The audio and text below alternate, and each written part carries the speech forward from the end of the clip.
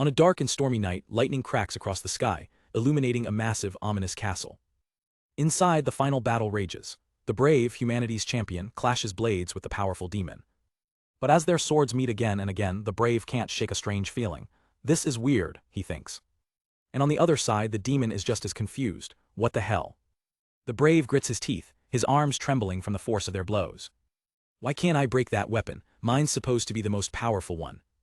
With a final crackle of energy, the two warriors leap apart, putting distance between them. The brave breaks the silence. Hey demon, let me ask you something. The demon narrows her eyes. I have something to ask you as well.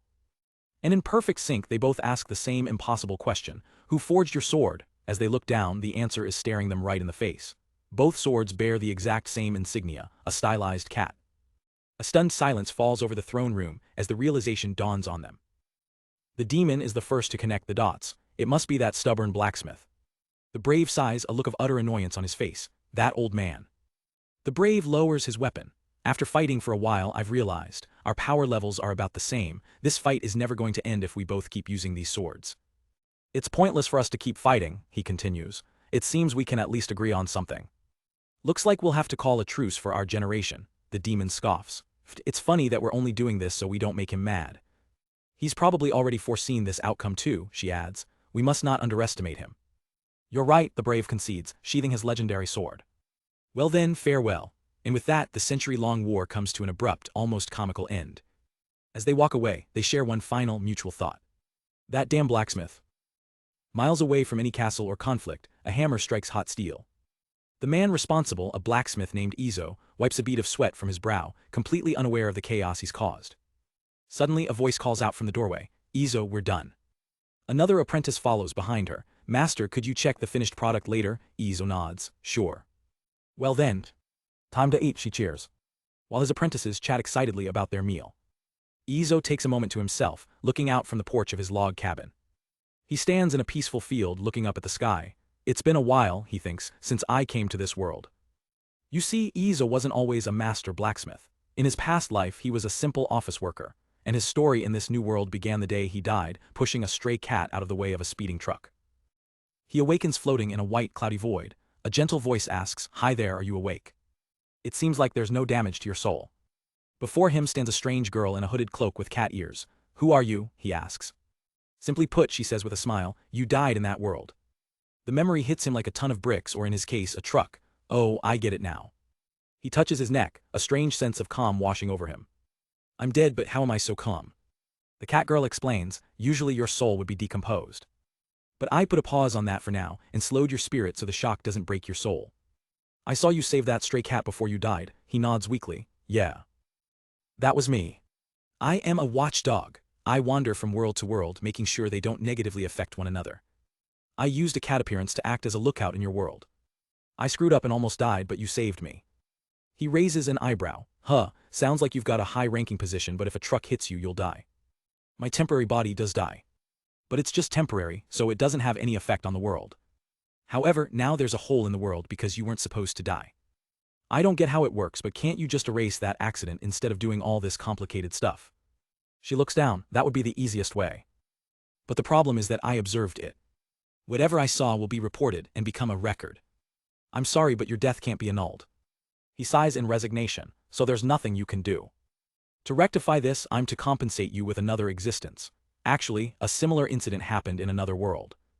What I'm going to do is exchange your existence with theirs. They'll go to your world and you'll go to theirs. Does that mean I'll be living as someone else? The cat girl smiles. You're quite smart. I made a mistake and you saved me. I would feel uneasy if you were truly dead. He looks at her intently. I just have one question. Why are you going out of your way to keep me alive? Also, just know that there's another reason for us too. He closes his eyes and accepts the deal. Fine, I get it. As a gift to show my gratitude, I will give you a cheat for the world you're going to live in. A cheat. Something like a special piece of knowledge or an ability to make living easier. I'll even prepare a house for you. So what's your ideal life? He thinks back on his old life, a lonely programmer at a dead-end company, growing old with no family.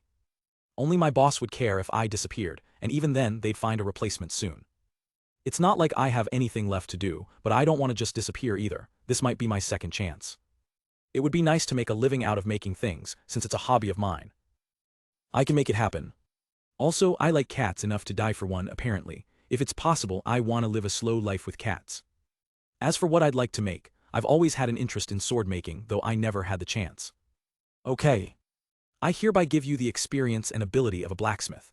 I'll also throw in language, general knowledge, combat power, and a little bit of magic. The cat girl begins to glow, channeling immense power. His body begins to dissolve into particles of light, floating away from her. The transfer is overwhelming, but it's happening. As he fades completely, her last words echo in his mind, "Thank you." And just like that, his old life is over. He opens his eyes with a groan, finding himself lying in a forest clearing. The sounds of birds chirping fill the air as he takes in his new surroundings. He slowly pushes himself up. But a throbbing pain shoots through his head. Arg, everything hurts, and this splitting headache. His body convulses as a lifetime's worth of new information is forcibly installed into his very being. What is this? He thinks, looking at his hands.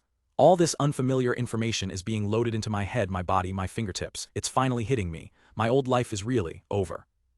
As the flood of information settles, the weight of his new reality crashes down on Izo. He pants, catching his breath on the forest floor. My old life, he thinks, is really over. The mental overload finally subsides, and Izo slowly gets to his feet. He flexes his hand, testing out the new hardware. The feeling is completely alien. His entire body feels like it's been rebuilt, hardwired with unknown information and unfamiliar experiences. So it's like an installation, huh? He muses, still trying to process the bizarre sensation. Getting his bearings, Izo scans the unfamiliar woods. Through a clearing, he spots a sturdy-looking log cabin nestled among the trees. Right, he remembers, the cat girl said she'd arrange a house for me. He approaches the door, hearing a faint clanging from a wind chime. Pushing the door open, he cautiously peeks inside. The place is fully furnished and stocked to the brim with supplies. A kitchen, a bedroom, ingredients and tools, he notes, inspecting some dried meat. Looks like everything I need to get by is already here. He notices there's no electricity or well, just a clay pot filled with water. Guess I'll have to find a proper water source soon. His eyes are then drawn to another door at the back of the main room. He opens it and the sight stops him in his tracks. It's a complete, fully equipped blacksmith's forge. He instinctively picks up a hammer. The moment he grips it, a jolt of pure instinct and knowledge courses through him. His hands know exactly how to use it, the weight, the balance. It feels like an extension of his own arm. I know it, he says with a grin. Nice. So this was the cheat ability she'd given him. He also recalls her other promise, the ability to use a little bit of magic. His train of thought is abruptly cut short by a loud growl from his stomach. It's noon, he realizes. First lunch, then I'll go explore and find that water source. He rummages through the pantry, finding dried meat, root vegetables, and grains. His stomach rumbles in anticipation. Time for some basic meal prep, just cut and grill he decides. A little salt is all it needs. To start the fire, Izo tests out his new magical ability. A small flame whooshes to life in his palm. Whoa, it actually worked. The flame is too small for forging, but it's perfect for ignition. He can really use magic. After a quick meal, Izo grabs a few tools. I hope there's a water source nearby. He ties his long hair back, getting ready to head out. Stepping out of the cabin, he ventures into the dense forest. He makes his way through the unfamiliar woods. I should probably leave some markings so I don't get lost, he thinks. The forest is full of strange new sights. He spots a peculiar green squirrel, confirming this is definitely not his old world. He tries a wild apple, immediately regretting it as the sour taste hits him. What kind of forest is this? Are there any towns nearby? I didn't get much info on the local area. He realizes he knows nothing beyond the skills that were downloaded into him. Then he spots a patch of leafy plants and instantly recognizes them. Those must be medicinal herbs. It's still a weird feeling, knowing things he never learned, but he decides to gather some just in case. Slowly but surely, his mind and body are starting to get used to this new world. After walking for a while, the trees begin to thin out. The forest opens up to reveal a massive, pristine lake stretching out before him. About a 15-minute walk from the house, he calculates. This will be good daily exercise. He kneels by the shore, relieved to have found a source of fresh water. Catching his reflection, he's surprised to see a younger face staring back, around 30 just as he'd asked. His body feels lighter too. He notices the water is teeming with fish, another excellent source of food. Suddenly, a rustling sound from the nearby grass puts him on high alert. What was that, he wonders, peering towards a large rock. Is something lying over there? He cautiously approaches, hoping it's not a bear or some other dangerous creature. But it's not an animal, it's a person, a tiger-like beastwoman, unconscious and covered in blood. Hey, are you okay? Izo shouts, rushing to her side. His eyes lock onto the blood staining her clothes and the grass around her. A beastman, he realizes, taking in her tiger ears and tail. She's badly injured. His expression hardens with resolve. She won't make it if I don't get her back immediately. Without hesitation, Izo hefts her over his shoulder. She's surprisingly light, but her unconscious state makes her dead weight. I know it's hard, but hang in there, he grits out, sprinting back towards the cabin. He makes it back and gently lays her on the bed. His mind races as he searches for supplies. There, the sewing tools, now I just need some cloth for bandages. He rips a clean sheet into strips, preparing to treat her wounds. He carefully lays her flat on the bed to get a better look. I'll have to check the wounds. Forgive me, he whispers, gently moving her torn clothing aside. Just as he thought, the worst injury is a deep gash across her stomach. Thank God for his cheat ability. The installed knowledge kicks in, telling him exactly what to do as he sterilizes a needle in boiling water. Let's do this. With a steady hand, he prepares to stitch the wound closed. The beastwoman groans in pain as the needle pierces her skin.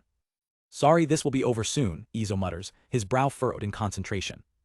After stitching the wound, he quickly grinds the medicinal herbs he found into a paste. He carefully feeds her the paste, hoping it will fight off any infection and fever. Watching her, he sees her breathing has stabilized. I somehow managed to perform first aid, but I'm an amateur at this. If it leaves a scar, all I can do is apologize, he thinks with a grimace. He lets out a sigh of relief, glad the herbs he picked on a whim proved to be so useful. The adrenaline finally wears off, and the exhaustion hits him like a truck. Phew, I'm so tired, he gasps, slumping onto a stool by the bed. He looks at the unconscious girl, then around the room. I'm going to be living in this world from now on. He had planned for a slow, relaxing second life as a blacksmith, but things were already getting complicated. Maybe I should start working tomorrow, while checking up on her, he thinks, his eyelids growing heavy. This is bad if I fall asleep then. He loses the battle against exhaustion and slumps over, fast asleep on the stool. The next morning, the sound of birds chirping begins to stir him. He groggily starts to wake up. Suddenly, a hand firmly grabs his chin, snapping his head up. His eyes fly open to see the beastwoman, now wide awake. She's straddling him on the stool, her golden eyes locked onto his. She stares at him with an intense, unreadable expression. Izo is completely stunned, and this, he thinks, is the start of the rest of my life. His slow life was officially off to a turbulent start. Izo wakes up to a tense situation, a sharp clawed hand gripping his face. The tiger beastwoman, Samia, is pinning him to the floor, but as he analyzes the situation, he realizes something. There's no strength in her grip, so she's not trying to kill me. He glances down at the wound he'd treated on her stomach, then for the time being. Deciding to de-escalate, Izo asks with genuine concern, is the wound on your stomach okay? Samia is taken completely by surprise, her aggressive posture faltering for a second. She still holds him in place, but her grip loosens slightly as she processes his question. Her expression shifts from hostility to a quiet assessment. She looks away, admitting, well, it still hurts, but it's healing. Izo lets out a huge sigh of relief. Really, that's a relief. But the interrogation isn't over. Samia's eyes narrow with a new, more pointed question. She leans in close. Hey you, did you see? Her gaze makes it clear what she's talking about, clutching the blanket that covers her. Izo answers quickly and honestly. I needed to so I could properly treat the wound, but I promise I haven't touched anything else. She presses him. Are you sure? Izo doesn't hesitate. I swear on my life. Samia closes her eyes, taking a deep sniff of the air, using her beastman's senses to detect any lies. Satisfied, she finally releases his face. Sitting up on the bed, she pulls the blanket around herself. I'll trust you for now. As Izo gets to his feet, he breathes a quiet thanks. Now that the tension is broken, Samia explains her reasoning. You didn't give off the scent of a liar. Izo is baffled. What does that even mean? Samia clarifies, just like when your heart beats quickly. He gets up thinking to himself, I'm glad she's not making it awkward. He turns back to her, holding out a piece of clothing. Put this on for now, Izo says, offering her a shirt. Your old clothes were badly stained with blood, so I had to cut them off to properly treat you. Samia looks down at the shirt, her expression unreadable. Is that so? Izo scratches the back of his head nervously. Sorry about that, I wasn't sure if they were important. She shrugs it off, not really, just some old rags. After putting on the oversized shirt, Samia curiously sniffs the fabric. Is this your place? She asks. That's right, Izo confirms. What do you do around here? Blacksmithing, he replies before adding, is what I'd like to say, but I really only settled down here yesterday. Samia's instincts kick in again. He doesn't smell like he's lying, but... She looks out the window, a hint of suspicion in her voice. I don't remember there being a house here in this forest. Izo starts sweating bullets, trying to play it cool. Well, I mean it was here when I came yesterday. Internally, he's panicking, totally not lying, please don't sniff. He quickly adds, well, I don't come to this side of the Black Forest often, so I may have missed it. The Black Forest, a vast and dense woodland, could easily hide a small cabin. Izo recalls the knowledge that was installed in his head. This cabin is located on the eastern side of the forest. Samia explains her situation. I usually hang around the north or west, but yesterday when I took a break around here, I came across a large black bear. She gestures to her bandaged stomach, and you know the rest. Izo's eyes widen. A dangerous thing like that is nearby. If you hadn't found me, that bear could have mauled me to death. He thinks back to his own arrival. I sure was lucky I didn't get attacked yesterday. An idea begins to form in his mind. He turns to Samia. I just have a question. Will it take a while for your injuries to heal? She considers it. Generally, us beastmen have stronger bodies than humans, but with this, hunting and exploring would be impossible for about 2 weeks. Izo sees his opening and extends a hand. Then how about living here? Samia is completely caught off guard. Huh. Like I said, I just got here myself, Izo explains. I'm looking for an assistant to help with housework and my blacksmithing. He lays out the deal. In turn, I'll provide shelter and food until you recover. It's not a bad deal, right? Samia is left speechless, processing the sudden job offer. She's flustered, a blush creeping onto her cheeks. WL. Izo can't help but notice her striped tail wagging excitedly, giving away her true feelings. Finally, she makes her decision. Since you're not giving off any suspicious scent, I'll live here until the injury heals and I can move normally. And after that, I'll think about it then, I guess. Izo smiles, don't worry about it for now. A soft smile spreads across her face. She looks up at him, her tail giving a happy flick. Then, I'll be in your care. With the deal sealed, Izo moves on to formalities. By the way, what's your name? Samia, she replies. That's a nice name, Izo says cheerfully, but Samia pouts. I don't really like it, it's not even cute. I wish I had a stronger sounding name instead, she sighs. Izo deadpans, trying to think of a strong name, like Gonzalez. The ridiculous name sends Samia into a fit of laughter. Ahahaha, what kind of name even is that? Her laughter is infectious, and though embarrassed, Izo is glad the mood has lightened. He gets a bit more serious. Even so, it's a name your family gave you, so it suits you well. His sincere words catch her off guard and she blushes. Huh, thank you. She then realizes her mistake. Oh yeah, what's your name?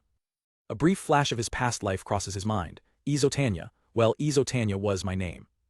Samia perks up. A northern name, and you have a family name too. She quickly connects the dots. Ah, my bad. In this world, people who look like me are from the north. Izo waves it off. Don't worry about it. It's just that family names are rare here. As Samia knows, men with family names usually have status and an estate, making it strange for one to suddenly start a smithy in the middle of a forest. She decides not to press the issue. Seems like you have it hard too, she thinks. I'll just accept it as it is. It'd be great if you just call me by my name, Izo requests. Samia beams, her tail wagging again. Ah, then that's what I'll do, Izo. He gives a warm smile. Thanks, Samia. With his new assistant resting, Izo heads to the forge to begin his new life. He dumps a load of charcoal into the furnace. All right. This should be enough prep work, he declares to the empty room. Let's start by making a small knife. He holds out his hand, and with a whoosh a ball of fire appears. He places it on the fire bed, and the flames roar to life. Izo can't help but feel a little giddy. Magic sure is cool, he focuses. Now I need to maintain the temperature until the charcoal is lit. He raises his other hand. Next, wind magic. A steady stream of air flows from his palm, fanning the flames just like a set of bellows. Since the fire isn't that strong, I can manage it by myself, he thinks. Still, the heat radiating from the forge is intense. He wipes sweat from his brow. It's a lot hotter than I expected. Once the temperature reaches above 800 degrees Celsius, the steel will change color, then I can finally forge it. The moment arrives, he pulls a glowing piece of steel from the roaring fire. I have the knowledge, but this is my first experience. The metal glows a brilliant orange-yellow, perfectly heated and ready to be shaped. Thanks to his new cheat-like abilities, Izo can see the exact moment the steel reaches the perfect temperature. He pulls the glowing metal from the forge. Now, with a deep breath, he raises the heavy smithing hammer, ready to make his first strike. A loud clang echoes through the workshop as hammer meets steel, sending sparks flying. A small, surprised smile creeps onto Izo's face. Heh. He looks down at his hand, gripping the hammer tightly. Is this really me? With another powerful strike, the feeling becomes undeniable. It's strange, the sheer force I'm hitting this steel with. He flashes back to the day before, easily carrying the unconscious Samia and then hauling heavy buckets of water. He was never this strong before, not even in his prime. The realization hits him like a ton of bricks. I've definitely gotten stronger.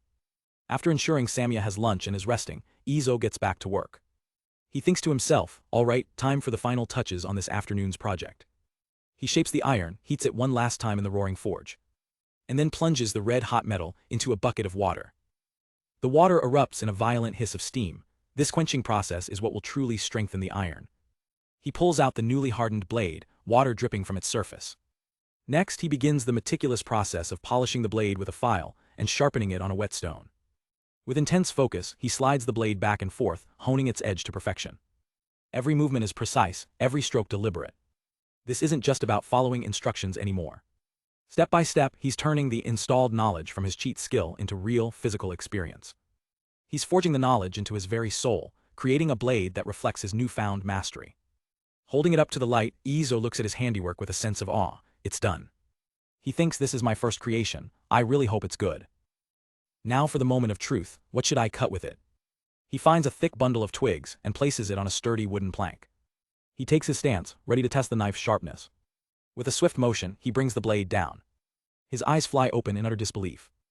The knife didn't just slice through the twigs, it went clean through the wooden board underneath. What have I created? I cut the board too. What's up with this insane sharpness? Staring at the impossibly sharp edge, he mutters, this is a cheat, isn't it? He holds the knife carefully, a bead of sweat rolling down his face. This is way too dangerous. I didn't want a blade that cuts like magic. He figures such a weapon is only good for self-defense, and gets to work crafting a proper handle for it. With the handle attached, he lets out a sigh of relief. Done. I should probably show this to Samia. Taking a break outside, Izo comes to a sobering conclusion. If I rely on my cheat skill, the knives I make are way too powerful. There's no way I can sell something this dangerous on the market. A new plan begins to form in his mind. Tomorrow I'll make 3 more knives, one sharper than this, one less sharp, and one that's just barely sharp. He decides he'll have Samia test them to see what a normal level of sharpness is in this world. Later that evening he finds Samia fast asleep. Dinner's ready, get up. She groggily sits up, stretching. No matter how much I sleep, it's never enough. Izo quickly checks on her. How's your wound? You shouldn't move around too much, you need to recover. Suddenly Samia's eyes go wide. She points to a glowing lantern on the table. Is that magic? You can use magic too. Izo shrugs, only the simple stuff, but Samia is completely starstruck. People with family names are so cool. As they eat, Izo reminds her, sleep is important, but food is just as important for your recovery. He apologizes for the simple meal of simmered meat and vegetables, admitting he's not much of a cook. But his mind is already on his new business. To keep this up, he'll need money for groceries, wood, and smithing materials. When he offers her the bed for the night, Samia politely refuses, insisting she's fine on the floor. The next day, Izo is ready for his experiment. All right. He lays out the 3 newly forged knives. They're finally done. He calls out to the other room, Samia, come help me out for a second. Samia appears looking curious. Sure, but I don't really know anything about blacksmithing. Izo reassures her, that's fine, I just need you to test cutting things with these. He hands her the first, lowest ranked knife. Start with this one. Her face lights up. Easy peasy, if that's all then it's no problem. Izo watches intently as she prepares to make the first cut. With a satisfying slice, the knife cuts cleanly through a thick log. Samia's eyes widen in amazement.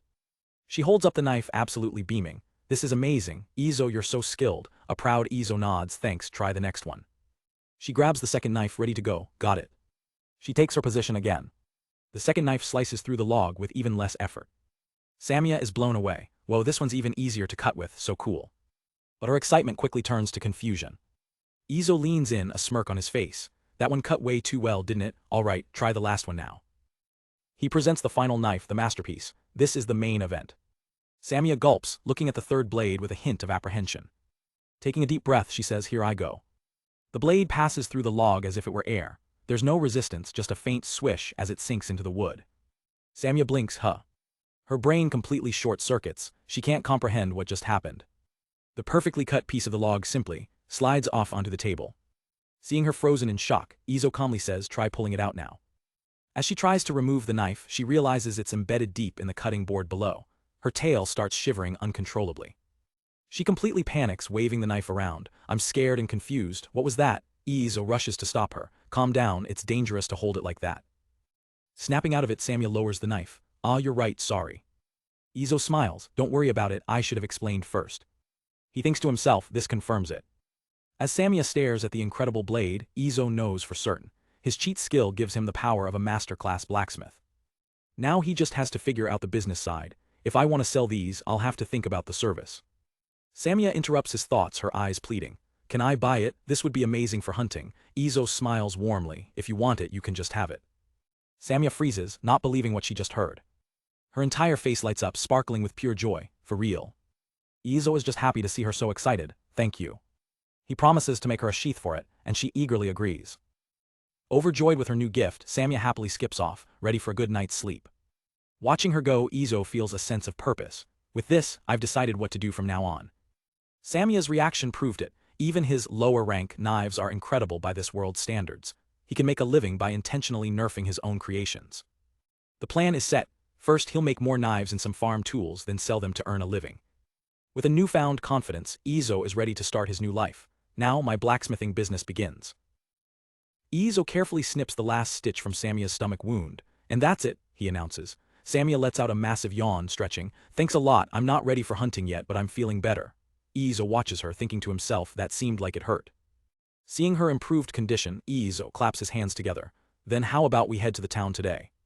Samia's eyes widen in surprise at the sudden suggestion. And so, a week after Izo began his new life as a blacksmith, he and the now recovered Samia head through the forest, their destination, the town market.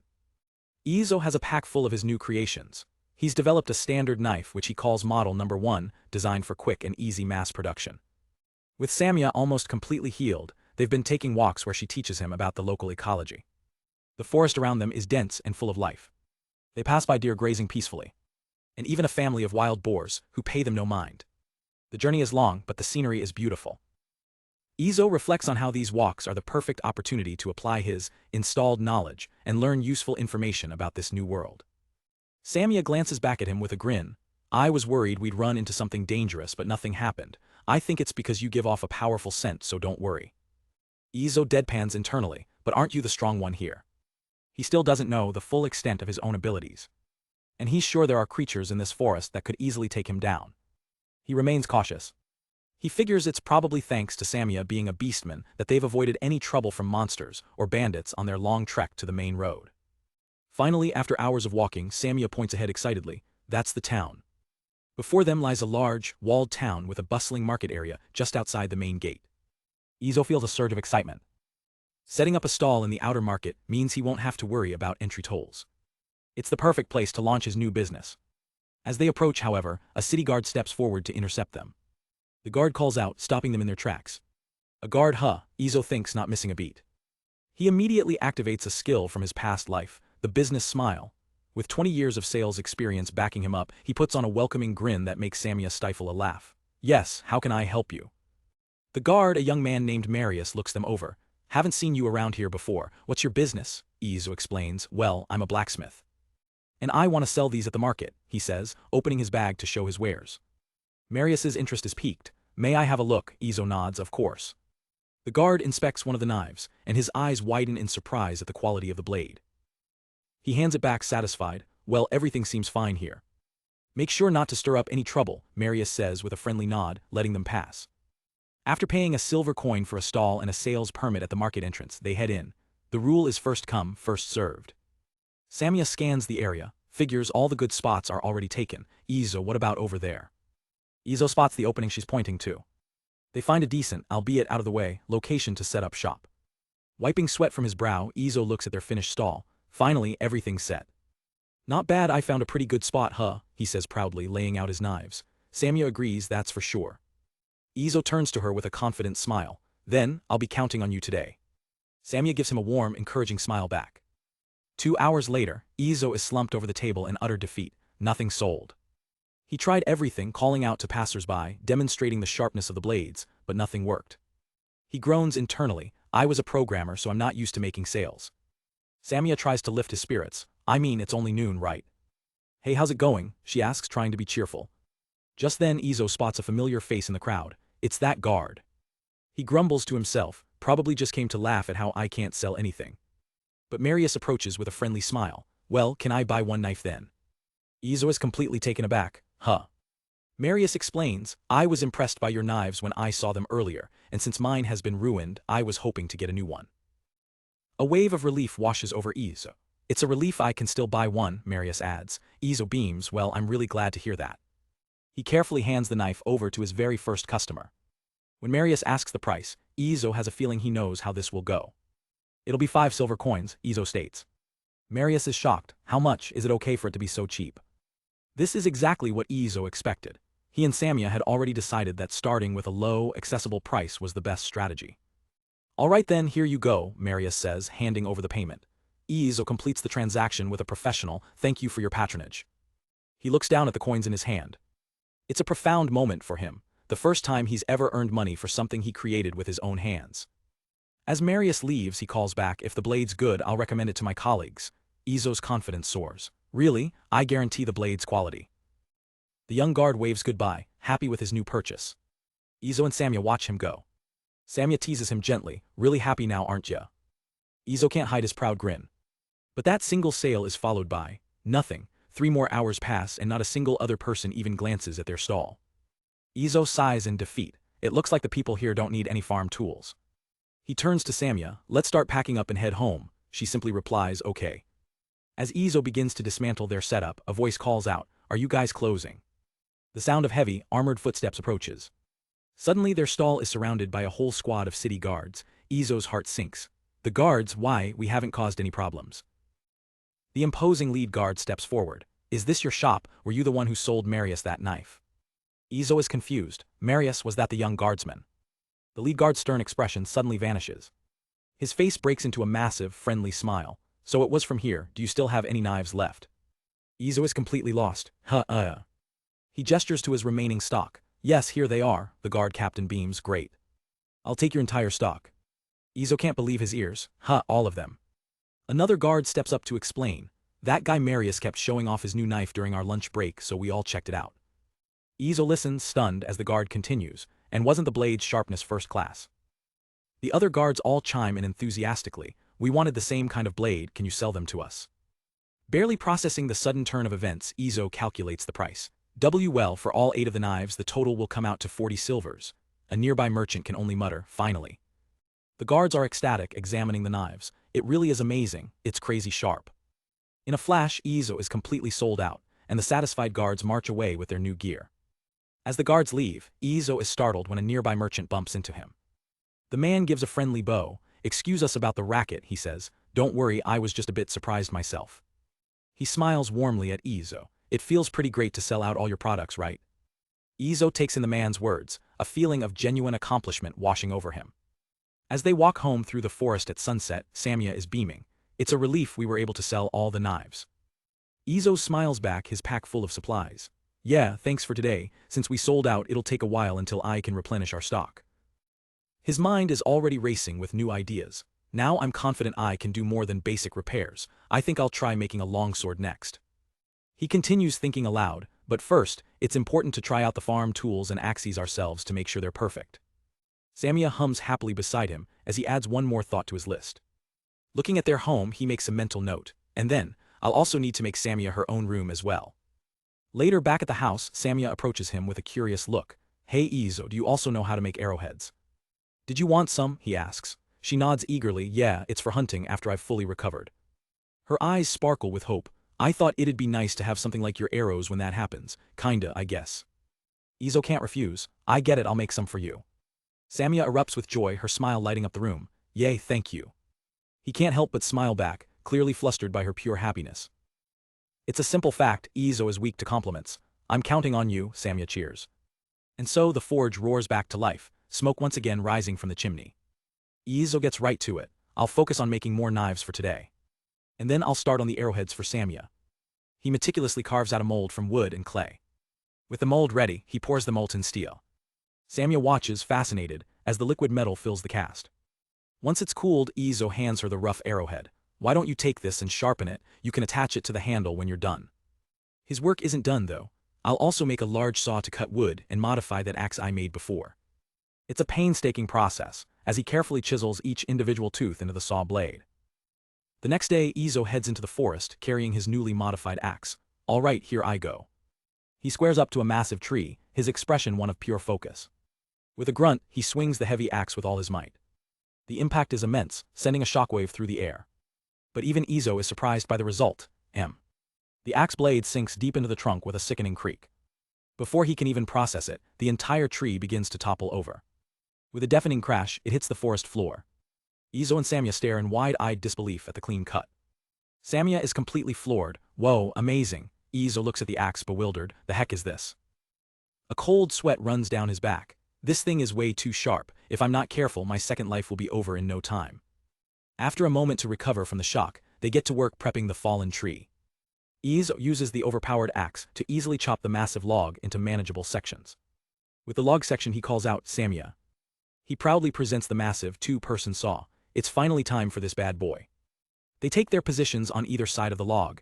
You haven't fully recovered yet, so don't go too wild, he warns. Samia just grins. Let's go. They pull the saw back and forth, and it slices through the wood with impossible ease. Izo can't believe it. It's like cutting tofu. The sensation is so strange that Samia bursts into laughter. Wahahaha, what is this? It feels so weird. Izo chuckles, don't laugh too hard, you're trembling. She just keeps laughing, I know. In what feels like no time at all, they have a perfect stack of lumber. Izo wipes the sweat from his brow. Phew, that went by fast. At this rate we'll be done by the end of the day. Samia looks at him with genuine admiration. Your tools are amazing, Izo. Usually this would take so much longer.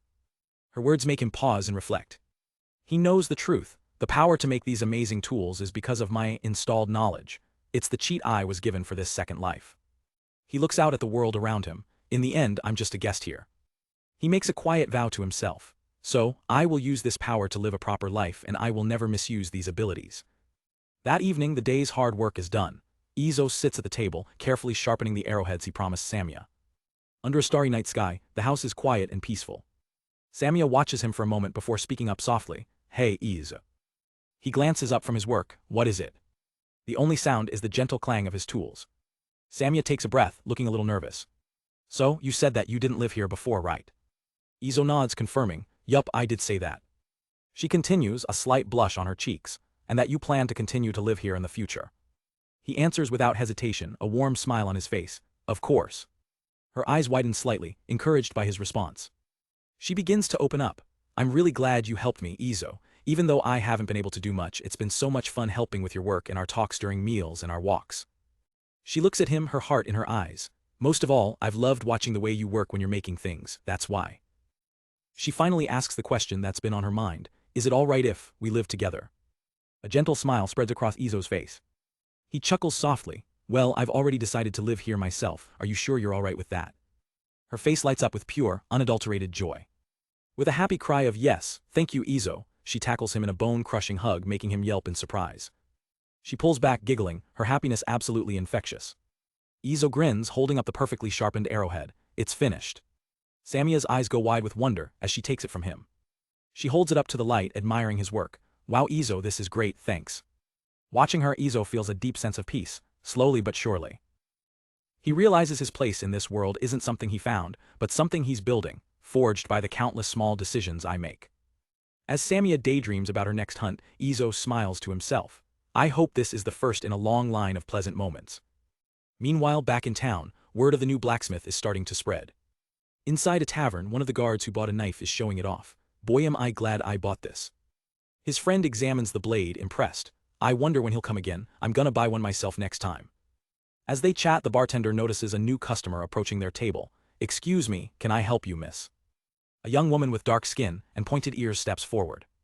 She looks at the guard with intense curiosity. Sorry, but can I see that knife for a moment? It seems Izo's work has attracted some very interesting attention. As a new day begins, Samia stretches, ready for the hunt. Izo hands her a packed lunch, reminding her to be careful. You've just recovered, so if you run into danger, come back immediately, okay? Samia, full of energy, just waves him off. I know, all right, I'm leaving. With Samia gone, Izo heads back to his workshop, a determined look on his face. Well then, he thinks, let's get started on this. His first task is to restock his raw materials, getting everything in order for the work ahead. Besides that, he muses, looking over his workshop. Starting today, instead of making just knives, I'll start making longswords too. He begins the process, checking on a clay mold he'd prepared the day before. Okay, let's see if the female mold has dried up. His internal monologue lays out the plan. First, I'm going to split it in half and take out the wooden male mold. After that, I'll pour the melted iron into it, put the two pieces back together, and stuff it in a barrel with sand to cool. Once the metal has set, he breaks the clay mold, revealing the rough shape of a sword within. With the clang of steel on steel, he hammers the still-hot blade into its proper shape on the anvil. Next, he carefully files and hammers away the burr, refining the edges. The blade sizzles as he quenches it, tempering the steel to give it strength and flexibility. He works with intense focus, ensuring the tempering process is perfect. Then comes the sharpening, running a whetstone along the edge until it's razor sharp. For the finishing touches, he prepares the guard, a leather-wrapped grip and a simple wooden scabbard. Izo reflects on his process. Normally, this work would be done by a whole team, but thanks to the cheat the watch cat gave me, I can handle most of it myself. He looks at his handiwork, a proud, slightly goofy grin spreading across his face. Okay. He reveals the pommel, which has a custom insignia carved into it. He chuckles to himself. I modeled it after a cute cat I saw on social media back in my old world. Hope that's all right. With the first longsword complete, he holds it up, admiring the finished product. From here on out, he plans, I'll take a few days to mass produce these ordinary models and more knives. But holding the sword, he can't help but feel a certain way, even though I made this myself. He strikes a dramatic hero's pose, his imagination running wild. It's as if a video game notification popped up, obtain the most desired longsword. He's completely lost in his fantasy. Just then Samia returns from her hunt, catching him mid-pose. She stares, bewildered. What are you doing, Izo? His fantasy shatters instantly. Caught red-handed, Izo flushes with embarrassment. No, welcome back. Samia, however, is blushing for a completely different reason. I'm back, she says softly. Izo notices her red cheeks. What's wrong, you're blushing. She fidgets, a happy smile on her face. No, it's just, I'm feeling kinda happy. Izo understands completely. Yeah, it's nice when there's someone waiting for you at home, isn't it? Her face lights up with a radiant smile, as she agrees wholeheartedly.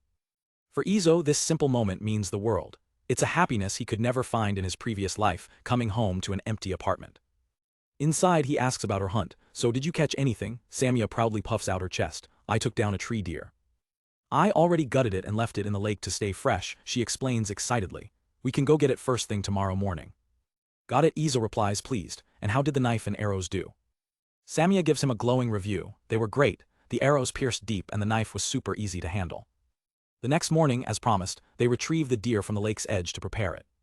Together, they drag the heavy carcass back to their camp. Samia, an expert hunter, begins skinning the deer with practiced ease, showing Izo the best way to do it. They work together, hoisting the deer to make the job easier. Izo is amazed. Thanks to Samia's skill and the sharpness of his knife, they butcher the entire animal in no time. The knife is so sharp, it makes the work almost effortless. Soon they have a massive pile of fresh meat ready to be processed. Wiping sweat from his brow, Izo is impressed. That was fast. Samia beams, that's pretty much it. Izo looks over the cuts of meat, a bit overwhelmed. The sharpness is one thing, but I still can't tell which part is which. But Samia is already on to the next step. Let's go grill the back meat. Holding a large piece, Izo realizes it's finally starting to look like the meat he's used to, just on a much larger scale. As they prepare the fire, he has a moment of clarity, appreciating the effort it takes to get food from the wild to the plate. The deer hide is stretched out to dry, ensuring no part of the animal goes to waste. While cooking, he asks Samia what she did with the guts. She explains, if you leave the guts and bones in the forest, the wolves will eat them. The meat sizzles over the fire, the smell filling the air.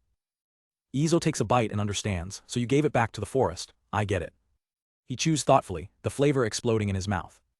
It's the best thing he's ever tasted. So juicy, the first fresh meat I've had in a while tastes so good. Samia is already planning their next meal. Next time I'll catch a bird. Roasted leaf birds are amazing. A bird, huh? Izo says between bites. That sounds nice, please do. Samia grins, happy to be able to provide such delicious food. She lets out a satisfied burp. After all, eating well is a key part of the slow life. Later, they take the remaining meat to the workshop, rubbing it with salt and hanging it over a low fire to make jerky for preservation. Looking at the smoke rising from the workshop, Samia thinks aloud, I want to eat smoked meat sometime soon. The following morning, Samia is washing up when Izo approaches her. He asks, you're on a break from hunting today, so why don't you come help me out? She teases him about his formal tone, causing him to recoil in mock disgust. But she's more than happy to help. In the workshop, she gets to work making a mold, finding the process fascinating. Izo offers her another task. Want to take off the burr from this blade later? Her eyes light up. Yeah, I'll do it. With Samia's help, Izo had finally built up enough inventory to make another trip to town. As they approach the gates of Jiwoo City, a familiar face spots them. Oh, it's you guys. It's the city guard Marius. Izo greets him with a nod. Haven't seen you for a while, I was getting worried, Marius says with a friendly smile. Izo chuckles, that's because you guys bought me out completely last time. Marius's eyes light up as he notices Izo's new stock. Ah, you have swords today. Yep, brought some longswords this time, Izo replies. Hope you and the guys will check them out. Back in the bustling streets of Jiwoo City, they head for the market. As Izo sets up his stall, he greets the merchant next to him. Looks like we're neighbors again. Let's have a good day. Once the stall is ready, he turns to Samia. Hey, could you run and grab some groceries while we have time? We need salt and barley. Samia gives a quick got it. With a little hum, Samia heads off into the crowded marketplace. Alone at his stall, Izo settles in. All right, all set up. Now I can just take it easy and wait for customers. He looks up at the sky, enjoying the peaceful moment. The weather's so nice today. Just then, a well-dressed nobleman approaches his stall. Excuse me, could you show me your swords? Of course, Izo says, handing one over. The man immediately begins to unsheath the blade. With a smooth slide, the steel is revealed. He holds the sword up, inspecting its balance and form with a critical eye. A look of approval crosses his face. Ho, MHMM, this is good quality. Give me, let's see, 4 of these, the man declares. Izo is stunned. F4, are you sure? The man laughs. I'm a peddler, only one is for me. The others I plan to sell in another town. A light bulb goes off in Izo's head. Oh, I see, this could be a huge opportunity to expand my business. The deal is made and Izo happily accepts the payment. Thank you very much. As the peddler leaves, Izo's mind starts racing. A traveling merchant, huh? He imagines a future where he's saved up enough money. Someday, it might be nice to take Samia on a trip like that. The day continues with the clang of coins and the chatter of the market. Business is good. Just as Izo hoped, Marius returned with his fellow guards, and they quickly bought up all of the ordinary longswords. The only thing left was the one special, high-class model that Izo had kept hidden. With the knives also sold out, he and Samia were just about ready to pack up. But then Samia's eyes catch something unusual in the crowd. A short, stout figure is making their way through the market. Whoa, a dwarf, Samia whispers, that's super rare. Izo watches intrigued. Dwarves. You don't see them around here often, Samia explains. The only times I've met them is deep in the forest when I guide them back to the main road. As they're talking, a young, dark-skinned girl with pointed ears suddenly spots their stall. Without hesitation, she breaks into a run heading straight for them. She skids to a halt, slightly out of breath. Are you the one who made the knives for the city guards? Izo is taken aback by her directness. Yes, that's me, but... Her eyes are wide with anticipation. She points to the remaining display models. Could you show me? She asks eagerly. Izo gestures to the table. Here, go ahead. She picks up a knife, her small hands examining it with an expert's focus. Samia watches, curious. After a moment she looks up, her gaze sharp and knowing. Could you show me the best of your stock? Izo is shocked. How did she know he was holding something back? He thinks of his masterpiece, the high-class model, a blade with quality leagues above the rest, which he was saving for someone truly worthy. This kid, she just looked at a standard knife and was confident there was something better. Her instincts are unreal. Intrigued, Izo reaches for the wrap sword. All right, try this one. She gives a slight bow as she takes the weapon. Excuse me. With a practiced motion, she slides the sword from its scabbard. The blade catches the light, shining with an otherworldly brilliance. Her expression turns serious, her eyes tracing every line of the sword. Izo watches, impressed. For someone her size, her posture and grip are perfect. The girl remains completely still, lost in her inspection of the blade. She stares and stares and stares, completely absorbed by the weapon. Samia and Izo exchange a confused glance as the silence stretches on. She's been looking at it for a while now, Izo mutters, trying to act casual as another customer walks by. Ah, welcome. He quickly finishes another small sale, but the girl hasn't moved an inch. Izo starts to get a little antsy. You gonna be done soon. Finally, with a soft cling, she slides the sword back into its scabbard. Thank you very much. She hands it back to him. Thanks, Izo says, a bit bewildered by the whole encounter. But just as he's about to put it away, she speaks again, her voice filled with determination. I have a request to make of you. Izo freezes, huh? In a sudden, shocking move, the girl drops to her knees and presses her forehead to the ground. Please make me your disciple. Izo's mind goes blank. She's kneeling. What is happening, a disciple? In a bustling city street, Izo and Samia were trying to have a normal day at their market stall. But a strange encounter forced them to pack up and retreat to a nearby tavern to figure things out. Izo and Samia look on, a bit bewildered, as they're confronted by an overly enthusiastic stranger. A young dwarven girl beams at them, introducing herself with boundless energy. My name's Riku Moritz, nice to meet you. Izo recalls the moment that led them here. Without warning, this girl had thrown herself to the ground in a full bow, right in the middle of the crowded street. He knew he had to get them somewhere private, especially to keep unwanted eyes off of Samia. Samia, intrigued by the girl's introduction, asks, Is Moritz your family name? Riku wags a finger, cheerfully correcting her. No, Moritz isn't a family name, that's the name of the smithy I work in. She explains the dwarven custom. Families band together to form a smithy and they introduce themselves using its name. Izo takes a sip from his mug, processing the information. I see, so you're Riku Moritz from the Moritz smithy. Samia gives a small nod, introducing them in turn. He's Izo and I'm Samia, hello. Riku's eyes widen with a sudden thought. Are you from the north? Izo answers vaguely, more or less. For certain reasons, I'm currently working as a blacksmith within the Black Forest. Riku falls into thought, piecing things together. That explains it, she murmurs. I was wondering why I hadn't seen a blacksmith with your level of skill until now. So you're from the north. Getting straight to the point, Izo asks, so, what did you mean by wanting to be my apprentice? Riku begins to explain a core tradition of her people. Dwarves usually go out of their respective smithy to train for several years. My little brothers and I left our home to do just that, she continues, a flashback showing her and her siblings setting off. We travel around and visit the smithies in the area. We become apprentices to refine our techniques, then eventually return to our workshops to invent new things. That is the dwarven way of life. Izo raises an eyebrow, skeptical, and they don't care if their technologies get leaked. Riku shakes her head. It's a benefit for both sides. The apprentice grows and the smithy gets the new tech they bring back. For a dwarf, becoming an apprentice is an honor. Her story builds to its climax. Then, a few days ago when I finally arrived in the city, I came across a knife being used by the guards. Izo finishes her thought, already knowing the answer, and that knife is the one I forged. Riku's eyes sparkle with confirmation. Precisely. Since you aren't this city's blacksmith and only sell at the free market, I told my brothers to go on ahead. I decided to wait until you showed up again. A flicker of concern crosses Izo's face. Wait, so your brothers are. She gives him a reassuring smile. They went ahead to find their own smithies to study in. Izo narrows his eyes, realizing the implication. That means if I refuse your request. Riku puffs out her chest with a brilliant grin. Then I will find another smithy by myself. Izo's mind floods with worst-case scenarios. A young girl traveling alone, he thinks in a panic. Bandits, wild beasts, rascals, there's a limit to how dangerous that is.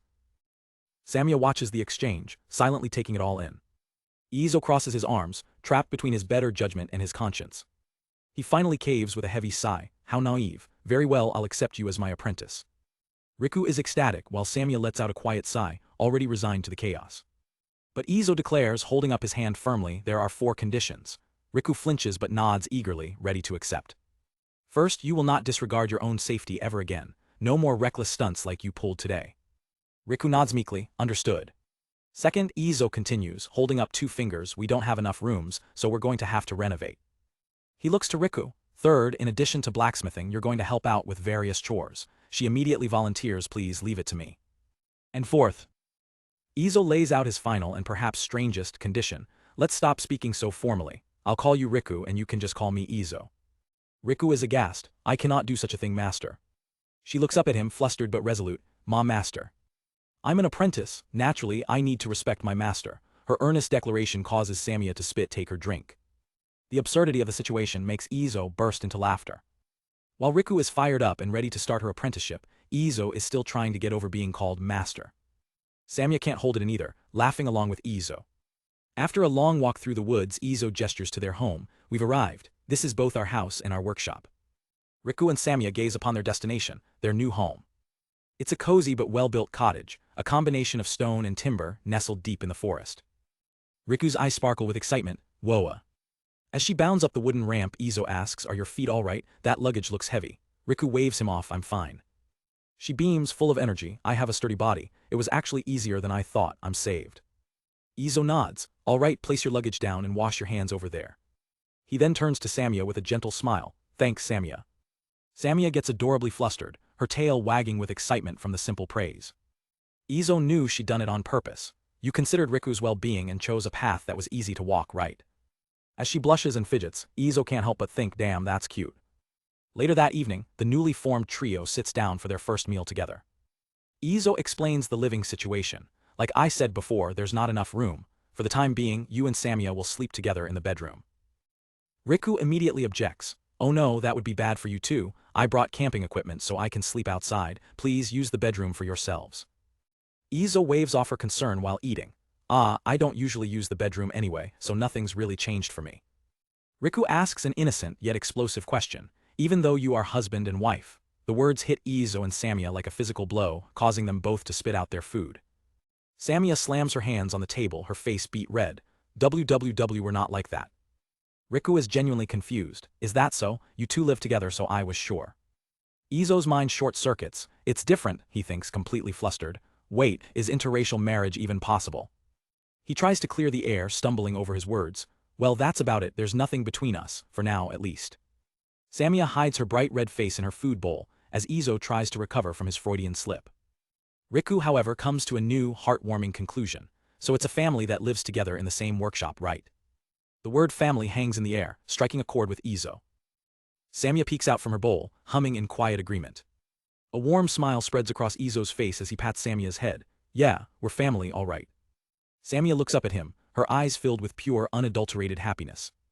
Izo claps his hands, taking charge. Anyways, until the house renovation is complete, we'll split our rooms as I see fit. I'm the landlord and the master here, so follow my decision. The girls reluctantly agree. The next day dawns bright and clear, signaling the start of their big renovation project.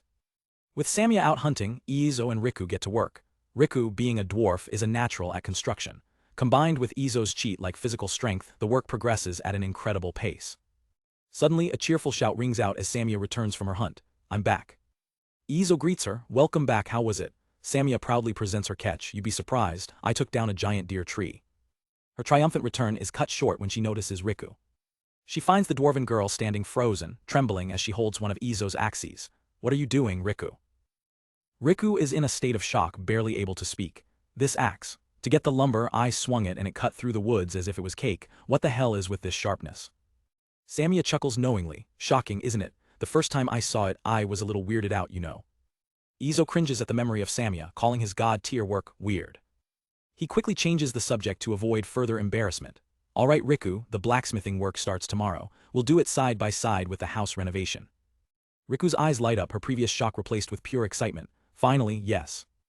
Izo gives his first official order as her master. Before the sun sets, we'll make a breaker-type blade mold. Samia salutes playfully, Roger. The next morning, after butchering the game Samia brought back, they finally begin the blacksmithing work they'd all been waiting for. The next morning, Riku's real training begins. After butchering the game Samia hunted, they fire up the forge. Izo starts by smelting the metal, pouring the glowing liquid with a practiced hand as Riku watches in awe. They cast the molten steel into the breaker-type blade mold they prepared the day before. With the basic ingot formed, it's time to get to work. Izo watches his new apprentice, and it's immediately clear she's no amateur. Riku moves with the confidence of someone who's spent years around a forge, her hands working quickly and without hesitation. He can't help but be impressed by her natural talent. After a quick lunch break where Riku happily devours her food, they move on to the main event, forging a knife. But as Izo prepares to teach, a difficult question hits him. His entire technique is based on his otherworldly cheat ability. How can he possibly teach a skill that he himself was just given? Riku notices his hesitation. Master. Izo decides honesty is the best policy. Let's just be frank. Sorry, but this is my first time taking an apprentice. I don't really know a good way to teach, in other words. But Riku's eyes light up with excitement. Watch and learn, right? Everything's fine. I won't miss a single moment of your movements, master. With his promising pupil ready, Izo begins his demonstration. First up, he'll forge the standard mass-production model knife he sells at the market. The ring of steel on steel fills the workshop as Izo expertly shapes the glowing metal. His focus is absolute, every movement precise and efficient. Riku is completely mesmerized, her eyes wide as she tries to absorb every detail of his craft. With a final hiss, he quenches the blade, steam billowing from the water barrel. Wiping the blade clean, Izo turns to his apprentice. All right, it just needs sharpening now, but how was it? Did you learn anything from watching me? Riku holds the blade, her expression full of reverence. Master, you're amazing. It was like you could hear the voice of the iron itself. But she adds, looking at him shrewdly, you were holding back, weren't you? Izo is taken aback. You knew. She nods, it didn't look like you were using your full power, and the quality feels different from that longsword I saw.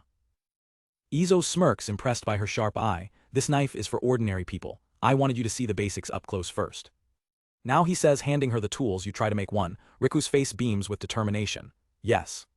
Without a moment's delay, Riku steps up to the anvil and begins her own work. Her expression is a mirror of Izo's earlier focus. The rhythmic sound of her hammer echoes as she skillfully works the metal. Izo watches, amazed. She only saw me work once, but her form is nearly perfect. He activates his skill, his eye glowing as he analyzes the molecular structure of her work. Riku pours all her dwarven strength and experience into the blade. Finally she finishes, presenting her creation to her master. She holds out the completed knife. How is it? Izo takes it, Riku watching nervously for his verdict. He inspects the blade closely. This is some serious work, it's just as good as the standard model I make. You've done well, Izo begins, but I could still feel the heat of the sparks from here. That tells me you still have room for improvement. He gives her a confident look. but if it's you, I'm certain you'll be able to forge something like that longsword one day. Riku's eyes sparkle with renewed motivation. Understood, I will devote myself to practice. All right then, Izo says, a determined glint in his eye. Today I'll make another one for you to see. This time I'll do every step until completion, and I won't hold back. As he returns to the Roaring Forge, Izo has a revelation.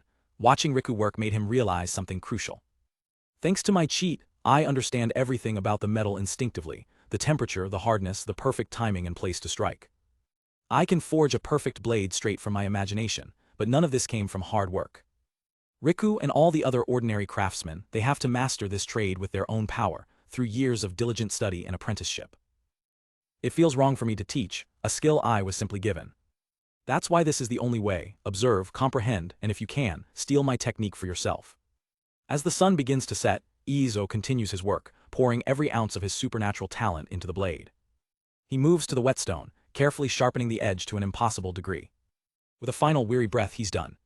It's finished, he says, holding up a knife that seems to hum with power. Thanks for waiting. Riku is speechless, her hands trembling as she reaches for the masterpiece. She can only stare, her mind struggling to process what she's seeing. Finally she explodes with emotion. Amazing, magnificent, to think a human could create something like this. This is a true masterpiece, a technique like this, not even the greatest dwarven smiths could achieve it. Izo just smiles, then I'll give you that knife. Riku jumps back in shock, are you sure? Well, I can't exactly sell a one-of-a-kind piece like that, Izo explains gently, and since you're my apprentice, you're family now. Tears welling in her eyes, Riku clutches the knife to her chest. Thank you very much. I promise I'll practice diligently and strive to reach this level of quality. Izo gives her an encouraging nod. Yeah, break a leg. Just then Samia pops in, looking cheerful. The meat processing and tanning is all finished. She spots the new blade in Riku's hands. Oh, Riku got a knife too, huh? Be careful, its sharpness is totally out of this world. Riku nods enthusiastically. Izo watches them, a sense of warmth spreading through his chest. Later that evening, the three of them sit around a crackling fire, roasting skewers of fresh meat. Come to think of it, Riku says, Master, you can use magic, right? Izo nods, just the simple ones. Samia puffs out her chest with pride. He can do blacksmithing and magic. Amazing, right? Izo sweat drops. Why are you the one acting so smug? Samia then drops a bombshell. Izo has a family name, you know. Her smug aura is practically radiating as Izo looks on, embarrassed. Riku's curiosity is piqued. Is that so? What is it? Izo replies, it's Tanya. Tanya, Riku repeats, a thoughtful look on her face. Then she stands and makes a solemn declaration. Then from this day forward, I am Riku Tanya. Samia and Izo's jaws hit the floor. Why does it become like that? Samia shrieks. Riku explains her flawless dwarven logic. That's the family name of my master. This is the Tanya smithy, right? So as the apprentice of this smithy, it's only obvious my name would be Riku Tanya. Izo is completely baffled. I see. Samia is still flustered, arguing that Izo never even uses his family name. Not fair, she yells, while Izo mutters about how embarrassing this is. Pouting, Samia plants her fists on her hips. I'm also using Izo's name as my surname. She looks at Izo with big, pleading eyes. It's fine if my name becomes Samia Tanya, right? Izo sighs, looking at the two of them. Well, I was the one who invited them to live here anyway. He thinks about his new, unconventional family. A smile touches his lips. Well, why not? Samia and Riku erupt in a cheer of victory. Hooray! Izo watches them celebrate, feeling a profound sense of peace. As a guest in this world, I never thought I'd leave any mark of myself behind, aside from my craft. He looks at the two girls laughing under the starry sky. But now, the number of people who are always there for me has increased. That night, their little house in the woods feels more like a home than ever before. Stretching under the vast night sky, Izo contemplates the day's events.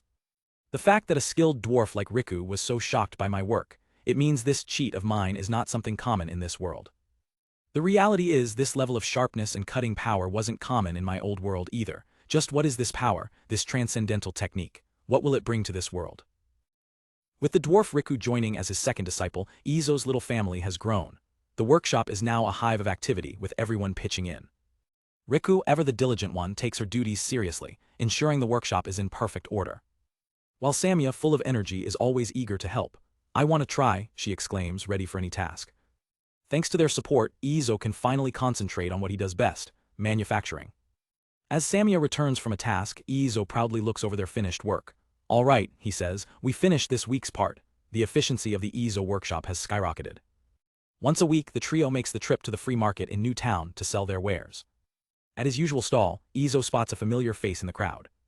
It's Marius the guard. Hey, he calls out. Recently, when people see me with your gear, more and more of them ask about it. Izo smiles. It's thanks to you guys for advertising me. Even other merchants are taking notice. I'll be purchasing something later, thank you, one says, impressed by the quality. Izo's products, from knives to longswords and spears, are all categorized by a difference in rank. First, there's the mass-produced, all-purpose general model. A woman happily tells him, I saw other women in the neighborhood using this and I was waiting for you.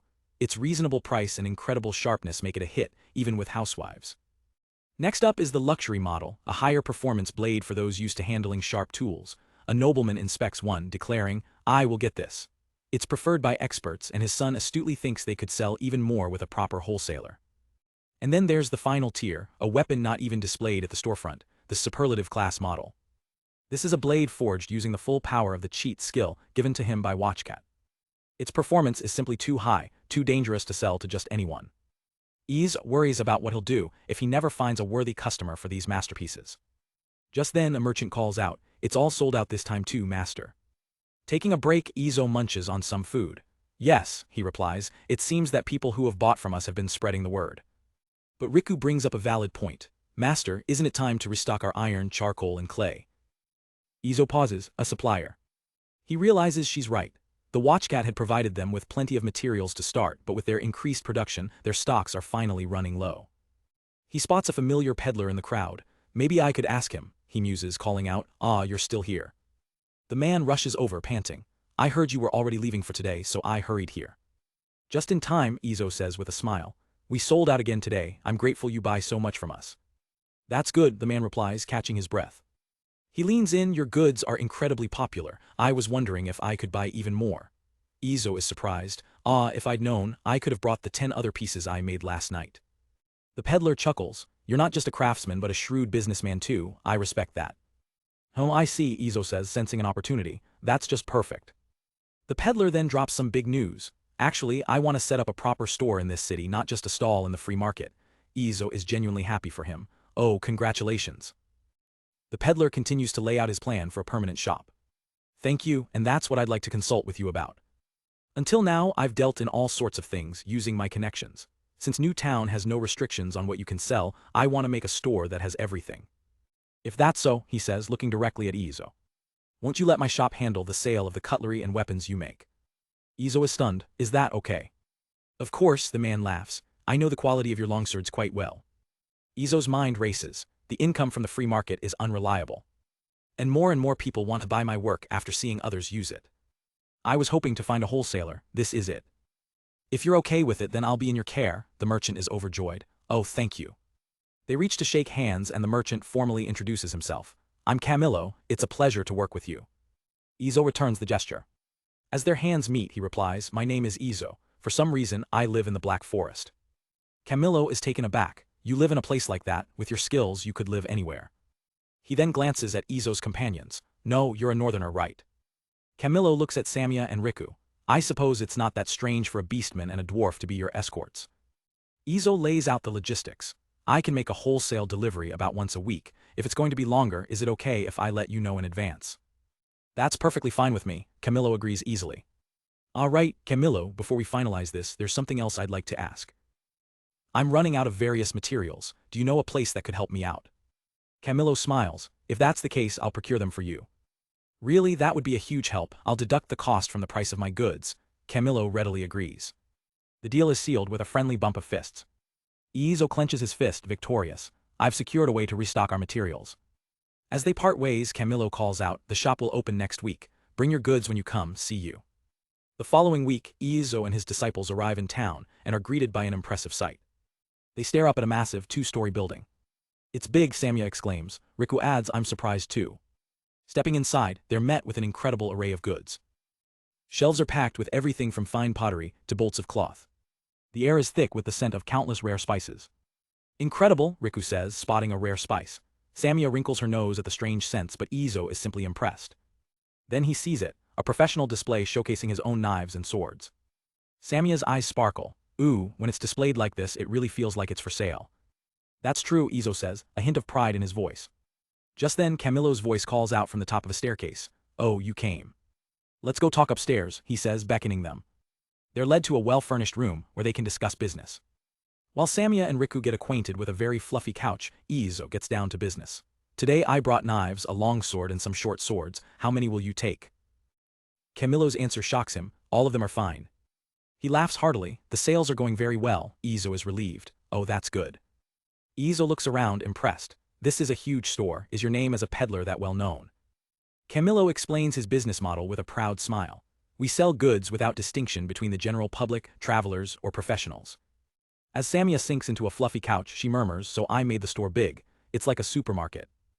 Leaning forward, Camilo changes the subject. Anyway, I was asked for a custom sword made by you. I was wondering what to do when the request came. Izo's expression turns serious as he considers the proposition. Custom made, He thinks to himself, I want to establish who to sell my stuff to, but that won't begin if I don't accept orders. Camilo offers, should I turn down the request? Taking a sip of tea, Izo replies firmly, no, I just want to properly choose who to sell it to. Camilo brightens, seeing a solution. Is that so? Then I can check their skill and personality and let you know. How about it? Izo considers it, thinking that could do. Suddenly an idea strikes him. That's right. Izo lays out his terms. I'll do it, but only if they can come to my workshop on their own. How about this condition? Camilo is intrigued by this unusual test. Izo elaborates, to arrive at our place you have to go through the Black Forest where wolves wander. If they can come through a dangerous path, I will be able to find out their abilities. Camilo nods, understanding the logic. I understand. Izo continues, as for their personality, I will believe your judgment. I'll tell you my place's location, so tell them if you believe they are worthy. The merchant agrees without hesitation. All right, I got it. Turning to his companions, Izo makes sure they're on board. Samia, Riku, I'm sorry but let me do this. Riku immediately shows his support. I have no objection to what Master says. Samia chimes in, I think the same. Relieved, Izo smiles warmly, thank you. With the new deal settled, Camilo's smile returns. He gets back to their other business. Anyway, did you get the materials? Of course. I got a good amount, come here. He leads them into a massive, fully stocked warehouse. This is it, Camilo announces proudly. Izo is stunned by the sheer volume of supplies. The warehouse is big too. His shock turns to amazement. Oh. He can't believe it. You did this in a week, amazing. With this much, Izo says with relief, it will last for a long time. Samia and Riku are equally impressed. With this amount, you'll be okay with stocking, Samia notes, while Riku quietly wonders about the cost. Camilo leans in and whispers the price to Izo. Izo is flabbergasted by the low number. Isn't it cheap? It's about 1/4 of our wholesale price. Is it okay for me to have such a profit? Camilo just laughs it off. It's okay, even like this I'm earning a lot. Convinced, Izo accepts the incredible deal. If that's so, then I won't hesitate. But then a new problem dawns on him. This is not an amount I can take home by hand. You don't happen to have carts too? Camilo deadpans, nope. Izo's heart sinks for a moment. Camilo chuckles, revealing he was just joking. Actually, there's an unused cart that I was thinking of throwing away. If you fix it, you can use it properly. Izo's spirits soar. Yes, that's fine, how much is it? Camilo drops another bomb, it's for free. Izo is speechless. What? I won't use it anyway, Camilo says simply. Being kind to loyal customers is a given. Izo is still suspicious of the overwhelming generosity. He can't help but wonder, is there something behind it? Camilo looks at him with the sharp eyes of a seasoned merchant. You seem like a supplier with a promising future ahead. It's important to have people who sell good quality items at a reasonable price. He gives a sly wink, I'm just selling a favor. Finally understanding, Izo smiles, I see. If that's the case, I'm thankful for your help. Camilo beams, pleased with their new partnership. Yes, accept it. Sometime later, the group begins their journey home. They pull a wooden cart, now laden with barrels and supplies, through the wilderness. It's a little heavy to carry on the main road, Izo grunts, but I think it can reach home like this. Samia agrees. As the wheels clatter over the rough terrain, Riku asks, shouldn't we improve the road a little more? But he quickly realizes the flaw in his own logic. That's right, but in that case, people who want to request an item could easily reach us. Suddenly Samia's head whips around. Hey, she calls out, holding up a hand. It's a sign from a forest wolf. Let's stop for a moment and wait. Izo notes it was the same in the morning. They seem desperate today. Samia smiles. It's about time they are having babies. Izo imagines fluffy wolf pups and can't help but think they'd be cute. Riku, still unfamiliar with the forest, asks nervously, the wolves in this forest are surprisingly quiet. Do they attack? Samia reassures her. There's a lot of tree deers and grass rabbits here, so they're not troubled looking for prey. Moreover, she adds confidently, me and Izo are here. Izo finishes her thought, strong ones are unlikely to be attacked. The implication dawns on Riku, I see, the weaker ones are attacked, I shouldn't wander on my own then. When you leave the house, it is better to go with me or Izo, Samia advises kindly. Izo reflects on the forest's unique ecosystem. He realizes the wolves' intelligence must have evolved as a survival mechanism in this dangerous, yet prosperous, forest. Samia's voice cuts through his thoughts, adding another layer of danger. Besides wolves, there's also sometimes bandits. Even with me and Izo around, there are dangerous guys. It's better to be careful. Izo's face hardens at the reminder. Samia gently rubs against his arm, sensing his concern. That's right, he agrees, his tone grim. His mind drifts to the one threat that truly terrifies him. The massive black bear that attacked Samia is still out there. He stares into the dense woods, a cold resolve settling over him. His hand tightens into a fist. He won't let anything happen to them. Just then, a nearby bush rustles violently. The sound of crushing wood and heavy footfalls echoes through the trees. A massive dark shape tears through the undergrowth. It sniffs the air, drool dripping from its maw. The black bear, the very monster from Izo's thoughts, emerges from the shadows, letting out a terrifying roar. An unavoidable threat is imminent. With a fresh stock of materials from Camilo's shop, Izo and Riku are back at the forge, ready to get to work. The clang of the hammer echoes through the forest as Izo begins shaping the glowing metal, kicking off a new batch of products. With precise strikes, he refines the ingot, sparks flying with every impact. Wiping sweat from his brow, Izo lifts the piece with his tongs, inspecting his handiwork. How is it, he asks his apprentice, it doesn't look bad to me. The tools of their trade lay ready for the next step. Riku's eyes light up. Even compared to the last ones, this is really good. We definitely acquired some quality materials, didn't we? Izo smiles, trusting her dwarven expertise. If that's what you say, Riku, I'm sure it's true. Let's continue. Let's go. He gets the magic-powered furnace roaring, feeding it the new ores they procured from town. This furnace is a game changer. It produces almost no slag and never breaks, making their work incredibly efficient. As Izo works, Riku can't help but marvel, thinking to herself, magic is amazing, huh? Izo reflects on their setup. Officially, it's just a simple forge powered by manpower. But in reality, having these magical tools feels like a cheat. He almost wants to apologize to the other artisans of this world for his massive advantage. Riku, focused and determined, puts her own strength into the work. Together, their hammers ring out, shaping steel and their new life in the forest. Several days of hard work fly by. Finally, Izo puts down his tools. With a satisfied look, he declares, all right, the quota is achieved. With this, I can finally focus on renovating the house, he says to himself. Just then, a voice calls out, Izo. It's Samia standing in the doorway with a bright smile. Oh, it's you, Samia. What's up? Are you finished for the day? If you are, come with me for a bit. Curious, Izo follows her. As she leads him into a new part of the house, his eyes widen in surprise. He sees a newly constructed room with Riku proudly sweeping inside. You finished even the roof? Splendid. He turns to Riku, genuinely impressed. Your hard work is much appreciated, Riku. Riku beams but quickly gives credit where it's due. No, it's all thanks to Samia's hard work, you know. Izo feels a pang of guilt. Sorry, I didn't help much around the house this week. While he'd been completely absorbed in his blacksmithing duties, he had left the entire house renovation to Samia and Riku. But with Riku's experience and Samia's strength, the two of them had made incredible progress on their own. Finishing this with just the two of you must have been tough, right? Izo asks. Samia flexes proudly. Master, we're inherently stronger than humans, you know. Izo laughs. Even so, I couldn't do this much. Ah, that's right, thank you. I asked Camilo to get us some proper bedding next time he's in town. Later over dinner, Izo discusses the next steps. Next, we make the doors and then the beds and tools are. Riku interrupts him, looking puzzled. Huh? Do we attach a door to the room? She asks. Izo stops mid-bite. Of course we do, right? Riku explains, normally, unless it's a noble's house, only the guest room or the master bedroom has a door. It's usually one family, one room. Samia chimes in while munching on her food. I've never lived in a proper house, so I wouldn't know. My sleeping place was always changing. Izo realizes he'd been applying the common sense of his old world without thinking, a world where privacy was a given. But he stands firm on his decision. Anyhow, I want it that way. I want this house to have separate rooms for my pupil and my family. Samia and Riku cheer in agreement, Akai tilde. As they eat, Samia asks, by the way, Izo, you're going to the city today, right? Izo shakes his head. Not this week. A day off, he announces. What should we do? For the first time in a long time, Izo feels a sense of genuine freedom.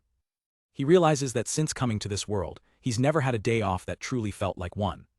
Sure, the work-life balance was better than his old corporate slave job, but they still worked every single day. Fortunately, their sales through Camilo's shop were promising. They weren't rich, but they had a little extra spending money from the profits. And with that, Izo decided it was finally time to step back and take a real break. The next day, the trio sets off. They venture through the forest, leaving the forge and house behind. Samia spots a promising location. Izo, how about over there? It's a beautiful, sun-dappled clearing by a river. Izo smiles, looks good to me. They've found their spot for the day. After an hour's walk from their home, they arrive at the riverbank, ready to relax. This was it, the long-awaited slow life, the long-awaited day off. But Izo, ever the craftsman, has a project in mind. He plans to spend the day doing something he's always wanted to try. Using a stick, some thread from home, and a fishhook Riku had made for practice. He proudly reveals his creation, a DIY fishing rod. Samia and Riku watch with amusement. Gotta be careful, don't get entangled now.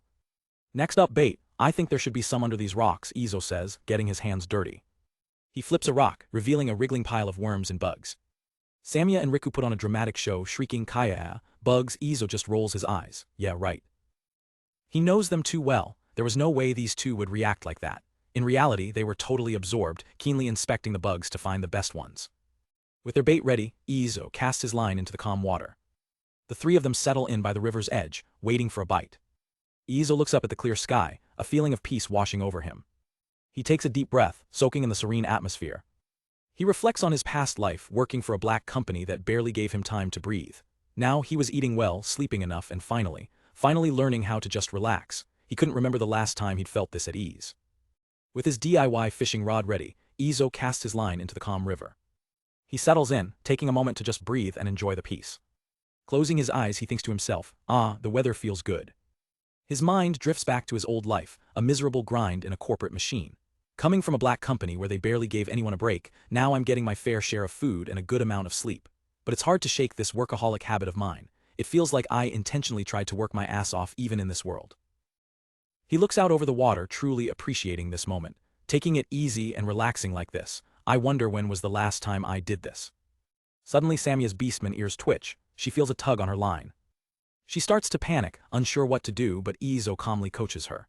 Samia, just wait like that a little more and the fish will bite onto your bait. The line pulls taut. Izo gives the signal, now. With a mighty heave, Samia yanks a massive fish clean out of the water. Riku cheers, you did it, Samia, as Izo shouts instructions. Wait, place the fish on the ground, we're removing the hook. Riku is ecstatic for her friend's success. Samia lands her catch, beaming with pride. Izo watches them, noticing how close they've become. After working together for some time, it seems Riku's become able to speak informally to Samia. The two girls laugh as they poke at the flopping fish on the ground. Izo finds a sun-warmed rock and lies back, feeling utterly content. This feels really good. They secure their catch in a net, weighing it down in the cool river water to keep it fresh. Soon it's time for lunch. I'll wash my hands by the river, Riku calls out. Samia chimes in, it's lunch time, I'm starving. The morning's results are in. Samia proudly caught one fish. Riku, the unexpected pro, managed to catch two. And Izo got completely skunked, 0 fish. He complains, I caught driftwood and leaves instead of fish, for 3 friggin' times. Samia just smirks, didn't you let out too much bloodlust? Izo sputters, bloodlust, your face is the scary one. Samia explains sagely, fishes are animals too, they are vigilant in the presence of a strong being. Izo can only stare in disbelief. Are really? He tries to play it cool, well, it's still the middle of the day, it's no time to get hasty. But his confidence doesn't last long, and the mood settles into a lazy afternoon lull. After their meal, Riku and Samia doze off in the warm sun. Izo watches over them, a gentle smile on his face.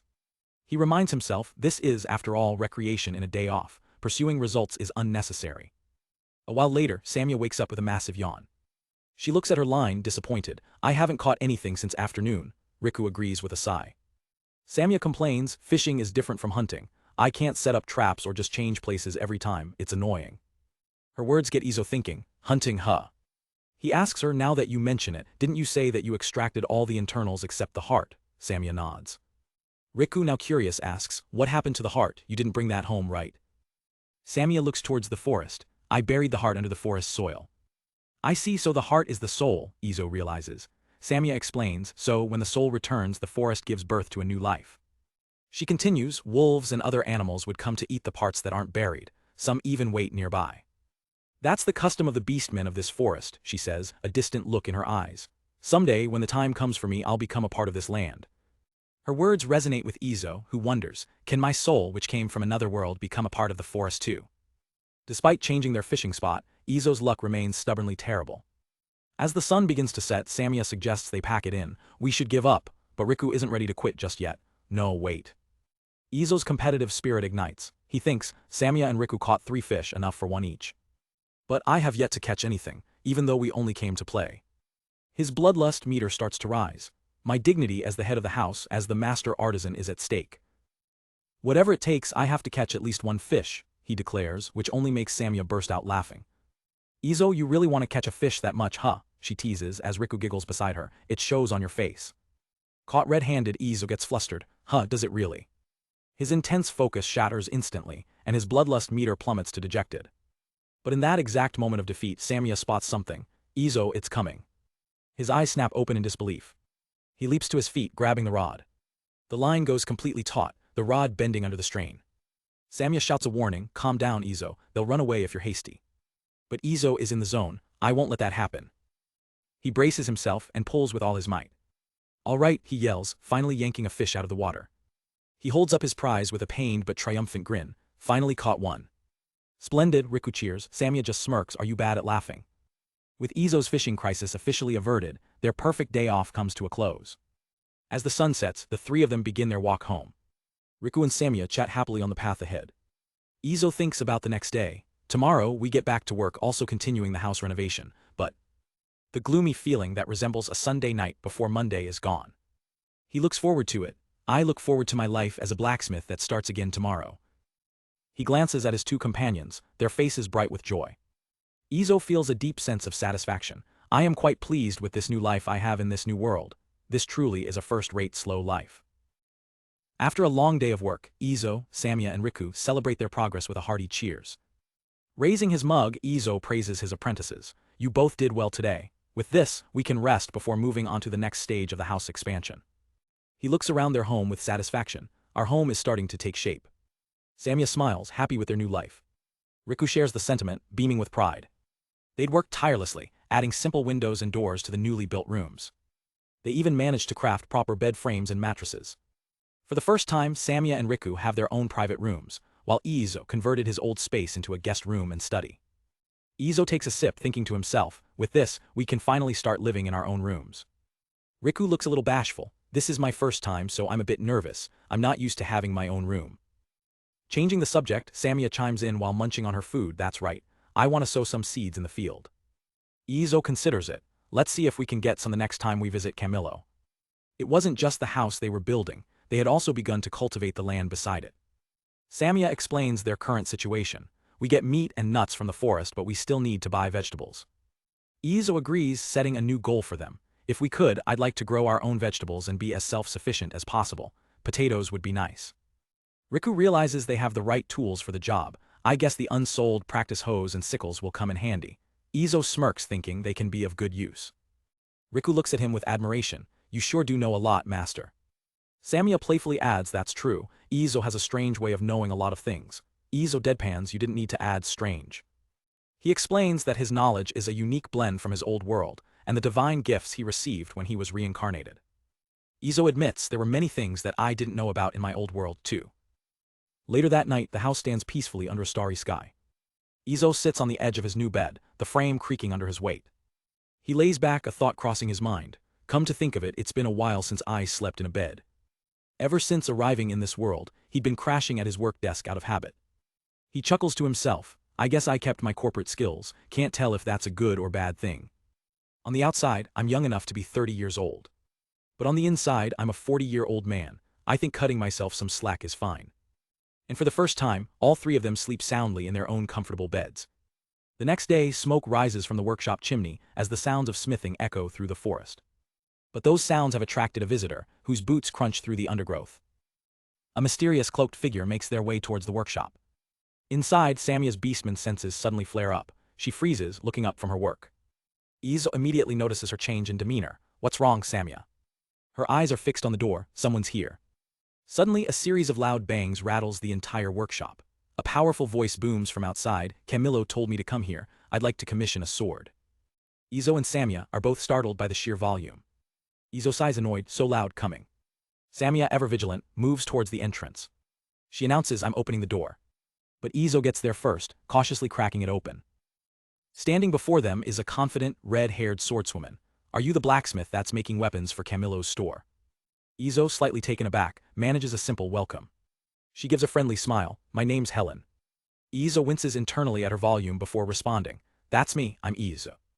Putting on a professional face, he gestures for her to come in. Please enter, our first customer. Inside, Helen takes a seat opposite Izo, while his two apprentices watch curiously. Izo begins the consultation. You came here alone, right? Helen confirms with a simple yup. Were you attacked by wolves or something, he asks. She laughs. No, I saw a rabbit though, it was cute. Helen explains how she found the remote workshop. It was hard to find this place, but I saw some smoke and followed it here. She adds with a grin, besides, the wolves avoid people who are very strong. This place is pretty cool. Izo realizes this was Camilo's test. So you found this workshop by yourself. You were able to pass the test. As promised, I will make a sword for you. He gets straight to the point. What do you want? Without a word, Helen reaches for the weapons on her back. With a swift motion, she unsheathes a pair of blades. She holds out two short swords. I'm a mercenary. I want something like this but stronger, she explains. I don't often get a chance to take care of them on the battlefield. Izo takes one of the blades, his expression turning serious. Two short swords. He examines it, his mind drifting. The difference between life and death lies in one's ability to use them. His fingers trace the length of the steel. He notes the signs of heavy use, a bunch of scratches and chipped edges. The weight of his profession settles on him. What I'm making is a weapon. People will be hurt by something I made. This is something I cannot turn a blind eye to but must accept. Shaking off the grim thought, he looks up at Helen. This is a nice sword. He praises the original smith, then turns to his apprentice. Whoever made it has a good arm. May I show this to Riku? She nods. I don't mind. Izo hands the well-worn blade to the young dwarf. After a quick inspection, Riku is impressed. This really is a fine sword. If you want something even better than this, you'll probably have no choice but to ask master. Helen lets out a booming laugh. If even a dwarf is saying that, then there is no doubt about it. Izo flinches slightly, thinking so loud. To craft the perfect weapon, Izo needs more details. So what's the purpose? I'd like to know how they are going to be used. Helen looks at him confused. Purpose.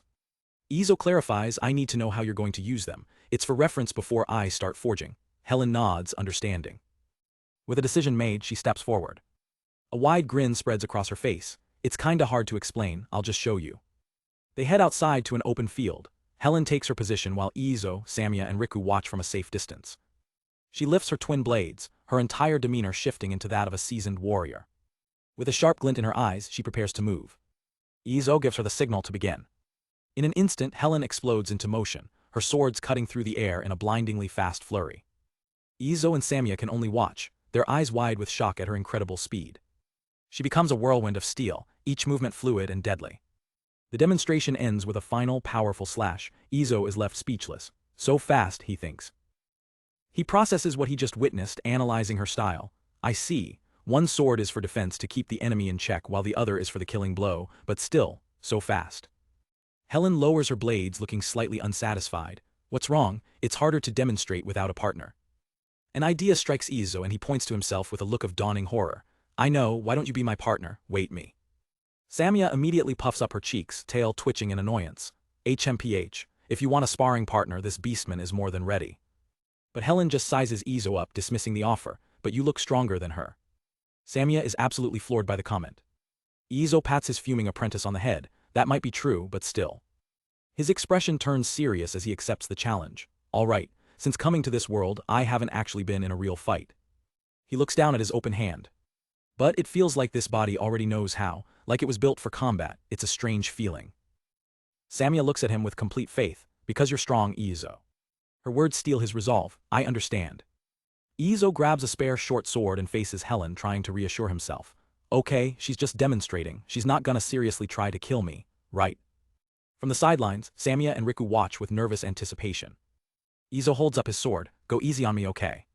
Helen just gives him a wicked smirk and taps his blade with hers. Ha, nice joke. Before he can even blink, she charges, closing the distance in a heartbeat. Clang, Izo barely gets his sword up in time, grunting from the sheer force of her strike. She gives him no time to recover, unleashing a relentless barrage of attacks. He's immediately on the defensive, parrying a storm of steel. Izo is forced to dodge and weave, desperately trying to keep up. Her speed is unreal, a blur of deadly intent. Sparks fly as their blades clash again and again, the ringing of metal filling the air. Helen is like a bolt of lightning. You're not doing half bad, she yells, clearly having the time of her life. Izo can only grit his teeth. Give me a break. He struggles to keep his footing under the onslaught. He yelps, narrowly avoiding a strike aimed at his side. Helen's grin widens, thrilled to have found a worthy opponent. Izo realizes just how outmatched he'd be normally. Without my cheat like heat ability, I wouldn't even be able to see her moves, I'd have been sliced to ribbons by now. He sweats, straining under the pressure. Just keeping up with her is taking everything I've got. He blocks another heavy blow, his arms rattling from the impact. A blade whips past his face, so close he can feel the wind from it. A lock of his hair falls to the ground. Izo panics, wait a minute, my precious hair. Helen doesn't even slow down, here I come, she roars, pressing the attack. Izo's mind screams, she's seriously trying to kill me. Finally, the intense spar comes to an end. Both fighters are bent over, gasping for air. Izo, drenched in sweat, thinks with pure relief I'm still alive. Helen, however, is beaming with excitement. Wow, you're way stronger than you look. Riku rushes over with a cup of water. Thanks, Izo pants, I was just dodging the whole time, I'm a blacksmith, not a knight. Helen just laughs heartily. Are you kidding? I was trying to end it in the first few strikes. She crosses her arms, looking proud. There aren't many people who can take my Thunder Sword style head on like that. She gives him a sheepish grin, got a bit carried away, sorry about that. Izo just sips his water thinking she's a natural-born fighter alright. After catching his breath, Izo gets back to the matter at hand. Well, I think I have a much better understanding now. I'll be able to finish your swords in about 2 days, he tells her, so come back in 3, Helen tilts her head. I have to leave today, she asks, disappointed. Izo is confused, well, what else are you going to do? Her eyes light up as she pumps a fist in the air. Let's fight again after a break. Izo is horrified, hey, if we do that I won't be able to make your swords. Helen's expression brightens with a new idea. Oh, then how about you let me watch while you're making them? She quickly connects the dots. Ah, I guess that makes sense, she says while Izo mutters exactly. A light bulb goes off over her head. Izo eyes her warily. She blurts it out with a huge smile, then let me stay over. Izo is stunned. But I said it's going to take 2 days. He pauses, thinking for a moment and glancing back at the house. Well, I did just finish making a guest room with a bed. Samia and Riku watch on, curious to see what he'll decide. Izo sighs in resignation. Fine, you can stay. Helen cheers and gives him a massive slap on the back that nearly sends him flying. Yeah, that's what I'm talking about. Izo just winces in pain. Smiling brightly, Helen begins to narrate the moment. And this, she declares, as she, Samia and Riku wave, is how the Izo smithery welcomed its very first customer. After his intense sparring match with Helen, Izo gets back to the grindstone, deciding to finish up the day's leftover work. Just then Samia approaches him. Izo, I'm done with the burr removal. He nods, yeah, just leave them there. She stacks the last of the blades. Alright, I'll finish tidying up and then go tune my arrows. Izo picks up one of the freshly smoothed swords, inspecting her handiwork. He calls out to her just as she's about to leave. Samia, she turns hem. With a warm smile he pats her on the head much to her delight. You're getting better at this, thank you. Her tail wags uncontrollably. He watches her go, thinking to himself how much she helps around the workshop when she's not out hunting. Most of her tasks are simple casting and burr removal, but she seems to genuinely enjoy it in her own way. A thought crosses his mind, maybe it's time I gave her a hammer of her own. Nearby, Helen sits quietly, carefully maintaining her old, worn-out sword. She gives it a final polish, a smirk playing on her lips. Later that evening, the whole crew gathers for a hearty meal. Izo can barely contain his excitement. As they eat, Helen shares a story from her journey back. You know, I saw an unbelievably huge deer today, a tree deer I think, those things are a real pain when they get angry. Riku shivers, they're huge, while Samia makes a mental note, I'll watch out for them. Helen casually adds, oh, and I also spotted a bear, though it was pretty far away. The word bear instantly changes the mood. Samia freezes, a look of terror on her face, and Izo's eyes sharpen. Samia instinctively clutches her chest, a traumatic memory flooding back. Izo's mind races, so it's still close by. Helen, completely oblivious to the sudden tension, asks, what happened?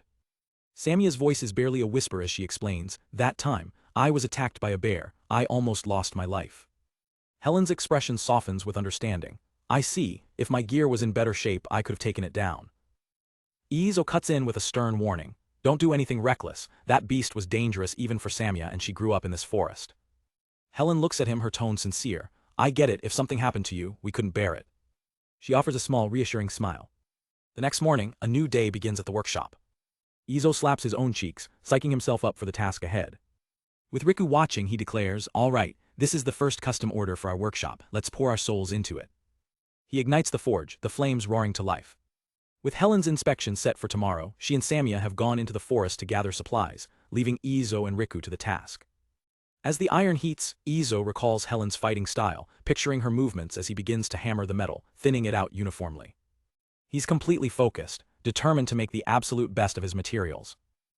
Using his unique cheat eyes, he can see the very structure of the metal, perceiving it as a cluster of tiny particles. With every strike of the hammer, he purges the irregularities, shaping the blade and raising its quality to an entirely new level. He quenches the glowing blade, steam hissing violently. Riku watches from the side, completely mesmerized by his skill. The process is repeated, refining the steel with each step. Once the blade is cooled and shaped, Izo turns to his apprentice. Time to verify its strength. Reich, get me a standard issue short sword. He firmly plants the newly forged sword into a thick tree stump. Taking the ordinary sword, he prepares for the durability test. First a light tap to check the vibration. Okay. Then with a powerful swing, he smashes the ordinary sword against his creation. The lesser blade shatters on impact. Riku's eyes go wide. Amazing, there's not a single chip in it. Izo nods, satisfied. All right, its durability is solid. He pulls the test blade from the stump. Still, I can't sell this one wholesale. Riku is confused. Why not? You could just rework it a bit or sharpen it, right? Izo concedes. The quality is there, yes. But my pride as a craftsman won't let me sell a blade I've used for a stress test. Riku sighs with a smile. Guess we'll just have to rework it and use it at home. You really are a stubborn craftsman, master. Izo grins back. Exactly. Riku thinks to herself, he might be stubborn but he's a good person. With the test complete, Izo begins the meticulous process of sharpening Helen's actual blade. Riku watches his every move, her mind racing with corrections and observations, feeling overjoyed to be learning from him. The whetstone glides across the steel, honing it to a perfect edge. Finally, he carefully sets the pommel, completing the hilt. He lets out a long, satisfied breath. Wiping the sweat from his brow, he holds up the finished product, and with that, the first sword is done. Riku's eyes sparkle with excitement. Master, could I please see it? Izo takes a quick drink, then hands it over. Yeah, go ahead, just be careful. Riku takes the sword, her expression turning serious as she inspects every inch of the craftsmanship. Her gaze is so intense it's almost intimidating. Izo watches her, a little nervous. I wonder if it's good enough for her. She's got the eyes of a master dwarf, she won't miss a single flaw. After a long moment, Riku exhales in pure astonishment. Master, this level of work is beyond mere talent. This is something else entirely. She looks up at him, her voice filled with reverence. I know it's not my place to ask about your past, but whatever the reason they lost you, the North suffered a great loss. Izo is stunned by the high praise. Was I really that good? Riku nods firmly. Yes, there's no mistaking the quality of this work. Her words leave him speechless, forcing him to confront the true nature of his power. As Riku sees it, the power in his hands isn't just skill, it's something unreal. And Izo begins to realize it too. Using his ability with a clear goal has revealed a deeper truth. He thinks about the blade in her hands. He'd focused on durability so it couldn't slice a boulder in half. But he realizes, if I had focused on sharpness, it absolutely could have. It would be an absurdly powerful weapon.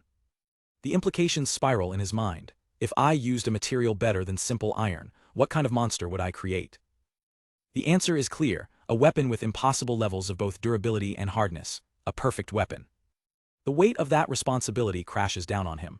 If I'm not careful, my creations could do more than just influence a person's destiny, they could put them in even greater danger. What if his work becomes treated like strategic, world-altering weapons? Do I have the resolve to bear that burden? His dark thoughts are interrupted by Riku's voice. Master. She looks at him with concern. I'm sorry, did I say something to offend you? He quickly shakes his head, snapping out of his trance. No. He gives her a reassuring pat on the head. It was nothing, I was just thinking. As Riku blushes, Izo tells himself to stop worrying about problems that don't exist yet. He turns to her with a renewed focus. All right, let's clean up for the day. I'll be sure to keep what you said in mind when I take on new requests. Seeing Riku happy to be his apprentice is enough for now. That's all that matters. Just as they're finishing up, the door bursts open. Samia and Helen are back from their foraging trip. We're back, and we got a ton of stuff. They show off their haul of herbs and berries. But Samia's expression quickly turns grave. Izo, the wolves in the forest were really on edge today. She looks at him with worried eyes. I'm sure of it, it's because of that big black bear Helen saw. Izo's face hardens. The threat was closer than he thought. Samia's face pales, the memory of her own near-fatal encounter with a bear flooding back. Seeing her distress, Izo gently touches her chin to get her attention. Got it, for now, let's eat. He gives her a reassuring look, trying to ease the tension. Samia's worried expression melts into a relieved smile. Yeah. As they enjoy their meal together, a sense of family and safety fills the room. But Izo can't shake the feeling of unease. His thoughts drift to the dark forest and the beast lurking within.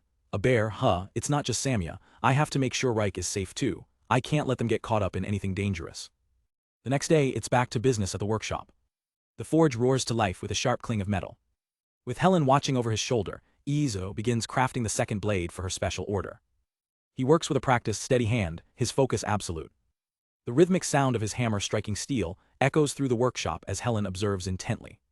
Sweat beads on his brow as he hammers the glowing metal, pouring all his skill into the blade. Helen watches, amazed by his speed and precision. Fast, he seems to be making it quite easily. Riku puffs out her chest with pride. If it's master we're talking about, working at this speed is no problem. Helen turns to the young dwarf. Can't even you do this? I feel like even if I spent my entire life learning, I'd never catch up to him. She's genuinely shocked. Even for a dwarf, is that so? Riku beams, full of admiration for her teacher. Yep, that's how amazing he is. Overhearing their conversation, Izo gets a little flustered. Yeah, I'm thankful, but... He thinks to himself, it's painful if you praise me so much. I'm just using a cheat after all. He shakes off the embarrassment and refocuses on the task at hand. Helen smiles, already having a name in mind for the weapon. It's the lightning blade. Izo smirks, liking the sound of that. Okay. With a final flourish, he presents the finished pair of short swords. The girls gasp in awe at their beauty. Wiping sweat from his brow, Izo announces, "Hugh, with this, both blades are done." Helen is practically vibrating with excitement. They've got lightning in them. Let me try them out now. Izo holds up a hand, stopping her. It's late. You can do that tomorrow. Helen lets out a cry of pure agony. What? He apologizes for the delay. I took too long and made you wait. You'll have to look forward to tomorrow. But Helen is still desperate to try them. Finally, she relents with a pained expression. I get it. Izo grins, but instead of doing that, he reveals a massive, celebratory feast laid out on the table. The girls' eyes go wide as they shout in unison, "Tree deer steak." Samia hops with excitement. This is amazing, Izo, he chuckles, reminding her, hey, watch your manners. Helen inspects the meal. Are these the raspberries we got today? I didn't know you could use them like this. A wine and raspberry sauce. Riku is equally impressed. Even at my home, we didn't get feasts like this. Izo explains, well, today's the day I finished my first special order, so it's a celebration. Samia and Riku cheer for him. That's right, congratulations from me too, master. Izo smiles warmly, thanks, Reich was a huge help with my work. Not to be outdone, Helen gives him a powerful smack on the back. Congratulations from me too. As Izo chokes from the impact, she adds, and thanks to me, the client, for making the order in the first place. She flashes a brilliant, satisfied smile. All right then, she declares, let's eat before it gets cold. The next morning, the group gathers outside the workshop to see the new blades in action. Helen grips the swords, a perfect fit in her hands. They feel good. Yesterday, I was so excited I couldn't sleep. Izo nods, eager to see his work tested. Try swinging it. A fierce grin spreads across Helen's face as she gets into her stance. With a powerful slash, she cuts through the air. She spins, a whirlwind of motion and steel. Each swing unleashes a roar of displaced air, the power undeniable. She moves with blinding speed, the twin blades howling as they slice through the morning. Izo, Riku, and Samia can only stare, completely stunned by the display. Helen stands panting, her body trembling with adrenaline. She's utterly breathless. Amazing, she screams, overjoyed. This is amazing, it's the best. Dropping her old gear without a second thought, she dashes straight towards the blacksmith. Izo barely has time to react. Wah.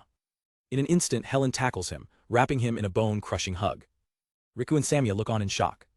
Helen squeezes with all her might, shouting, I'm so glad I asked you. Izo struggles to speak, his face turning red. Is that so? I'm glad you like. Her grip is unbelievably strong. Ow ow ow ow, that hurts, he yelps as Riku and Samia rush in to pry her off.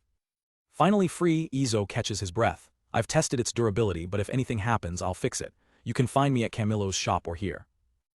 Now ready for her journey, Helen grins. Got it, now about the payment. Izo waves it off. Yeah, you can pay what you want for it. Helen panics. I don't know how much something this good is worth. Izo tries to reassure her, but she's already decided. She frantically rummages through her pouch, trying to figure out a fair price. She pulls out her entire savings. How about this? All I have are 2 gold coins and some silver coins. Izo accepts it with a nod. Okay, with this we're done. Helen still looks worried. Are you really all right with this? It's only a little more than what I paid for my old swords. He smiles, the one you had before was also well made. This is fine by me. Helen looks at him, touched by his generosity. They shake hands, sealing the deal with mutual respect. With a final wave and a shout of thanks, Helen departs for her next adventure. The three of them wave back until she disappears into the forest. Izo rubs his neck, still sore from the hug. Man, she was really strong. Samia nods emphatically. It took me and Reich everything we had to tear her off you. Riku giggles, she was very loud too. Izo can't help but laugh along with them. Turning back to the workshop, he says, well then, let's get back to our usual job. Time for inventory. Riku and Samia eagerly agree to help. Deep in the forest, someone is running for their life. It's Samia, sprinting with terror in her eyes, gasping for breath. She bursts through the workshop door. Inside, Izo and Riku look up from their work, startled by her sudden entrance. Izo is the first to speak, a bit confused. "Well, you're back early." But seeing her panic state, his tone shifts to concern. "What's wrong?" Samia struggles to catch her breath, unable to form words. Finally, she blurts out the terrifying news. "I ran into the big black bear." Izo's face pales. "Are you all right? Did you get hurt?" he asks urgently. Samia shakes her head, clutching her chest. "I am fine. I ran away before I had time to think." But she knows this isn't over. The bear has a great sense of smell, and it might still be on her trail. Izo tries to keep a calm exterior. "I see, I'm glad you're all right," but inside his mind is racing. What should I do? He can't shake the horrifying image of that beast attacking Samia and Riku. If it's roaming this close, they're in constant danger. His eyes narrow with grim determination. He's made his decision. Without a word, Izo starts taking off his blacksmith apron. "I'm heading out for a bit." Samia and Riku look at him in shock. As Samia begins to protest, Izo walks past her and grabs a sharp, sturdy spear he forged. "This should do," he thinks before declaring, "If I find it, I'll take care of it." He turns back to them with a serious command. "Until I get back, bar the house and workshop doors." "Then I'm coming," Samia offers, but Izo cuts her off instantly. "No." He explains, his voice firm. "If it gets dangerous, I'm not confident I can protect you." He tries to offer a reassuring smile. "Don't worry, I know what I'm doing." Placing a hand on her shoulder, he softens his tone. "It's not that I don't trust your archery, Samia, but please, let me handle this on my own." Izo's confidence isn't a bluff. He recalls his spar with Helen, a true knight. His cheat knowledge from his past life has given him a body that instinctively knows how to fight. Samia bites her lip, torn between fear for him and trusting his resolve. She finally relents, her voice barely a whisper. "You better come back." Riku echoes the sentiment, her eyes wide with worry. "Same here, please make sure to come back." Izo gives them a confident grin, hefting the spear. "You got it. I'm not gonna kick the bucket and leave my family behind." With that promise, he turns and walks out of the workshop. He heads directly into the wilderness, a lone hunter on a deadly mission. Back inside, the heavy wooden bar is slid into place, sealing the door. Riku and Samia stand together, their hands clasped tightly. They can do nothing now but pray for his safe return. Samia squeezes her eyes shut, letting out a small, worried sound. Meanwhile, Izo pushes deeper into the forest as the rain begins to fall. His boots splash through the wet undergrowth, his focus absolute. He's not wandering aimlessly. "I'm heading in the direction where I sense the most danger." Usually I'd let Samia look out for threats, he thinks, but with a monster like this, my cheat instincts are screaming. The downpour is actually a blessing. It will disguise his scent and sound, making it harder for the bear to detect him. He takes a deep, steadying breath. The irony isn't lost on him. In my previous world, I gave up my life just to save a cat, and now I'm out to kill a bear. He pushes forward, the rain mixing with the sweat on his brow. My body may have changed, but my soul is still the same. However, he thinks, a vision of Samia and Riku flashing in his mind. Now I've found something to protect. He remembers his old life, a lonely corporate drone with nothing to live for. That life is over. He grips his spear tighter. "Steel yourself, Izo." Now he has a family, friends, and people who value his work. He has a reason to fight. Suddenly his instincts flare. Through the trees he spots a massive, dark shape. "Found you." A low, rumbling growl answers him. Izo gets into a low stance as the colossal black bear emerges from the woods. The beast is even bigger up close, its fur matted with rain and its eyes burning with feral rage. It lets out another threatening growl. Izo can't help but let out a tense breath. "Huh, big fella." The bear snarls, saliva dripping from its jaws. Izo looks the beast in the eye. "Sorry about this. I don't hold any grudges against you, but still." The time for talk is over. The bear lets out a deafening roar and lunges forward. Izo narrowly dodges the swipe. It's huge and fast, even a graze will be really bad, he realizes. Seeing a momentary opening, he counters with a powerful thrust. Now, the spear connects with a sickening crunch. But his eyes widen in alarm.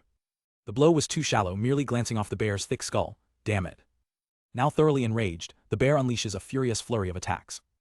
Izo braces himself, but the beast's power is overwhelming. A brutal swipe sends him flying backward, slamming his body hard against a tree. Coughing, he forces himself to stand, his body screaming in protest. "I am not dying here, not after finding a new world, a new life. All the little things I built here. The simple, usual things." The bear rears up for the final, killing blow, its claws extended and its mouth wide in a terrifying roar. But in that moment, Izo's fear is replaced by pure, unadulterated resolve. He meets the bear's charge head-on, aiming his spear at the monster's open maw. "So I can protect them. I will make my way through this world." With a final, desperate surge of strength, he rams the spearpoint deep down the beast's throat. His voice rings out in the rain-soaked forest, I win. The bear's massive body convulses, its claws twitching violently before going limp. With a heavy thud, the monster collapses to the ground, silenced forever. Izo stands over his kill, panting heavily. The reality of what he's done begins to sink in. It's not moving, and it stopped breathing. Did I kill it? He plants his foot on the carcass and yanks his spear free. He looks at the impossibly sharp weapon in his hands. Samia said the blade cut so well that it felt weird. She might be right about that. The adrenaline finally wears off and the crushing weight of exhaustion hits him. His legs give out and he collapses to his knees in the mud. The adrenaline finally fades and the reality of the fight crashes down on Izo. His hands begin to tremble. That's the first time I've been in a battle for my life, he thinks. Now that it's over, I can't stop shaking. He clutches his side, a sharp pain reminding him of the close call. Ow, I owe it all to my cheat ability, but that was way too close. Taking a moment to assess the damage, he's relieved. Bruises and scratches, it definitely did a number on me, but at least I managed to not break any bones. He staggers to his feet, his gaze falling on the massive, lifeless beast. The immediate threat is gone, but a new problem presents itself. Now what do I do with this? The weight of his actions settles in. This is a life I took with my own hands. He decides to honor it. If possible, I want to eat the meat and then bury the rest. I'd better carry it back, though I have no idea if it's even edible. As if on cue, the downpour begins to soften, the rain lessening against the forest canopy. With a deep breath, Izo begins the grueling task of dragging the colossal bear carcass back home. He pants, digging his heels into the mud with every step. This thing still weighs a ton, he groans, even with my boosted strength. He glances up at the sky, looks like the rain is letting up a little. But he can't relax yet. I should be about halfway, I need to get home before wolves or something else show up. Suddenly he freezes, something is wrong. Before he can react, something grabs his ankle, yanking him off his feet. Ah, what? He's slammed to the ground and a figure pounces on top of him. It's Samia, but her eyes are wild, her teeth bared in a feral snarl. Wincing from the impact on his bruised body, Izo tries to get through to her. Samia, I'm okay, the bear is dead, but she only continues to hiss, lost in a primal rage. His words finally pierce through her haze, her aggressive posture falters, replaced by wide-eyed shock. You sure? The feral beast vanishes and in her place is just Samia, sitting on his lap looking terrified. Izo sits up, trying to reassure her. Are you really, absolutely all right? I'm banged up, but nothing's broken. He watches as her face shifts from fear to something else. The tension in her expression melts away, and her eyes begin to well up with tears. The dam of pent-up fear and worry finally breaks. With a gut-wrenching sob, Samia throws her arms around him, crying her heart out. I was so relieved. Izo awkwardly pats her head as she sobs into his chest, trying to ignore the searing pain from his bruises. Just then a calm voice cuts through the emotional scene. Am I interrupting? It's Riku stepping out from the trees. Still being crushed in a beastman hug, Izo forces a pained smile. Reik, you're not at all. Riku explains, well master, you were taking so long. Samia was getting worried, saying you should have been back by now if you'd won, so we came looking for you. Izo can't help but think it was reckless, but Riku knows better. There's no stopping a girl in love. We caught your scent and the bear's scent getting closer together, Riku continues, so we feared the worst and prepared to ambush it. She describes the scene they walked in on. From our hiding spot, you and the bear looked like one big, tangled mess. Honestly, even I was stunned for a second. Izo nods, understanding their panic. Yeah, I get it, that must have looked pretty terrifying. Riku smiles, thank you for protecting us, Samia. Izo pulls her closer. Thank you, Samia. She just sniffles and squeezes him tighter. He winces internally. What now though? I can't get her off. This beastman's strength is no joke. As the clouds part and the sun begins to peek through, Izo suggests, okay, let's start heading home. After Samia finally calmed down, the three of them worked together to move the bear. They decided to leave the massive carcass by a nearby lake, planning to come back and butcher it properly tomorrow. But the moment they stepped through the door, the exhaustion from the day's battle hit Izo like a freight train. He stumbled to his room to rest, while Riku cheerfully announced she would handle dinner. Inside, Izo struggles to peel off his damp shirt. He hisses in pain as the fabric pulls against his bruised skin. Samia, who had followed him in, rushes to his side. Hey, he waves her off, I'm fine. She looks at him with worried eyes, unconvinced. You sure? Yeah, he sighs, sitting on the edge of the bed. It's just, I need to wipe down, crap, I'm so tired. His vision starts to blur. Samia, when the bath's ready, tell. He can't finish his sentence as his eyes flutter shut. His body gives out and he collapses forward, his face landing softly in Samia's chest. Samia freezes, her entire system short-circuiting from the sudden turn of events. But she quickly realizes he's not making a move, he's completely passed out. Her panic subsides, replaced by a warm, gentle expression. She tenderly pats his back, holding him as he sleeps. Under a sky full of stars, she whispers into the quiet night, "Welcome home, Izo." The next morning, Izo's eyes blink open. He sits up with a jolt, a sudden realization hitting him. Oh no, I didn't wipe my body. Then confusion sets in as he notices he's in fresh clothes and tucked into his bed. Huh, my bed and clothes. He looks up to see Samia sitting in his room, watching over him. Startled, he stammers, "Go, good morning." She beams, "Yeah, good morning." "Did I fall asleep?" he asks. Samia nods enthusiastically like a log. She starts to explain, a deep blush spreading across her face. "Reich said you'd get sick if you didn't wipe your body," she says, avoiding eye contact. "So we did it together and then put you to bed. I didn't see anything." Just then Riku pops her head in. "Oh master, you're awake." She holds up his freshly washed clothes. "Yeah, sorry about that, you too, had to make sure you were taken care of." No, you don't need to worry about that," Riku says with a grin. She leans in conspiratorially. "Just that while we were cleaning you," Samia yelled, "Izo," and then, before she can finish, Samia lunges, clamping a hand over her mouth. "Ah, stop, you stupid." "Don't tell him that," she shrieks. Izo just smirks to himself, she's so shy. He rolls his eyes fondly. "Right, come get me as soon as breakfast is ready." A flustered Samia drags a giggling Riku out of the room. Izo gets up, rolling up his sleeves, ready to face the day. And so begins another day at their home in the forest. Another day of simple, usual things. Another day of living a life they've built with their own hands. Later, they return to the lake to prepare their hard-won prize. The idea of eating bear is a little intimidating, but they're resourceful. Izo, ever the craftsman, gets to work. And soon, the smell of grilled bear meat fills the air, a testament to the dangers they faced and the peaceful life they're fighting to protect. Izo stood outside their new home, a sudden thought striking him. This might be a bit sudden, he realized, but we don't have a bath. Normally, they just heat some water and wipe themselves down, washing their hair in buckets. But Izo had a better idea. Let's get going," he muttered to himself, making a decision. He usually just jumps into the nearby lake while getting water, a quick and refreshing dip for himself. Riku and Samia haven't complained, Izo thought, but I'm still worried about them. Just then Riku's voice cut through his thoughts. "I'm back." Izo turned to greet her. "Oh, welcome back." "Wait a second." Slamming her catch on the ground, a mud-caked Samia returned from her hunt. "What happened?" she asked cheerfully. "The place I was hunting got muddy when it rained, plus this one put up a real fight." Izo looked them over and saw his chance. "We're really dirty," he declared. "A simple wipe down isn't gonna cut it. Why don't we go take a proper bath?" Samia immediately protested. "I'm fine, it'll fall off once it dries." But Izo wasn't having it. "If you do that, your bed's gonna get filthy." Riku chimed in, pointing out the obvious. "You've even got dirt on your head, go take a bath." Samia could only stammer in protest. "If Samia's going," Riku asked excitedly, "could I also go with her?" Samia looked completely caught off guard. "I've been wanting to freshen up," Riku explained, "but it's dangerous to go alone. If I'm with you, Samia, it should be fine, right?" Trapped, Samia mumbled. "Why yeah, but..." And with that the decision was made. "We're going," Riku cheered as they headed off. Izo waved after them. "See you later, hey, be careful." And so the two girls headed off towards the lake. Riku jumped right in, splashing around happily. "This is so refreshing." Samia, however, shivered at the edge. "So cold." "Do you hate water?" Riku asked, floating nearby. Samia shook her head. "It's not that I hate it. I get in the water when I'm dealing with prey," she admitted, "but I never really go all the way and up to my head." "I'm just not used to bathing," Samia confessed. Riku paused, wondering what she should do. Then Riku had an idea. "Now that I think of it, Samia, your hair and fur always look so pretty. Are all beastmen like that?" Samia quickly defended herself. "Hey, I always groom and wipe myself down properly."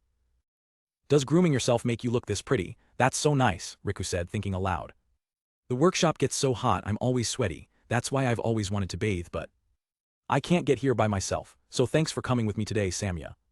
Touched by her words, Samia's resolve softened. "Why yeah, if you ever want to come here just tell me, I'll go with you anytime." "As thanks for coming with me, I'll wash your hair," Riku offered. Samia was taken aback. No, I'm fine." But Riku was insistent. "I looked after my little brothers and the smaller kids back home, so leave it to me." Samia was left speechless, unable to refuse the kind gesture. Gently, Riku began to wash Samia's hair in the cool lake water. The sensation was unfamiliar, yet strangely comforting. For Samia, it sparked a distant memory. "I can barely remember it now," she thought, "but this reminds me of a sensation I was very familiar with when I was little." Back at the house, Izo greeted them with a smile. "Ooh, you look refreshed, welcome back." Clean and happy, Riku and Samia announced in unison, "We're back." "Do you feel cold?" Izo asked. Riku shook her head. "We warmed up by the campfire, so we're just fine." Izo smiled. "I see, the food's ready." To speed things up, Izo used his secret technique, wind magic hand dryer. "Kaya," Riku yelped while Samia laughed in amazement. "Whoa, what's that?" Later at the dinner table, a new challenge arose. Samia stared intensely at her spoon, growling in frustration. "What are you doing, Samia?" Izo asked, holding a pot of soup. "This is wrong," she muttered. "The way," she exclaimed. "You and Riku hold them differently than I do, right? It's like the way you guys hold them looks better than mine." Izo finally understood. "Ah, you mean the spoons, you were worried about that." It wasn't just about looking better, Samia thought to herself, it'd be good if I could do it the same way as my family did. Seeing her friends struggle, Riku jumped in. "I'll teach you, let's practice together." Izo began the instructions. "First, you open your hand and hold it between your thumb and index fingers. Then you support it with your middle finger," Riku added, gently adjusting Samia's grip. Riku comes from a big family, so she's good at teaching. Samia realized there were many things she could learn about families from them. With a trembling hand, Samia held the spoon correctly. "Tada, I did it," she shouted proudly. Izo and Riku applauded her success. "Well then," Izo said, placing a bowl in front of her. "Here's today's soup." Samia nodded nervously. "Why yeah." Her heart thumped with anticipation as she looked down at her bowl. Carefully, she scooped up her first spoonful. Izo and Riku watched on, their faces full of warmth and encouragement. She brought the spoon to her mouth and took a bite. Her eyes widened in delight. "It's delicious." "Izo, today's soup is even better than usual," she exclaimed. He just chuckled. "It's the same as always, though." With a knowing smile, Izo added, "But food really does taste better when you're happy." And so the three of them shared a meal, their little house filled with laughter and warmth. "I think it tastes great too," Riku agreed. "Same here," Izo mumbled through a mouthful. It was a calm and relaxing time with her new family. Our story begins with a destination whispered in secret, the Black Forest. In a lavish hall, a young noblewoman speaks to a man in armor. "So you're telling me to take refuge in that forest, Nai-chan?" The man, her brother Marius, holds up a sealed letter. "Yes, a blacksmith lives there," he explains. "I've written to a peddler who knows his location. Take this and he'll lead you to him." Marius offers a reassuring smile. "I'm sure he'll treat you nicely." His sister clutches the letter, her expression resolute. "I understand." Meanwhile, in the new urban area, we find ourselves at Camilo's shop. Inside, a customer is finishing up a transaction. It's Marius, the armored man from before. "I'll be having these," he tells the shopkeeper, Camilo. "Even in my house, your goods have a great reputation." With business concluded, Marius changes the subject. "By the way, Camilo-san, about that young guard, I heard he went back to the capital and hasn't been back. Do you know anything?" Camilo's expression turns wary. "For what?" Marius explains, "He helped me out a lot when I was starting, so I wanted to thank him. But I haven't seen him at all lately and I'm worried something might have happened." Camilo strokes his chin, considering his words carefully. He leans in, lowering his voice. "As of now, there have been talks of war amongst the high-ranking nobles of the capital. Maybe it's related to that." Camilo's gaze is serious, a silent warning. He waves a dismissive hand. "It's better if you don't know about these things, it's for your own sake." From just out of sight, a hidden listener takes in the information. It's Izo. "I see, thanks," he says, his voice unheard by the others. Sometime later, Izo is driving a cart with his companions, the beastwoman Samia and the dwarf Riku. Suddenly, on a nearby road, a young woman runs for her life, panting in terror. She glances over her shoulder, her face pale with fear. Her pursuers are closing in fast. "At this rate, they'll catch me before I get into town," she thinks desperately. Back on the cart, something is wrong. Samia's sensitive ears twitch, picking up the distant sounds of a struggle.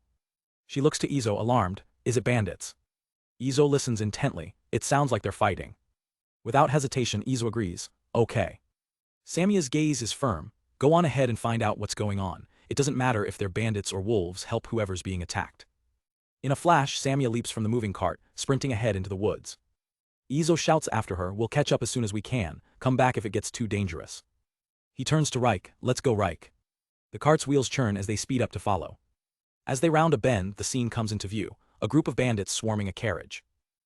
Izo's eyes widen in shock at the chaos. He makes a split-second decision. "I'm leaving our luggage behind," he yells, grabbing his knife. He vaults off the cart, not wasting a single moment. The bandits are ruthless, easily overpowering their victims. The situation is dire. Izo charges in, roaring with fury. "What are you bastards doing?" A bandit turns to face the newcomer, caught off guard. Izo dashes forward, a blur of motion. He ducks under a wild swing, getting inside the bandit's guard. With a clean, brutal slash, Izo cuts the man down. The first attacker falls. Damn you, Izo thinks, his focus entirely on the fight. But another enemy is already on him. Izo reacts instantly. A blade swings down towards his head. The bandit freezes in shock as Izo expertly parries the sword with nothing but a small throwing knife. Before the man can recover, Izo drives the hilt of his own knife into the bandit's gut. The second attacker collapses, taken out with brutal efficiency. Seeing their comrades defeated so easily, the remaining bandits panic. They drop their weapons and flee for their lives. Samia emerges from the trees, bow drawn, watching the cowards run as Riku peeks over the cart. Izo stands amidst the aftermath, catching his breath. He surveys the scene, littered with unconscious bodies. No one is left, is there? Samia confirms. Yeah, this is all of them. Their attention turns to the young woman they just saved, who sits on the ground, shaken but unharmed. Izo approaches her gently. Are you okay? She manages a small yeah. He addresses her more formally. All right, young lady. This might be hard to talk about, he begins, but we'd like you to tell us who you are and why you were being attacked. Izo lays out the reality of their situation. It's obvious you've got some special circumstances, but after taking down this many people, the guards are definitely going to ask us for a reason. He looks at her seriously, see it as a way of helping us back, but as he speaks, a thought strikes him. He studies her face. She looks familiar somehow, just who is it? His mind races, trying to place her, an actress from my world. The young woman gets to her feet and bows her head. First of all, thank you very much for saving me. She introduces herself with poise.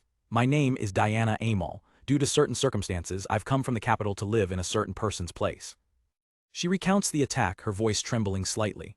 On the way, I was attacked by those people. I fear for what would have become of me if you hadn't come. Her hand tightens on the hilt of her sword, a sign of the terror she just endured.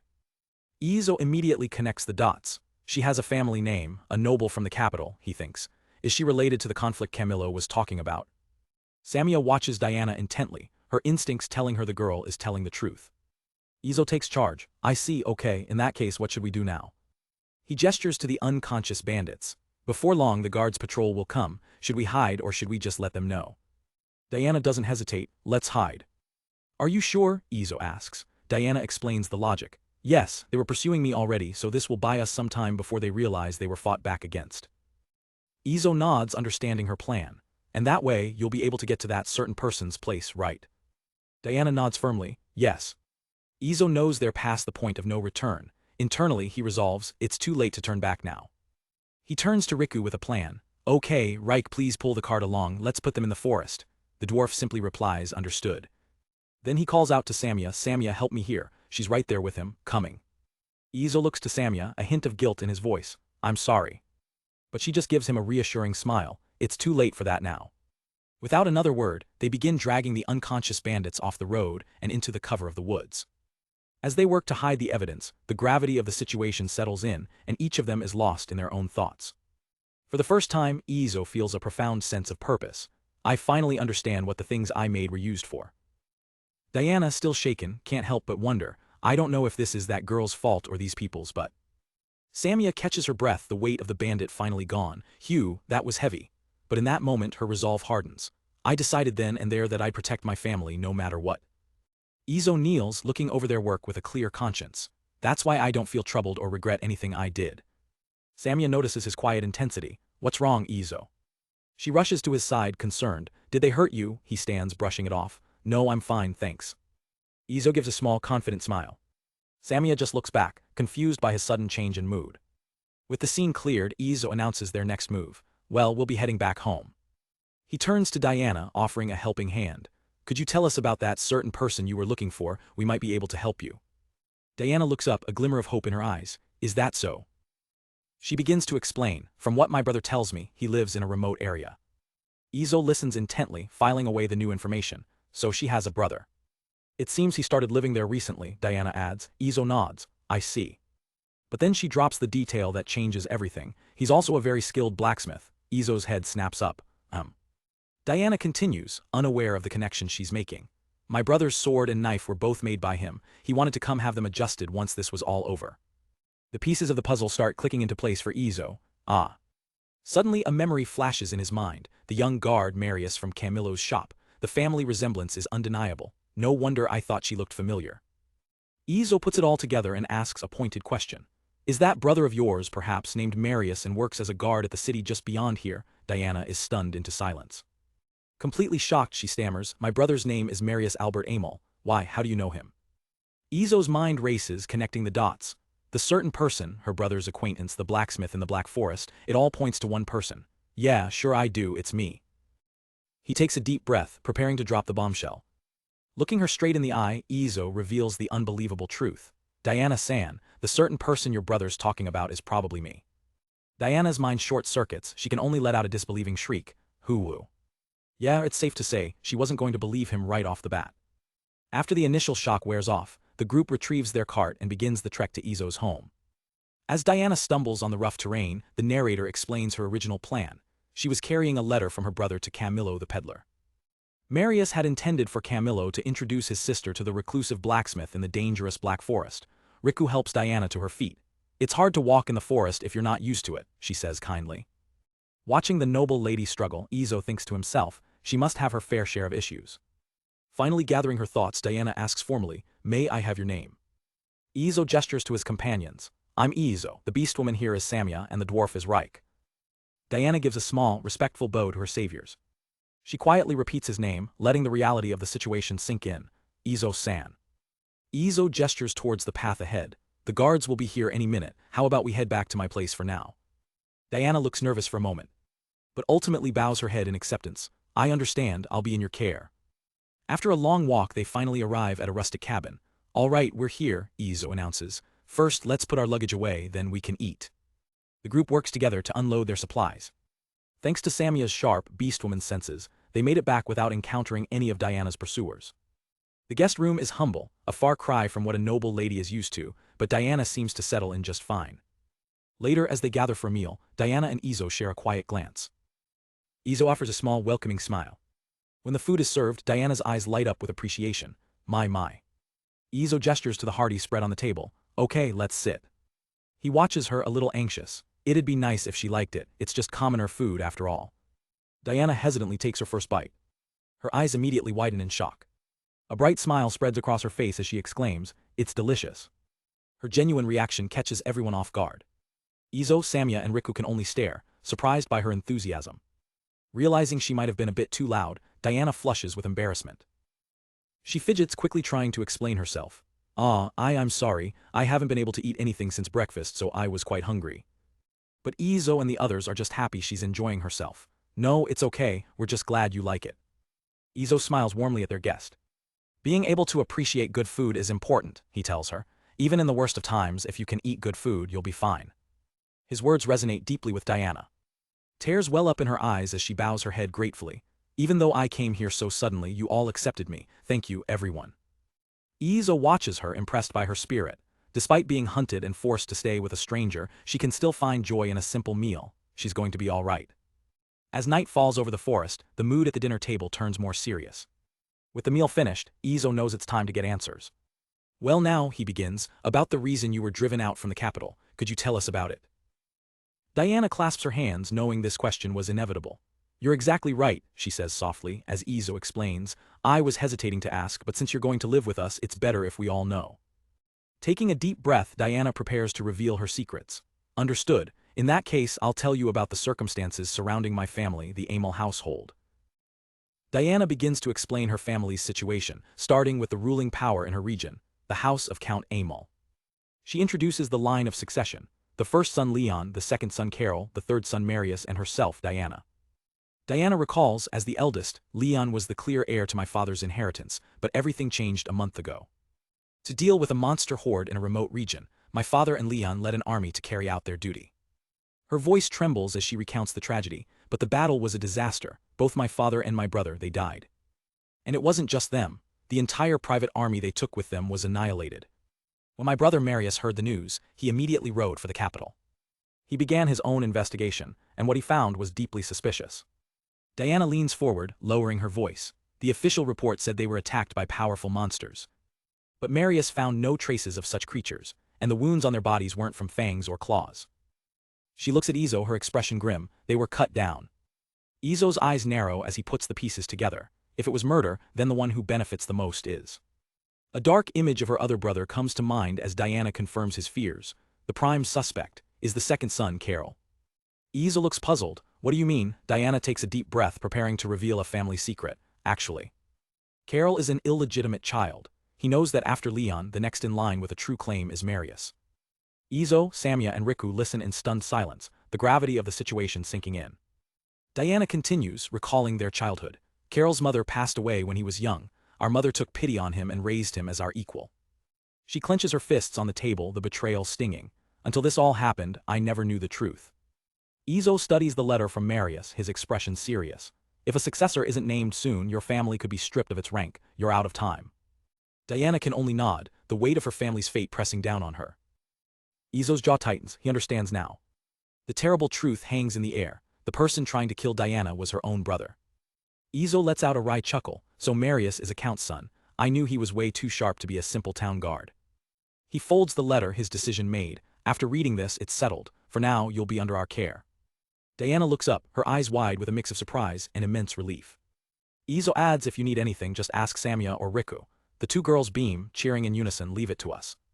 Tears welling in her eyes, Diana bows her head gratefully. Thank you, I'll be in your care. Izo waves his hand dismissively. Hey, no need to be so formal all the time, it's a bit stiff. Just talk to us casually, it'll be easier for us all to get along. Diana is flustered, trying to switch gears. Really, I understand, wait no. Then a bright, genuine smile breaks across her face. Got it, if that's what you want, I'll do it. She gives a small, formal cough, composing herself. The tension finally breaks as they all share a warm laugh. Yeah, Izo says, smiling back. And so, a new chapter began for the sheltered noblewoman. From the very next day, their quiet life in the woods changed just a little. Their daily routine now included Diana, starting with Izo fetching water from the river. Diana gets her first taste of the rustic life. The girls brush their teeth with the icy river water, much to Diana's shivering surprise. While foraging, Riku gives Diana a friendly warning. It can be dangerous out here, so don't go past those trees, okay? Diana nods, got it. After their morning chores, Izo heads to his forge. All right, I'm off to work now. But he's surprised to see Diana waiting for him, already dressed in an apron. I'll be in your care, she declares. Izo smiles, turning to his other apprentice. Samia, can you show her the ropes? Yeah, she chirps. Having asked to help, Diana officially began her apprenticeship at the workshop. The clang of hammer on steel fills the air. Under Samia's guidance, Diana learns the basics of forging, sweating from the heat but determined. Watching from a distance, Izo thinks to himself with a smirk, looks like she remembers what I taught her. He remarks to Riku, she may be a noble but she's surprisingly strong. After seeing her with a sword yesterday, I can tell she's got real talent. Diana works tirelessly, pouring all her effort into the craft. As the sun begins to set, Izo calls it a day. All right, let's stop here for today. He gives Diana an approving nod. Good work on your first day. Diana looks over the blades they've crafted, amazed by the clear difference in quality between her work and Izo's. Izo picks up two swords to demonstrate. This long sword is the standard model, but this short sword, this is the high-class model. Her eyes light up. Can I look at it? Izo hands it over. Sure, the handle isn't finished yet though. Diana holds the blade, feeling its perfect balance and craftsmanship. Her eyes sparkle, completely captivated by the weapon's quality. Izo smiles, thinking, she has the exact same look Riku did when we first met. Diana whispers, completely breathless. This is amazing. Riku grins, remembering her own awe. Isn't it? I was so surprised the first time I saw his work too. Izo admits, I don't know the skill of every blacksmith out there, but even in the capital, you won't find many who can make something like this. He continues his thought, explaining his business strategy. That's why I sell these high-class models as the work of a decent blacksmith to avoid drawing too much attention. Samia's mind is blown. Wait, you can make something even better than this. Diana looks from the incredible sword back to the man who made it, a determined fire in her eyes. She turns to him, making a bold request. Izo-san, could we have a match? Izo pauses, caught off guard. Him. He points to himself, completely baffled. A match with me. Diana nods eagerly, her expression dead serious. With swords, of course. A sudden horrifying memory of another battle-crazed woman flashes through Izo's mind. Oh no, Diana's a battle maniac too. She clarifies, I know I can't beat you after seeing how you fought back then, but I want to witness that strength again. Izo realizes she's talking about the day he rescued her from the assassins. As Samia and Riku giggle at the scene, Izo lets out a defeated sigh. Well, I guess there's not much else to do around here. Seeing her excitement, Izo sighs but gives in. Alright then, it's going to get dark soon, so let's have just one match. Diana's face lights up, thank you. Izo thinks to himself, a sweat drop running down his face. I get the feeling she's not quite your average lady of the nobility. Out in a clearing, Izo and Diana face each other with practice swords in hand, while Samia and Riku watch from the sidelines, ready for the show. Diana gives her sword a few practice swings, a confident and eager smile on her face. Izo eyes her warily. Why are you so happy about this? It doesn't look like you picked a blade for a small spar though. Riku and Samia chime in from the side. Even though he may look like that, Izo's pretty strong. You normally wouldn't think that a blacksmith could be this strong. Izo twitches in annoyance. That part about look like that was uncalled for. Diana ignores the banter, her expression turning serious as she raises her sword into a ready stance. Izo mirrors her focus, holding his own sword loosely, ready when you are. Samia and Riku watch with anticipation, as the duel is about to begin. Without a moment's hesitation, Diana lunges forward, scraping the grass as she closes the distance in an instant. Sparks fly as their blades meet in a sharp clang, the force of the impact echoing through the clearing. Diana presses her attack, bringing her sword down in a powerful overhead strike that Izo deftly parries. She lets out a grunt, surprised by his strength as Izo's expression hardens, meeting her blow for blow. The two become a blur of motion, their bodies and blades moving in a deadly dance. Steel clashes against steel again and again, a testament to their evenly matched speed. Izo analyzes her form mid-fight, each and every one of her moves is quick and accurate. While not on the same level as Helen, he thinks, narrowly blocking another strike, she definitely knows how to handle a sword. His grip on the hilt tightens, it's time to stop playing around. Samia with her keen senses picks up on the shift in the air. Izo's getting a bit serious. Diana's eyes widen as the pressure suddenly intensifies, the force behind Izo's blocks nearly knocking her off balance. He sees an opening in her attack pattern, a feint. In a flash, Izo sidesteps her lunge and the spar is over. He calls out, "Stop." The spectators, Samia and Riku, watch the decisive final move. With the tip of his sword resting gently against her, Izo asks, "It's my victory, right?" Panting heavily, Diana lowers her weapon. "Yeah." Izo catches his own breath, feeling the strain. "Man, moving this much is exhausting. My body's 30, but my mind's 40. Diana looks at him, still trying to process the fight. "Izo-san, you weren't completely serious about this, were you?" He shrugs, wiping sweat from his brow. "Well, it's not like we were trying to kill each other." Diana looks down, disappointed in herself. "Even then, I couldn't even land a single blow on you." Izo tries to reassure her. "No, but you still did pretty good." Her head snaps up, a flash of pride in her eyes. For someone such as I, who's even called the Rose of the Arena, to be called just pretty good. Izo just blinks, completely caught off guard. "What?" Samia decides to drop a bomb. "Out of 100 fights with him, I've only won once." Izo looks over shocked. "Huh, really?" Diana turns to Samia, her jaw dropping. "Even though you're a beast woman," Samia just nods. "Yup." Riku adds, "You've got nothing to feel sad about. Master's good enough to take Helen's blows head on like it was nothing." Izo is starting to get confused. "Wait, wasn't Helen going easy on me? I thought the goddess only gave me basic self-defense cheats. What's with this mood?" The name clicks for Diana. "Helen, do you mean Helen, the lightning blade?" Izo recalls the name, lightning blade. "Yeah, I'm pretty sure that's what she said." Diana is incredulous. "You took her blows and kept standing?" Izo thinks back. "Well, we were at it for around 15 minutes. She shouts in disbelief. "That long?" Diana explains, her voice filled with awe. "Helen's other name is the lightning blade because she's ridiculously fast. She's made a name for herself and is well known even amongst the nobles." The gears start turning in Izo's head. Was she really that strong? I'm surprised I'm still alive. Meanwhile, Diana is mumbling to herself, being able to take her head on and even landing some blows of his own. She clenches her fists, her mind made up. Izo, getting uncomfortable with all the praise, tries to wrap things up. Anyways, we're done here, so why don't we go back home?" But before he can leave, Diana drops to her knees before him. Izo freezes, a sense of déjà vu washing over him. Now this is a familiar sight. She looks up at him with fierce determination. "Please make me your disciple." Then she bows deeply, pressing her forehead to the ground. From the sidelines, Samia and Riku can't hold back their giggles at Izo's predicament. Izo's mind races. The Count's daughter I've been entrusted with, Marius' beloved little sister, an unmarried young woman. Diana remains prostrated, awaiting his answer. He lets out a long, defeated sigh. It seems it's normal for people to prostrate themselves in this world. He gives up. "If you're all right with practicing once a day after work." Her head shoots up, her eyes sparkling with hope. "Is it okay?" Izo quickly sets the conditions. "However, what I'm gonna teach you isn't proper swordsmanship and I'm not good at teaching. You'll have to learn by looking at me." Diana beams. "Got it, thanks." She leaps to her feet, celebrating with Riku and Samia. "I did it." Izo watches her, thinking of her brother. Marius-san must have had a hard time. She must have been quite the tomboy back at home. Riku gently reminds her also, "No calling me master or being all formal around me." Diana looks confused for a second, then remembers. "Okay, if you say so." And just like that, Izo's quiet life changes once more. He's taken in his second disciple, and his daily lessons have increased by one. From the next day on, a new routine began. Diana would help out at the workshop. And in the evening, they'd trade blows with wooden practice swords. As the sun sets, Riku points out, "Oh, they've begun." The sharp crack of wood on wood fills the air as their daily training commences. Having been properly trained, Diana's swordplay is agile and fast, a flurry of precise movements. Izo knows his own limits.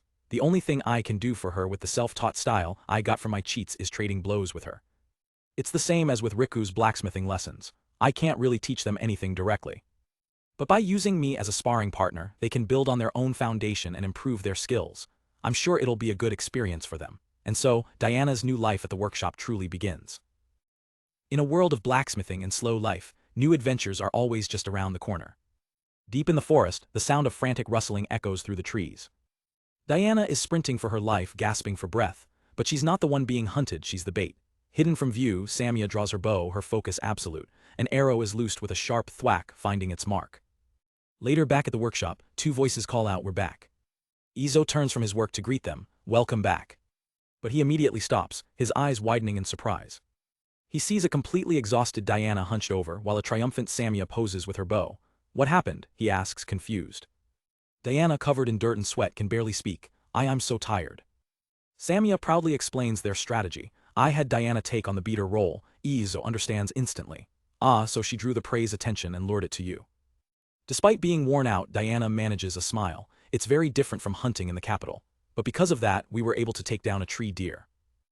Izo looks at Diana, concerned. "She must have made you run around a lot. Let's pass up on today's training and rest instead." Diana nods gratefully. "Yes, I'm not sure I'd be able to move very well like this anyway." Izo smiles, making a plan. "Tomorrow, let's cook the deer you both took down." At the mention of a feast, Diana's exhaustion vanishes, replaced by pure excitement. "Right, I'm looking forward to it." Izo thinks to himself, the lady really seems to like it. The next day, the group gathers around their successful hunt. Izo announces, "All right, let's begin," as they all get to work butchering the deer. For Diana, who has only ever seen meat neatly packaged, this is a revelation. "Oh, so this is how meat is made." Izo notices her reaction, relieved. He thinks to himself, the lady looks like she's fine with this. Diana holds a piece of the fresh meat, a new understanding dawning on her. "This is the deer that was alive until yesterday. This is how we've been able to put meat on our plates." Izo looks on with a calm, knowing expression. "By taking their lives, we're able to live on." Samia bursts out laughing. He sounds like a grandpa. Riku looks up, curious. "Is that the North's people's way of thinking?" Izo considers it. "I don't know about that, but..." Diana shares her own culture's belief. "At least, where I come from, it's said that everything has a soul. That's kind of like what beastmen say." She then asks, "Everything, even the forest?" Izo explains his philosophy. "As do the trees and the grass in the forest, so do the sun, water, earth, and even the fire we use. Everything has one.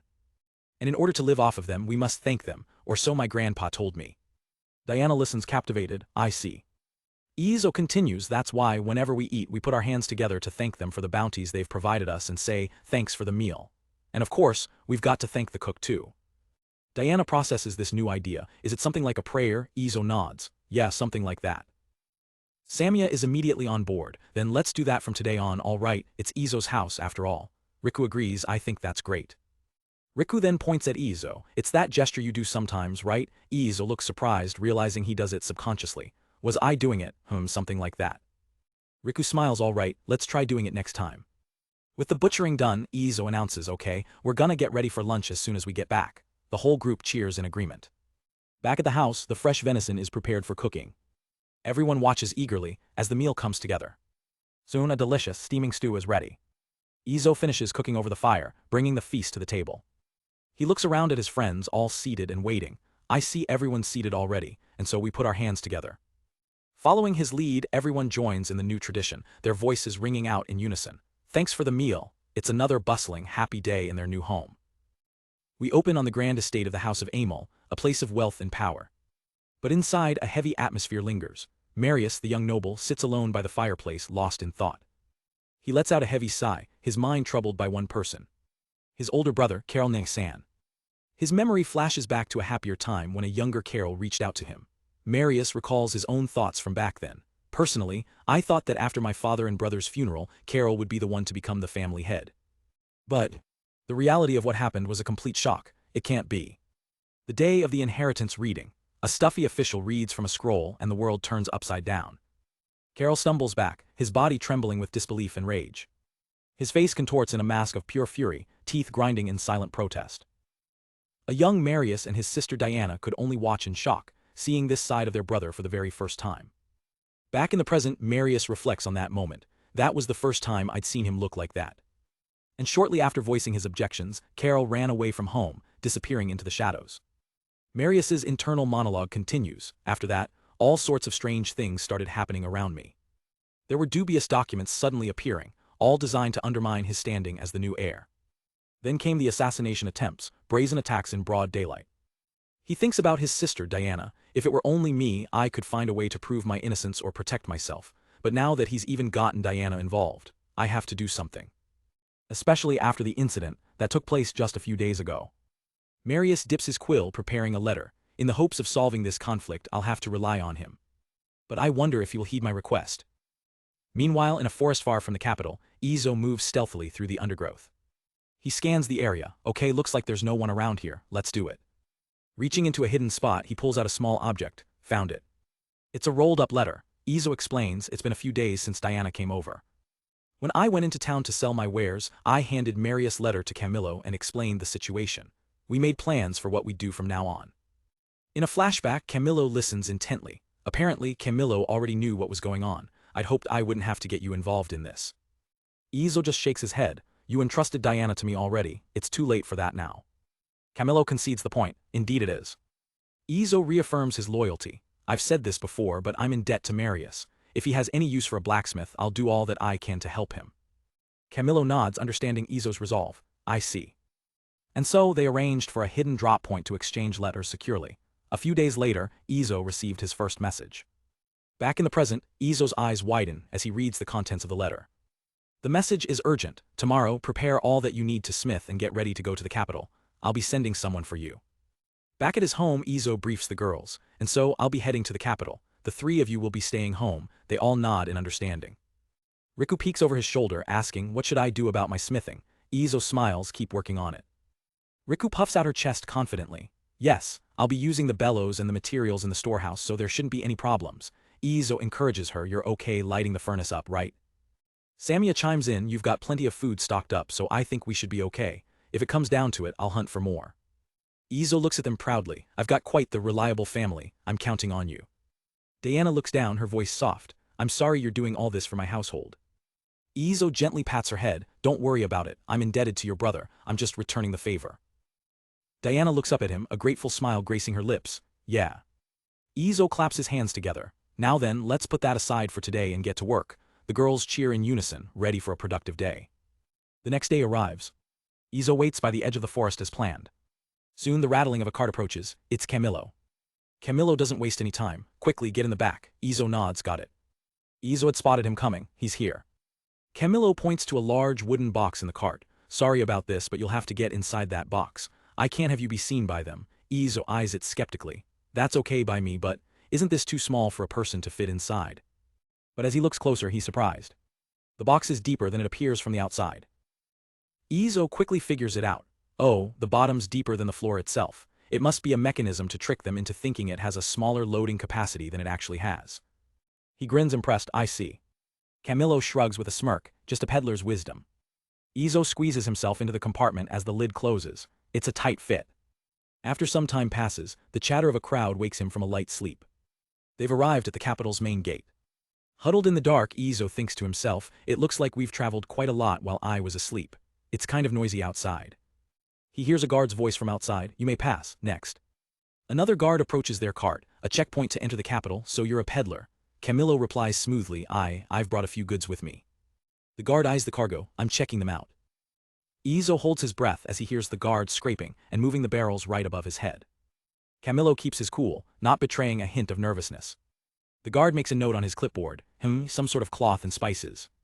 Finally he waves them on, okay you may come through. Camilo offers a polite thank you very much. As the cart rattles on, Izo breathes a sigh of relief. They move a safe distance away from the inspection point. He can already feel the journey in his bones. As I expected, my hips really do hurt. This would have been impossible with my old body. Suddenly, the cart comes to a stop. The lid opens and Camilo helps him out. Hey, you can come out now. Izo groans as he stretches his cramped limbs. Gwa, that was tough. Camilo chuckles, it was, wasn't it? Sorry about that. Izo twists his sore back and looks around at his new surroundings. So where are we? It looks like a smithy. Camilo reveals their destination. This is the Amal household's private smithy. Just then a familiar face appears from the shadows. Marius-san, Izo exclaims. The other workers in the smithy gasp in awe. He's a noble, Marius smiles warmly. In here we make and repair the soldiers' weapons. It's been a while, Izo-san. As Camilo leads the horses away, he tells Marius, I'll go put the horses and the luggage away. Inside the smithy, Marius formally greets the blacksmith. It's been quite a while, Izo-san. Izo smiles, noticing the blade at Marius's hip. Ah, indeed, it's been a long time. Hey, that's the short sword I made for you. Marius's expression turns serious as he gets straight to the point. I'm sorry for the rush, but I'll be brief. He looks Izo dead in the eye and makes a heavy request. I want you to forge a sword for me. He adds a crucial detail, make it as good as you can. Izo is intrigued. I don't mind, but may I ask why? So he wants a custom model. Marius begins to explain the dire situation. The Amal household has an heirloom sword, but unfortunately it was stolen a few days ago. You know about the trouble my family is in, right? Marius asks. I heard about it from Diana, your little sister. He then reveals his prime suspect. Considering the circumstances, it was definitely an inside job. In other words, it was stolen by my brother Carol. Izo is confused. Okay, but how does that relate to me having to forge a sword? Marius's face darkens as he explains his brother's scheme. His objective is to prove that anyone who lets their heirloom be stolen isn't fit to be the successor. His plan is to pretend to search for the sword, then, miraculously, recover it himself, and use that to declare himself the worthiest heir. Izo can't help but think seriously. His plan is so obvious it's almost painful. Marius leans in, his eyes gleaming with a plan of his own, and that's where you come in. Izo is still not following him. We don't have time to get the real sword back from Carol, Marius explains urgently. He then reveals his audacious counter-plan, so we're going to make it look like the stolen heirloom sword was actually a fake. Izo is stunned. That's. Marius delivers the final blow. Yes, I want you to forge the Amal household's new heirloom sword. Izo is completely floored by the request. Please wait, he stammers. Does that mean a sword I make will become your family's new heirloom? Marius confirms it without hesitation. Indeed. Izo can't believe what he's hearing. Is he really okay with that? Marius clarifies, even though we call it an heirloom, it wasn't forged by gods or elves. It's just a steel sword bestowed upon our family by the king. It was made by a renowned master smith, but that's all. Izo silently processes the sheer audacity of the plan. Just then, Camilo returns. I had Helen show me the sword you forged for her, he says, appearing beside them. There aren't many human craftsmen who can forge something of that quality. He gives Izo a confident look. If you can make something like that, you'll be fine. Izo still looks skeptical. He raises a critical point, but I've never even seen the heirloom sword. If I make a new one, it'll look different. It'll give us away. Marius waves off the concern. We've only ever used it in private ceremonies. The official records only describe its history, not its appearance. It shouldn't be a problem. Izo crosses his arms, weighing the risks and the favor he owes. Finally, he looks up with resolve. All right, I'll accept your request. Marius's face lights up with pure relief and joy. He grabs Izo's hand and shakes it firmly. Thank you. As the tension breaks, Izo feels a bit awkward. By the way, Marius-san, he begins, you don't need to be so polite to me. Please talk to me casually like you did when we first met in town. It's hard to speak to you like this. But Marius insists, bowing his head slightly. No, I can't be rude to the one who will save my family. Izo tries again. It's thanks to you that I can do business in town. I'm just returning the favor. Marius pauses, considering Izo's words. He then comes up with a proposal. How about this? With this job, your debt to me is paid. We'll treat each other as equals, so there's no need for politeness. Are you fine with that?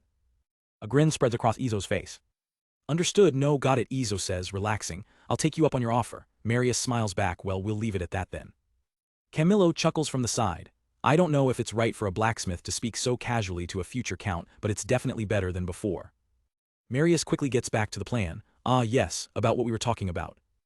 Camilo explains their backup plan. If Carol gets suspicious and we're about to get caught, all we have to do is compare the two swords. If the fake one loses against the real one. Marius finishes with a cunning smile. It'll be obvious which one is the true sword bestowed by the king, right? Izo smirks, impressed. This is what a future count is capable of. We don't have much time, Marius urges. Could you please start now? Izo nods, got it. Izo puts on his apron, his determination renewed. Now then. He looks towards the forge, ready for the challenge. Let's start doing Marius the favor of a lifetime. He immediately notices a difference from his own workshop. The Amal household's smithy isn't compatible with magic, so I have to kindle the fire myself. But he's not worried. My Isekai knowledge gave me magic cheats, but I still know the basics. He begins the old-fashioned way, striking iron on the anvil. Once the iron is red hot, he uses it to ignite a bundle of barley. He then places the burning tinder into the charcoal on the fire. With powerful, steady strokes, he works the manual bellows, feeding air to the growing flames. Soon the fire's roaring hot. Izo wipes a bead of sweat from his brow, satisfied. Okay, at this rate I'll be fine. He takes a moment to appreciate his usual magical tools. I mostly use my magic bellows and firebed. It's thanks to them I can usually concentrate fully on my work. He selects the highest quality iron plate available and gets to work. The metal glows brightly in the intense heat. With a glint in his eye, Izo prepares to strike. The rhythmic clang of his hammer fills the smithy as he begins to shape the steel. But as he works, a feeling of unease creeps in. Some things. The impact feels slightly off, a bit different. He pauses, looking at the unfamiliar tool in his hand. Is it because I'm using a different hammer? I wonder if I should have brought my own. He shakes off the doubt, his expression hardening. No, this is a custom model for a noble house. I've got to concentrate more than I usually do. Pushing himself, he finishes shaping the longsword, then tempers it to strengthen the steel. Finally, he begins the meticulous process of polishing and sharpening the blade. After hours of intense labor, the sword is done. But as he holds it up for inspection, his face contorts with confusion and frustration. Why? He stares at the blade in disbelief. It's different from the usual. In this crucial moment, Izo has hit an unexpected slump. Back at the workshop, Samia works quietly, her mind drifting to the day Izo left. She remembers his parting words clearly. Well then, I'll be back soon, counting on you guys. His expression was serious but determined. Samia, Riku, and Diana had all pleaded with him. Izo, you have to come back home safely. And with a confident smile, he had simply replied, of course. Snapping back to the present, Riku notices Samia's downcast look. You don't have to worry so much, she says cheerfully. I'm sure Master will be fine. Samia immediately flushes, completely flustered. I'm not worried or anything, it's just. Diana chimes in gently. Well, it's natural that Samia is worried. She then turns to them all, a sad look on her face. I'm really sorry for involving you guys, it pains my heart. Samia's embarrassment vanishes, replaced by genuine concern for her friend. She looks Diana right in the eye. No, Samia insists, I'm more worried about you than anything. I don't know about human things, she continues, but I know your family is going through a lot and I know they are very important to you. Riku watches on, her usual teasing demeanor gone, replaced by quiet support. Diana is taken aback by her kindness, her voice barely a whisper. Yeah. The three of them stand together, sharing a moment of quiet understanding. Meanwhile, far away at the Amal smithy, Izo inspects the sword he just forged, a deep frown on his face. Why, he thinks to himself, his frustration growing. It's different from usual. The environment is a factor, but I followed the exact same process. I didn't skimp on anything, so why? Just then Camilo arrives carrying a tray. Oh, are you done? Here's your meal. Izo remains silent, his gaze fixed on the flawed blade. Camilo notices his expression. What's wrong? Did it turn out wrong? He leans in for a closer look, stroking his mustache thoughtfully. But from its looks, I think it is good. Unconvinced, Izo decides to put it to the test. He grabs a bundle of sticks to demonstrate its sharpness. With a single swing, the sword slices through the bundle with a loud chop. Camilo's eyes light up. Oh, it's super sharp. But Izo knows better. It really isn't a high-end product, he thinks, deeply dissatisfied. To prove his point, he pulls out his own personal knife. This is my knife. He sets up another bundle of sticks. He brings the blade to the target. And with no effort at all, it glides through silently, leaving a perfectly clean cut. Camilo breaks into a cold sweat, his eyes wide with disbelief. The difference is night and day. Izo nods grimly. As expected, something's different. Camilo stammers, this is, it didn't even make any sound. Izo explains calmly, this is the real sharpness of my products. This is a clean cut, Camilo marvels. I now understand why you said that before. This is not the work of any amateur. Izo's resolve hardens. This is how it's supposed to turn out, so I'm gonna try again. Camilo gestures to the first sword. What are you gonna do with that blade then? If you want it, you can have it, Izo offers. Camilo's face lights up with joy. He quickly composes himself, joking, but at a bargain price. You're a tough bladesmith. Izo gets back to work, but hits another wall. After that, I made 2 prototypes, he narrates. They both turned out to be high-class products, but something was still missing. He examines the 2 new knives, searching for the answer. What's the difference between them?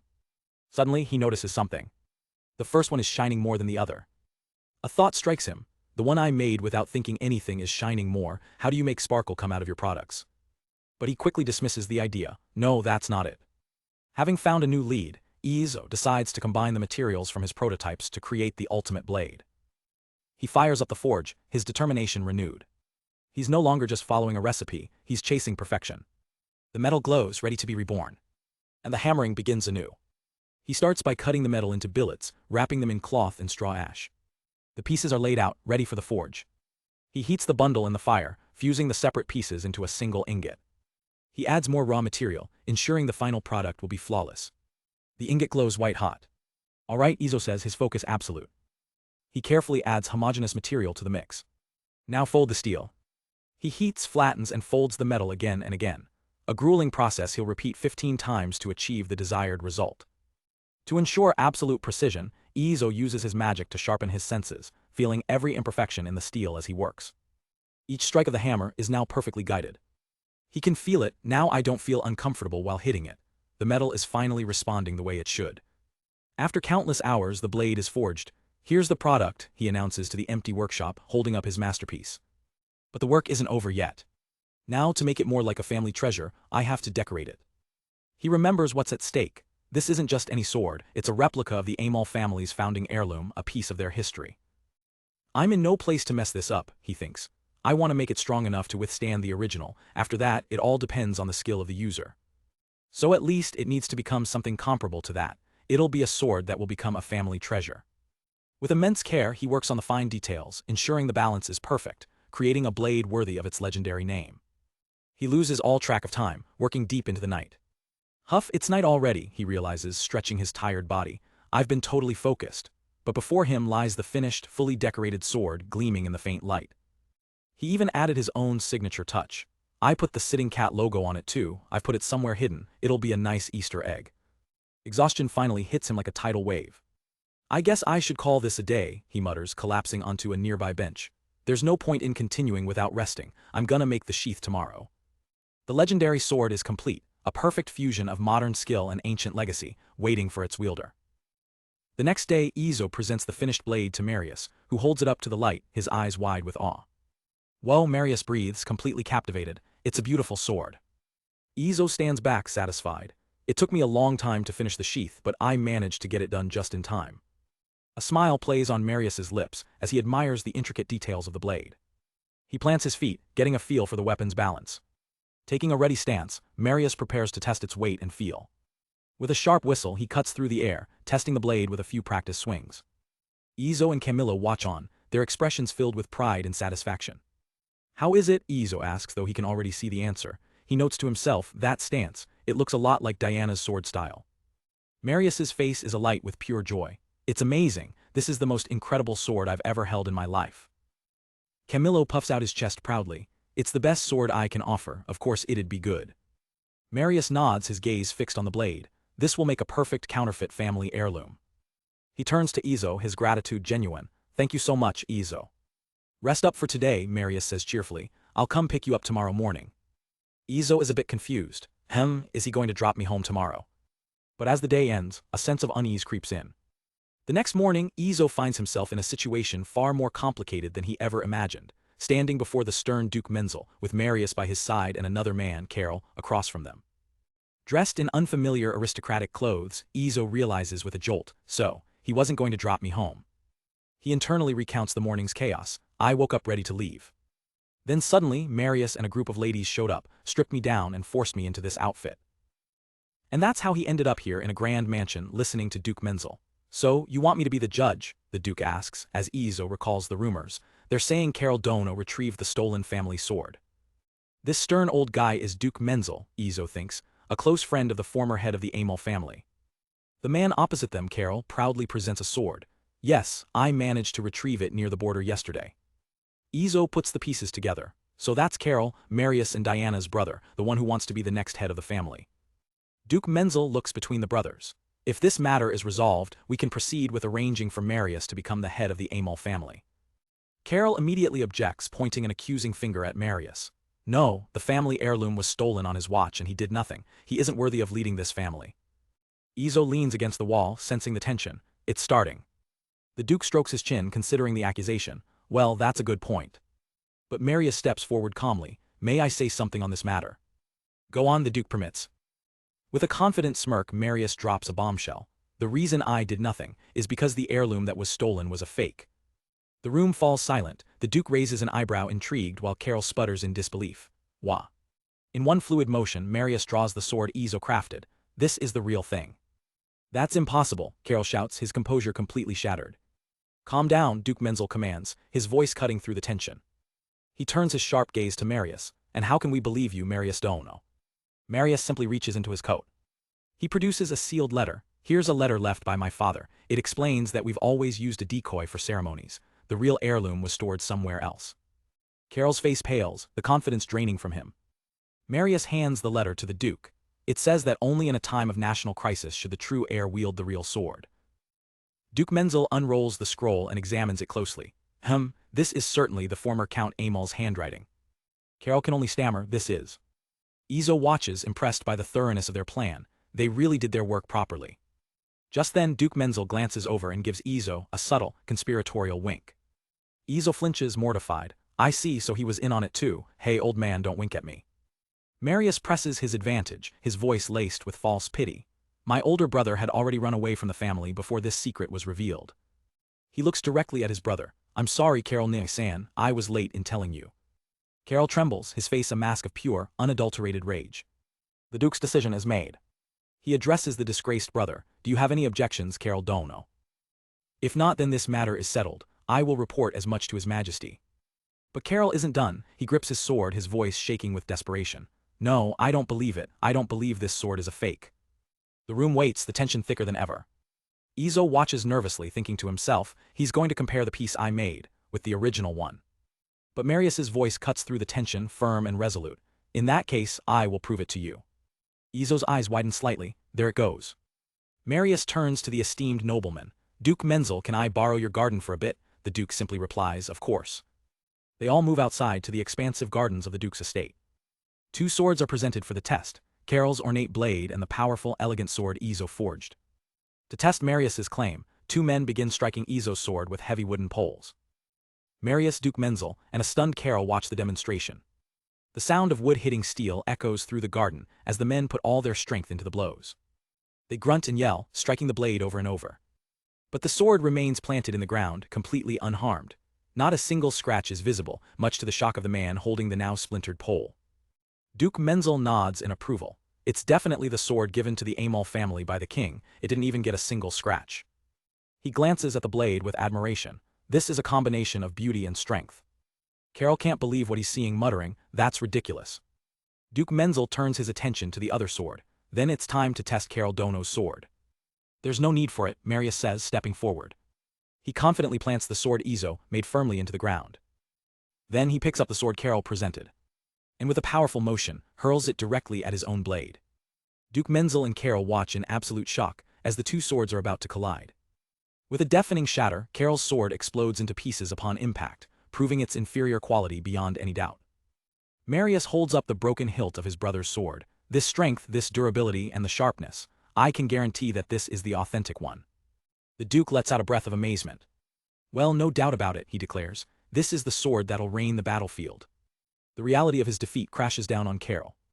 His face contorts in humiliation and despair as tears begin to stream down his face. Duke Menzel makes his final judgment. Well then, there's no problem in this case. The inheritance of the Amal family will be done by the rules. I will report this to His Majesty. Marius looks on, his expression calm, his victory secured. Izo watches the scene unfold, thinking, good on both sides. As Marius turns his back on his defeated brother, a sudden movement catches Izo's eye. His head whips around in alarm. Having completely snapped, Carol lets out a desperate scream and lunges forward. He pulls a hidden dagger, charging at his brother's unprotected back. But Marius is faster. He spins around, his eyes cold and focused. Carol's face is a mask of pure, desperate rage. In a flash of steel, Marius intercepts the dagger, not with the edge but with the flat of his new sword. The force of the block shatters the lesser blade instantly. Marius stands over his fallen brother, a single tear rolling down his cheek as Carol sobs on the ground, utterly broken. Duke Menzel observes the tragic end to the confrontation. Marius kneels before him. Your Excellency, I apologize for making your garden dirty. You can punish me however you want, he says, bowing his head. The Duke looks down at him. There's no need for that. No, he continues, his voice carrying a new weight. Your punishment is that you have to avenge that thief with this beautiful sword of yours, Marius Kaiou. Izo processes the title. Marius Kaiou, does this mean he has already been recognized as the Count? Carol is left sobbing face down in the grass, his ambition and honor destroyed. Izo and the others watch the pathetic display. Duke Menzel turns to leave. Now that everything's finished, let's head inside. He leads the way back to the mansion, followed by Marius and Izo. Marius glances back one last time at the brother he was forced to crush. His expression is somber, filled with the bitterness of his victory. He reaches down, his hand hovering over the hilt of the sword that won him his title. Izo watches his new master, understanding the heavy price that was paid today. As they walk away, leaving Carol behind, a single thought hangs in the air. The striker, the user, feels only bitterness. And so, with the conflict resolved, Marius officially succeeded as the head of the Amal family.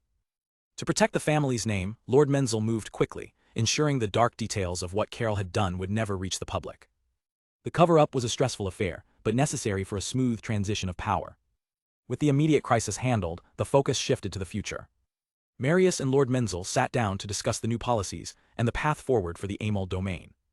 To the outside world, Carol's death was never announced. Instead, a story was fabricated. He was traveling the world, supporting his brother Marius from afar. In the dead of night, his body was secretly carried away and buried in an unmarked grave, erasing the final trace of the family's tragedy. Back at the Amal mansion, a sense of normalcy began to return. The air was still heavy, but the storm had passed.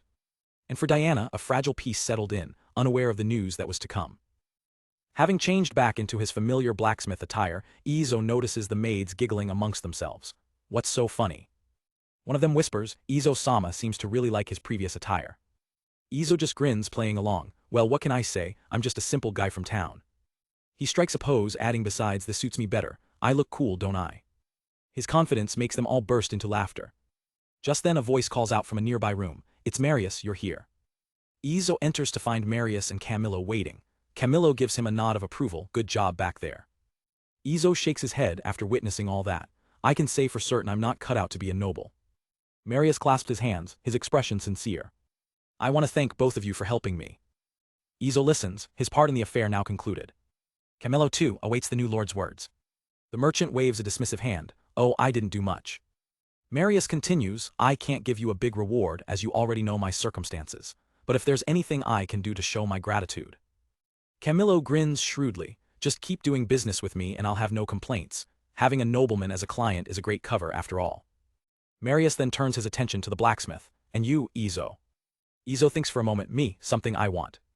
An idea sparks in his mind, how about information on rare ore? Marius's eyes widen slightly. Rare, you mean like Mithril? Izo nods, yeah, exactly. Marius agrees instantly. Whenever you need it, just pass the message to me through Camilo. And I'll see what I can do. But Marius isn't finished. He presses a heavy pouch of coins into Izo's hand. Apart from that, please take this, no questions asked. Izo is taken aback by the weight of the gold. Hey, you don't have to. Marius's serious expression tells him it's not a request.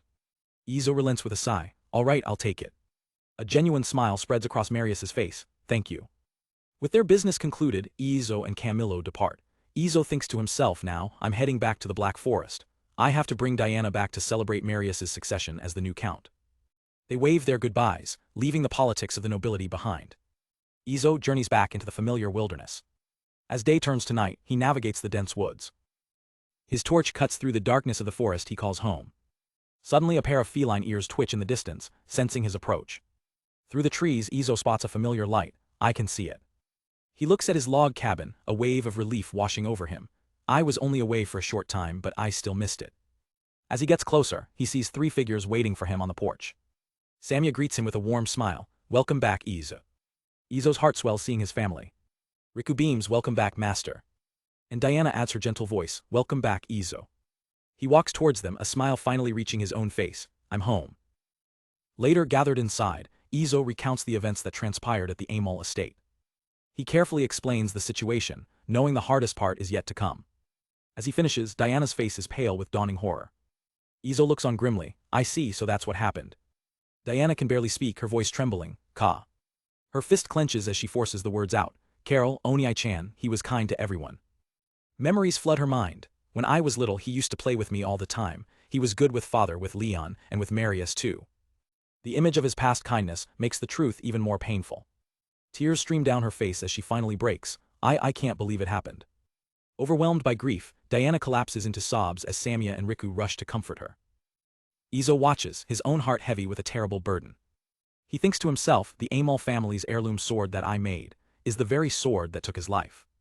After a while, Diana wipes her eyes. I'm sorry for crying so much. Izo speaks softly, don't be. Anyone would cry after hearing their brother is dead, especially one they were close to, and whatever he did in life, death has set him free. He adds they've kept his death a secret, so you must too, but for now, before we go, you should mourn to your heart's content. Diana looks up, her eyes filled with gratitude. Thank you. Having processed her grief, a new resolve forms in Diana's eyes. Izo informs her of the plan. We're taking you to the capital tomorrow morning, but Diana looks up, determined. I'm going to attend the feast too, she declares. Riku immediately chimes in. That means you're going to be gone for another 2 or 3 days, right? Izo nods, turning to his other companions. That's right. I'm sorry, Samia Reich. Riku smirks mischievously at Samia. It doesn't matter to me, but it definitely matters to Samia. Flustered, Samia shouts, Reich, what are you saying? Leaving Diana utterly confused. The sudden, light-hearted bickering breaks the heavy tension, and for the first time since hearing the news, Diana lets out a genuine laugh. The next day, the group travels to the bustling capital city. The grand architecture of the noble district looms before them. As their carriage pulls to a stop, Izo prepares to help Diana. He offers her a hand, falling into formal speech. All right, we've arrived, please, Lady Diana. Diana playfully swats his hand away. Geez, what are you saying? Stop that. The two share a light-hearted moment before the formalities begin. Marius is waiting for them at the entrance of the estate, his expression a mixture of relief and sorrow. Without a word, he pulls his sister into a tight embrace, the two siblings finally reunited to face their family's future together. While they have their moment, Izo and Camilo take in the sights. Izo is amazed. Wow, you can really see all sorts of people out here. There are dwarves, beastmen, are those lizardmen? I've never seen one before.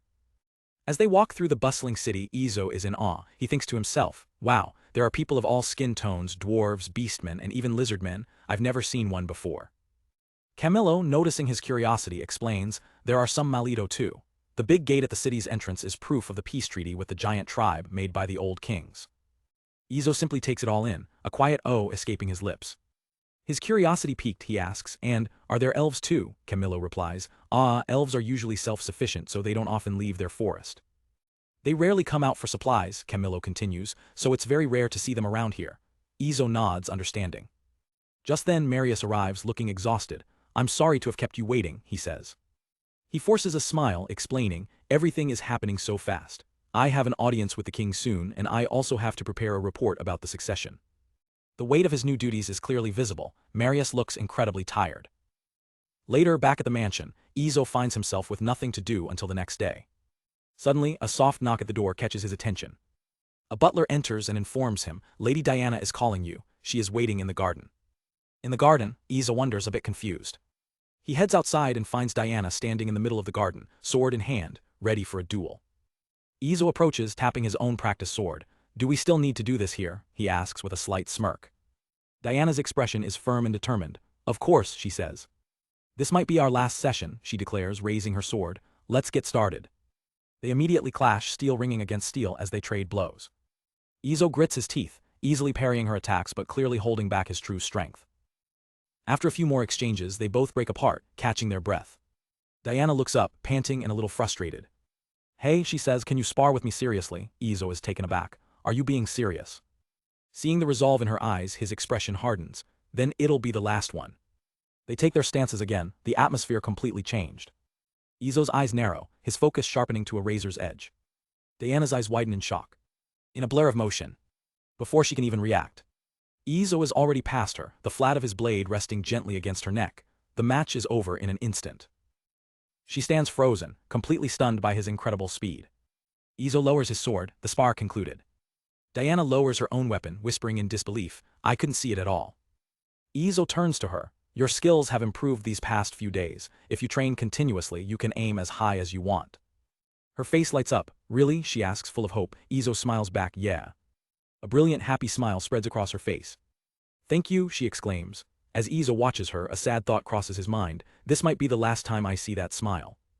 Later, Marius, accompanied by Diana, formally reports to the king. With the king's blessing, he is now, finally, Count Amal. A grand feast is held to celebrate Marius's succession. Marius raises his glass, proposing a toast, to the future prosperity of the Amal family and our unchanging connection with everyone. The hall erupts with a resounding cheers. As the nobles mingle and celebrate, Izo stands off to the side. He quietly raises his glass, cheers. Watching the lavish food, he thinks of his family. I think I could cook some of these dishes. I want Samia and Riku to have a taste too. His eyes land on Diana, and he decides to approach her. Diana-san, he calls out a little nervously.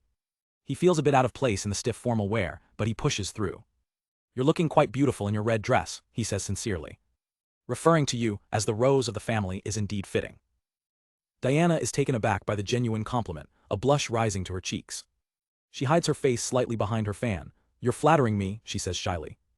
I mean it, Izo insists with a smile. I feel sad thinking this might be the last time I see you, but Diana just gives a cryptic smile. I wonder about that. Before he can ask what she means, a group of young noblemen swarm them. Diana-san. Excuse me, can I join you? One asks, completely ignoring Izo as they surround her. Izo is left standing awkwardly to the side. His chance to speak with her is gone. Just like that, he couldn't get another moment alone with Diana, and the feast came to an end. The next morning, Izo and Camilo prepare their carriage to leave. Camilo turns to Izo. We are ready to leave. Izo shakes hands with Marius. Become a good lord, Marius smiles, but of course. Looking around, Izo notices someone is missing. Is Diana not here? He sighs to himself. Well, she's a count's daughter now, I guess it's to be expected. Marius interrupts his thoughts. Right, the fake sword. Izo nods yes.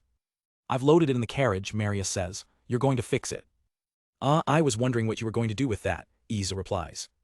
So I need to give it back after fixing it, he asks. Marius shakes his head. No, keep it for me.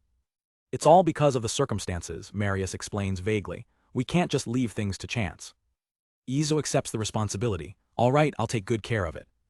Marius gives a small knowing smile. And there's one more thing, he adds, that I want you to take care of. With their goodbyes said, Camilo and Izo set off. Camilo chuckles, that's great, it's in the same box so I'll leave that to you too. Izo, confused, asks, is it also a weapon? Camilo just says, got it. They ride on, leaving the capital behind. Finally they arrive at the edge of the Black Forest. Here we are, Camilo announces. Don't forget to take your luggage, he says, gesturing with his head. Behind you, that box. Izo hops into the back of the cart. This is it. He looks at the large wooden crate, a feeling of confusion growing. As he lifts the lid, a voice from inside complains, it's hard to sit in the box. Long blonde hair spills out as the person inside stretches. Izo's jaw drops as he sees a smiling Diana emerge from the crate. Diana. She beams at him, completely unfazed. I'm here, she says cheerfully, as Izo's mind short-circuits from the shock. Izo recoils in shock, no, saying I'm here. Are you sure your family is okay with this? But Diana is prepared, holding up a sealed letter. I have a letter from my brother regarding this. Izo takes the letter and begins to read. The words from her brother, Marius, seem to mock him from the page. Hello Izo, if you're reading this, it means our plan was a success. It's a pity I can't see your surprised face right now. The letter triggers a memory of Marius's earlier visit, where he had approached Izo with a special request. Marius's voice echoes in his mind. She's the one more thing I want you to take care of that I mentioned before. The letter continues, explaining the grim reality of their situation. Since I became a count and my two brothers are gone, the circumstances surrounding Diana have changed. Marius's plea becomes clear. I want to keep her away from the trouble that's bound to follow. Can you accept her, keep her safe? Izo processes the weight of the request, murmuring, I see. He flips to the end of the letter, noticing a postscript. He can't help but think, he's being rather forceful. The PS simply reads, Diana can do whatever she wants and I won't mind her. It's Marius's way of giving her his blessing to be free. Izo lets out a heavy sigh of resignation. Let's just pretend I didn't see that last part. Well. Diana watches him, her expression tense with anticipation as he continues. It can't be helped since you've already come this far. He finally looks at her with a gentle expression. Shall we go home together then? Diana's eyes widen in disbelief and joy. A brilliant smile breaks across her face as she exclaims, yeah, thank you. With the matter settled, Diana happily thanks the delivery man as Izo watches on, having accepted his new reality. And with that, the two of them turn and begin their journey home. As they walk through the forest, Izo glances back at Diana, who has fallen behind. He stops, noticing her hesitation. What's wrong? We're almost there. Diana stumbles slightly, her steps faltering not from the terrain but from doubt. She looks down, her voice barely a whisper. Am I a bother? Izo turns to face her, his expression serious and unwavering. He makes her a solemn promise. If I ever think that you are a bother, I'll send you back to your house right away. Her eyes search his for any hint of a lie. Really? He smiles faintly. Really? This stubborn, hard-minded blacksmith doesn't lie about things like this. Her worries melt away, replaced by a warm, relieved smile. Izo gestures ahead. Look, we can see our home already. Feeling more comfortable, Diana calls out to him. Hey, Izo-san. He turns back with a friendly grin. Just Izo is fine. He continues, since you'll be part of our family now, you don't need to add san anymore. She beams, repeating his name with newfound familiarity. Yeah, I got it, Izo, he nods in approval. All right, Izo. The name hangs in the air, sealing her place among them. As the workshop comes into full view, Diana's heart swells and she joyfully shouts, I'm home. From the porch, Samia and Riku wave back enthusiastically. Izo's voice is warm and welcoming. Welcome home, Diana. Diana waves back, officially greeting her new family as Izo watches with a gentle smile. But as Diana gets closer, Riku gives her a conspiratorial wink. Hey, did it work? Izo catches the exchange, a flicker of confusion on his face. Wah. Diana giggles, playing along with Riku. Yes, just like you said it would, right? Izo's eyes narrow in suspicion. What's that about? He approaches the girls who are now huddled together, clearly sharing a secret. Hey, what are you three plotting? Riku just puts a finger to her lips with a cheeky grin, speaking for all of them. It's a girl's secret. And with that, the lively, chaotic, and new usual of the Izo workshop had officially begun. With Diana's arrival, the days at Izo's workshop were filled with smiles and a newfound warmth. Their first big project together was building a new room for their newest family member, a task that took them about a week. Everyone pitched in, working side by side to build the new addition. Finally, stepping back to admire their handiwork, Izo gets ready to make the announcement. All right, it's done. At his words, the girls erupt in cheers, celebrating their accomplishment. Riku beams, now that we have a new room, we're finally a real family. Samia agrees wholeheartedly, yes, please take good care of me again. Diana looks at their finished work, filled with joy. It's so much fun making something together, isn't it? Izo smiles, think you can keep this energy up when it's time for actual smithing work. Diana puffs out her chest proudly. Of course, if I couldn't, I wouldn't have come here. In that case, Izo says, holding out a small wrapped object, I'll give you this. As she unwraps it, her eyes widen in awe at the gleaming blade. This is, Riku proudly explains, it's a custom-made knife. Samia adds, each of us has one for protecting ourselves. Izo looks at his crew, now complete. Think of it as proof of being one of the family. Diana clutches the knife, her heart swelling with a sense of belonging. Izo gives her a friendly warning, you already know how sharp my work is, so handle it carefully. Diana beams, I understand, it's beautiful. The girls all cheer in agreement. All right, Izo announces, clapping his hands together.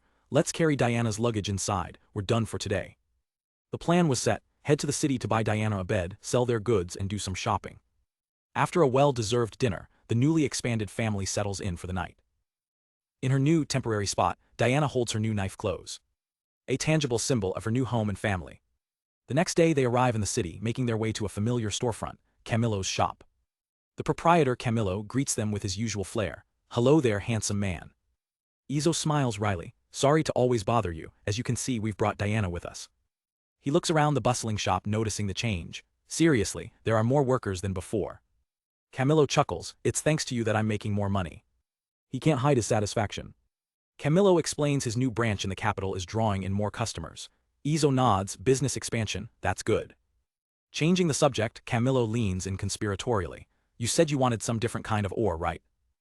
Izo's interest is immediately piqued. Right. Well, I got a little intel from Excellency. A shipment of Apoidakara from the north just arrived in the city. The name hits Izo like a lightning bolt, Mythril.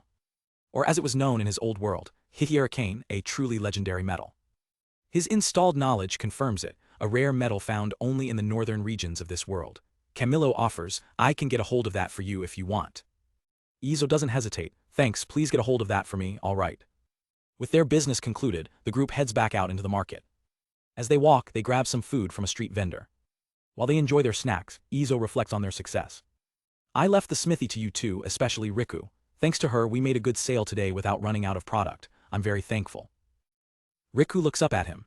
It was also good to hear from you and Camilo about what you did in the capital. Diana chimes in, I heard about it from Nick-san too. Izo smiles, pleased with his crew. The capital was quite lively, he says between bites. This city isn't nearly as busy in comparison. His eyes land on a typical party of adventurers. He thinks to himself, are they adventurers? I'm happy to live my second life as a simple blacksmith, but if I had any other cheats, I probably would have ended up just like them. His wistful tone catches Samia's attention. What, Izo, are you planning to set out on a journey? The question catches him completely off guard. What? Riku and Diana also look on with sudden concern. The cheerful atmosphere vanishes in an instant. No way, he says firmly. I only traveled here because of a special circumstance. I never want to go through that again. He adds with a strange seriousness, I've already died once, I'm not lying. Samia just stares at him, unconvinced. Her silence is unnerving, and the tension hangs in the air. What happened? He asks, confused by the sudden shift. Riku finally speaks up. What's wrong with you too? It's because of you, master. I feel like you might just disappear without a trace one day. Maybe Samia thought the same thing. Izo looks down, understanding their fear. Well, it's true I came from another world. However, it's different now. I'm not going to leave without telling my family. Riku's face lights up with relief. Yes. Diana watches the exchange with a gentle, understanding smile. With the misunderstanding cleared up, the mood lightens and they head for home. Back at the workshop as they unload their supplies, Izo notices Samia pause. What's the matter? She sniffs the air. It smells like it's going to rain, and from the direction of the wind it seems it's going to last for a while. How long? Izo asks. Samia considers it. I'm not sure, but probably not longer than a week. Izo looks up at the sky. I see. It probably won't last more than 3 days, but I should fetch water from the stream while I can. And just as Samia predicted, the sky darkens over the forest. The first drops of rain begin to fall, pattering against the leaves. Soon it becomes a heavy downpour, filling the barrels outside the workshop. The rain started around midnight, so the group spends the day inside the smithy, replenishing their stock of sheet metal from iron ore. Diana, carrying a load of firewood, watches them work with fascination. So you make your own sheet metals? She asks, amazed. No wonder you're all so strong. Samia and Riku flex proudly. We're stronger than humans from the start. Diana lets out a breath, a mix of surprise and amusement. She laughs heartily. Ha, right. A small creature nearby adds, Izo's strong for some reason too. Outside, the rain continues to pour. The next day, the downpour hasn't let up. Inside the smithy, Izo gives out the day's instructions. I'll have everyone produce a general model, but I. He picks up a piece of metal, inspecting it with a critical eye. Going to forge a new knife for myself, since I had to sacrifice my old one back in the capital. Diana, Samia, and Riku watch in silent awe as Izo begins his work. He examines the glowing blade, his focus absolute. The finished knife gleams, a testament to his skill. With a final huff, Izo steps back. All right. He turns, holding the new knife for the girls to see. Riku's eyes sparkle with admiration. As expected, master's work is on another level. It's so beautiful, isn't it? Diana nods in agreement. Yeah, I don't know the fine details like Riku, but it's gorgeous. Samia chimes in. I don't really get it, but I know it's amazing. Izo can't help but smile at the praise. Is that so? Thank you. His expression turns serious as he sits down. But I couldn't have made something like this in the capital. Riku looks at him confused. Really? Izo confirms. Yeah. Back then, I had no choice but to melt my old knife and mix it into the metal just to get it to work. He wonders to himself, is there something special about my smithy? I can make high-quality blades here as usual. He continues his internal monologue anyways. The only problem is that I can't move from this place right now. Izo smiles, reassuring himself, but I have no intention of moving, so it's not really a problem. Still, he thinks there's no guarantee nothing will happen in the future. I need to figure this out. For the next few days, they pass the time by working on new products, until finally, the rain subsides. The sun breaks through the clouds, its rays drying the wet leaves. A clear, starry night settles over the quiet workshop. The next morning, Diana throws her arms up in celebration. It's sunny. Samia cheers beside her. Finally, we can do the laundry. Diana adds, I was so afraid everything would get moldy. Riku holds up a laundry basket, already planning ahead. When I'm done with this, I'll go hunting. Samia's ears perk up. I'll go too. Izo watches them, noting, Samia looks really cheerful today. Riku just giggles knowingly. Diana explains she's probably happy because you replenished her arrows. Izo smiles. Really? I'm glad she likes them. Samia blushes, flattered by the attention. Geez, master. Riku puts a finger to her lips, winking at Izo. It's a maiden's heart. Izo is left completely clueless. Later, the familiar sound of hammering fills the air.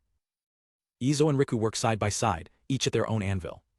As he works, Izo notices something strange.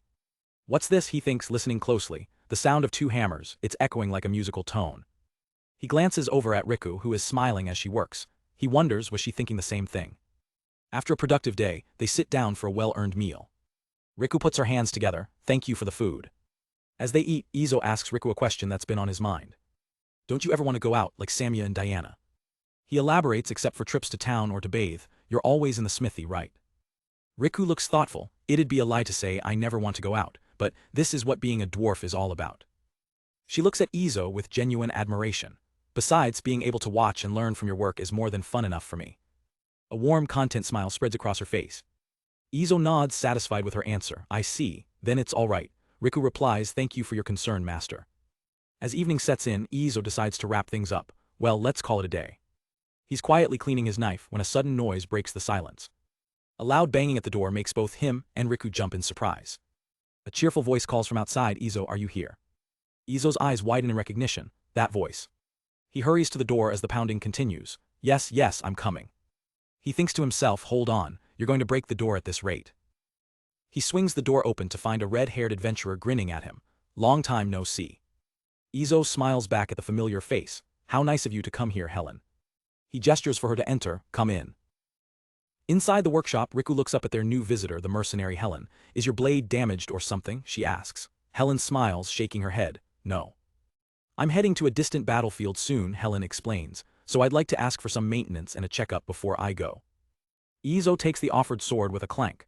I see, he says, his expression all business as he begins his inspection. He sits drawing the blade from its sheath, his eyes carefully scanning every inch of the steel. Looking up from his work, Izo asks, did you use this a lot? Helen recounts its recent history. I practiced with it for a week straight, then used it for clearing out thieves and chopping logs. Izo runs a gloved finger along the edge. There's no noticeable damage, he concludes, but it is worn down a little. Internally, however, Izo is stunned. What kind of monstrous strength did she use, he wonders, to actually damage my custom-made sword this much? Unaware of his thoughts, Helen beams. This blade is as good as I imagined. It cuts so well it saved my life multiple times already. Hiding his shock behind a cool exterior, Izo simply replies, is that so? Helen leans forward, her gratitude genuine. I know I can't thank you enough, but let me say it again. Thank you. Izo reaches out, dismissing her thanks with a gruff tone. It's my job, so I'm gonna do it. He grips her hand in a firm handshake, his blacksmith strength making Helen yelp, ouch. Watching from the side, Riku giggles to herself. Master is not honest with himself. Helen laughs it off. This blade's in good shape and could last another 6 months, but I'd feel better if you fixed it. I wish you all the best. Izo nods, turning to his forge. Then please wait a moment while I repair it. As he walks away, Helen hesitates for a moment. Oh, it's just. She asks hopefully, can I see the fixing procedure? Izo glances back, a hint of a smile on his face. I don't mind. Helen's face lights up with pure excitement. All right, thank you, she cheers, giving Izo a hearty slap on the back that makes him grunt in surprise. And so, with Helen and Riku watching intently, Izo begins his work, heating the blade in the roaring forge. The rhythmic clang of his hammer fills the workshop as he carefully reshapes the steel on the anvil. Between strikes, he holds the blade up, his expert eye searching for the slightest imperfection. Helen and Riku are captivated, their eyes following his every precise movement. Izo focuses completely, carefully inspecting and correcting the unnoticeable distortions in the metal. His eyes gleam with concentration. This is the master craftsman in his element. After a final check, he turns to Helen, presenting the restored sword. All right, here, take a look. Helen takes the blade, her eyes widening as she feels the difference. She gives it a few test swings, her excitement growing with each movement. It feels brand new. Awesome, Izo, she exclaims. It's as good as the day I got it. Izo smirks. You're pretty awesome yourself to be able to feel such a minor correction. So there are no problems, he asks, confident in his work. Helen gives him a brilliant smile. Of course, it's perfect. Riku chimes in happily. I fixed the leather wrappings myself so they'd fit my hands better. Izo takes Helen's second sword. Then I'll fix the other one. As the sound of hammering starts again, Helen watches, completely engrossed in the process. Noticing her unwavering gaze, Izo asks, do you enjoy watching this? Yes, she replies dreamily. When I look at it, I feel like I'm a craftsman too. A craftsman? Izo asks. Helen elaborates, my father was a harness maker. I used to watch him make all sorts of things. Her expression turns a little distant. I had to leave my home, for various reasons. She looks out the window thoughtfully. A saddler, huh, that sounds interesting too. Turning back to Izo with a playful glint in her eye, she asks, don't you want to know why I left my home? Izo doesn't miss a beat with his hammer. I generally don't ask about a woman's past. Helen laughs, did you have some bad experiences listening to them before? Izo replies with a wry grin, maybe. Helen decides not to press the issue. Well, if you want to talk about food, I'm all ears. She gives him a warm, understanding smile. Just as Izo finishes his work on the second sword, the sound of the workshop door sliding open interrupts them. Diana and Riku turn to the entrance. Welcome home, Diana says while Riku announces our family. Samia the beastman enters, greeting Helen with a cheerful wave. Oh hey, it's Samia, how have you been? Diana freezes, her eyes wide with disbelief as she recognizes their guest, Helen. Her voice is barely a whisper. Helen, Helen the lightning blade, did I hear that right? The famous mercenary just smiles, that's right. Diana is completely starstruck, covering her mouth in awe. Seeing this, Izo gets an idea. Helen, he says, turning to the mercenary, instead of paying for the repairs, will you practice with Diana, the lady over there? Diana is shocked. What, is that fine? Izo continues, yeah, I'll finish sharpening the other sword in the meantime. Helen grins, grabbing a wooden sword. All right, then leave it to me. Izo adds a quick warning, go easy on her. Diana clasps her hands together, beaming with excitement. Is that okay? Thank you. Helen notices Diana's fighting stance. You only use one sword, then I'll use only one sword to match you. As they head outside, Izo turns back to his whetstone. Now let's get busy sharpening, I'll observe from here. Soon, the sharp cracks of wooden swords clashing echo from the yard. Outside, the spar is in full swing, with the legendary lightning blade putting Diana through her paces. From the sidelines, Samia and Riku watch the intense training session. Back in the workshop, Izo wipes the newly sharpened blade clean. Done, he says to himself, and I think they're done over there too. Indeed, the spar has just ended. Helen stands, catching her breath but looking pleased. She smiles down at the exhausted Diana. Seems you have worked really hard. Good job. Izo steps outside, wiping his hands. So how was she? Helen gives her expert analysis. This young lady has some good basic moves, but maybe she should learn a little less. Neat technique. Diana looks down, a little embarrassed but taking the critique to heart. Helen continues, her straightforward style is too predictable for battlefield mercenaries. But I think she's stronger than those knights from the royal palace I've fought before. She points at Izo. You trained her, right? He gives a slight nod. Well, yeah. I knew it, Helen says with a knowing smile. Her feints were similar to yours, which is why I could read them. She remembered the moves of someone she fought just once. That's amazing. The praise hits Diana with a shocking realization. Izo fought with Helen for 15 minutes. Izo tries to brush it off. Well, that's right, it's hard to deal with two swords at once. But for Diana, a new perspective dawns. I just realized. There really is someone better out there. Beside her, Riku nods, understanding completely. Energized by the spar, Helen points right at Izo. All right then, let's spar too, Izo. Izo flinches back, completely caught off guard. Why, I don't want to do it. He tries to play it cool, looking away. No, anyways, how can a mere blacksmith possibly be a match for a famous mercenary? Seeing the situation, Riku quickly steps in. It's getting late now. Why don't you spend the night here? It's not good to travel through a forest at night. And just like that, the matter is settled. Helen happily accepts the offer. That evening, the group gathers for dinner, with Samia looking exhausted after her chores. They all share a warm meal, a temporary family brought together by fate and fine steel. The next morning, Izo, Helen, and the girls head into town. As they walk, a town guard greets them. Hello, Izo recognizes him instantly. Oh, it's you. The guard's eyes widen as he spots Helen, and that woman over there. By any chance, is she the lightning blade? Izo calmly replies, yeah, I'm acquainted with her. The guard is stunned, his mind racing as he looks at Izo's eclectic group. Who are you really? You're traveling with the lightning blade, a noble, a beastman, and a dwarf. Izo just gives a slight smile. I'm just an ordinary blacksmith. He gestures ahead, changing the subject. We're heading to Camilo's shop. Helen waves goodbye to the group. We'll meet again later. I'll take my leave now. Izo sees her off with a warm expression. Yeah, come back safely from your expedition. With Helen on her way, Izo and the others arrive at their destination, Camilo's shop. Inside, Camilo greets him while inspecting one of Izo's creations. So your new product is a halberd? Izo confirms yes. Izo explains his plan. I want you to sell it to the count for the guards in this town. Camilo nods, a shrewd look in his eye. I see, I understand completely. Then Camilo brings up another matter. Well, I haven't received the apothecary yet, but there's a request from someone else. He places a heavy, cloth-wrapped object into Izo's hands. Here, Izo takes it, confused, this is. As he unwraps the cloth, his eyes go wide with shock. His mind screams the word Mithril. Camilo explains the commission. The client wants to make it into a rapier.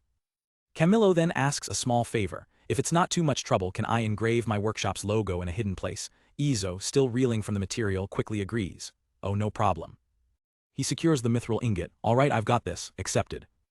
A rare, genuinely excited smile spreads across Izo's face. He thinks to himself, finally, I can work with a mineral that isn't iron. Back at the workshop, the anticipation is palpable. Izo, now in his work apron, holds up the legendary ingot for everyone to see. Okay then, let's start working on the mithril. Riku's eyes sparkle with the passion of a true smith. I've never seen a mithril forging process, not even in my parents' forge. Please, let me study it. Samia and Diana chime in as well. Can we watch it too? Izo looks at his eager audience. Sure. He gives a confident nod. All right. With that, he places the mithril ingot into the searing heat of the forge. Izo narrates the process in his mind. Ordinary silver would melt at the temperature I use for iron, but mithril shows no such signs. He watches the ingot intently, hammer in hand. I have to find the perfect temperature where it can be processed, and then I strike. He pulls the glowing metal out and brings his hammer down with a powerful clang. But his eyes widen in surprise. He examines the ingot. It should have deformed from the strike, but the mithril shows no change whatsoever. He strikes it again and again, sparks flying with each impact, but the metal refuses to yield. Izo grits his teeth in frustration. This is annoying. Is it this difficult even with a master's hammer? He notices another problem, and the temperature drops after only 4 or 5 hits. He turns to Riku with a wry smile. I'm going to have lots of trouble with this. Riku looks on with concern. Well, Mithril isn't something that any ordinary smith can handle. But a challenge is exactly what Izo lives for. A confident smirk plays on his lips. He thinks to himself, it's like you've got a very tough piece of food in your mouth that you just have to chew through. It's tricky, but that's all there is to it. It's worth it for the privilege of processing Mithril. While Izo sees a difficult challenge, Diana and Samia are simply captivated. It looks fun. As he works, Izo analyzes the unique metal. It takes 2 to 3 times more time to stretch than normal metal. It's hard and time-consuming, but surprisingly light. He hammers away, his focus unwavering as the metal slowly begins to take shape. However, he notes there's no unevenness on the surface at all. This lets me focus entirely on the stretching process. I can feel how delicate this metal is. I have to focus my full attention while hitting it, and make full use of my cheat ability. As Izo works, the sound of the hammer striking Mithril rings through the forge. Samia sighs, it sounds beautiful. Diana and Riku agree, yes, it's pleasant to hear, like a musical instrument. The rhythmic, melodic hammering continues, a symphony of creation only a master smith could compose. Hours pass, and even after lunch the girls are still watching. Izo wipes sweat from his brow. Don't you get bored? Suddenly a realization hits him as he inspects the blade. Wait, with its strength and tenacity, does this mean it doesn't require quenching or tempering? Riku, get the whetstone. He holds up the nearly finished blade, a look of awe on his face. Indeed, with its properties we can skip both of those processes entirely. He can't help but marvel, materials from other worlds are amazing. Riku immediately gets the large whetstone wheel spinning. Izo carefully presses the mithril blade against the stone, beginning the final, most delicate stage. The sound of grinding fills the air as he expertly hones the edge. His concentration is absolute. I can feel that if I misalign or grind it even a bit, the whole blade will be ruined. Stay focused, stay alert, right until the very end. The girls watch in breathless silence, sensing the immense pressure of this final step. Finally, Izo lifts the blade from the stone, inspecting his work with satisfaction. All right, the blade is ready. Diana's eyes sparkle with excitement. Can I test it? Izo holds it back. You can't, the tang isn't wrapped yet. But seeing her eagerness, he relents. But if you want to, be careful, there are no wrappers. Diana nods enthusiastically. Yeah, I got it. The moment the blade is in her hand, she gasps. Whoa, it's so light. Izo smiles. There's a saying that mithril weapons are as light as feathers. Diana's face beams with excitement. Let's test it outside. The group heads out into the yard to witness the blade's first test. Diana takes a fighting stance, the raw, gleaming blade feeling impossibly agile in her grip.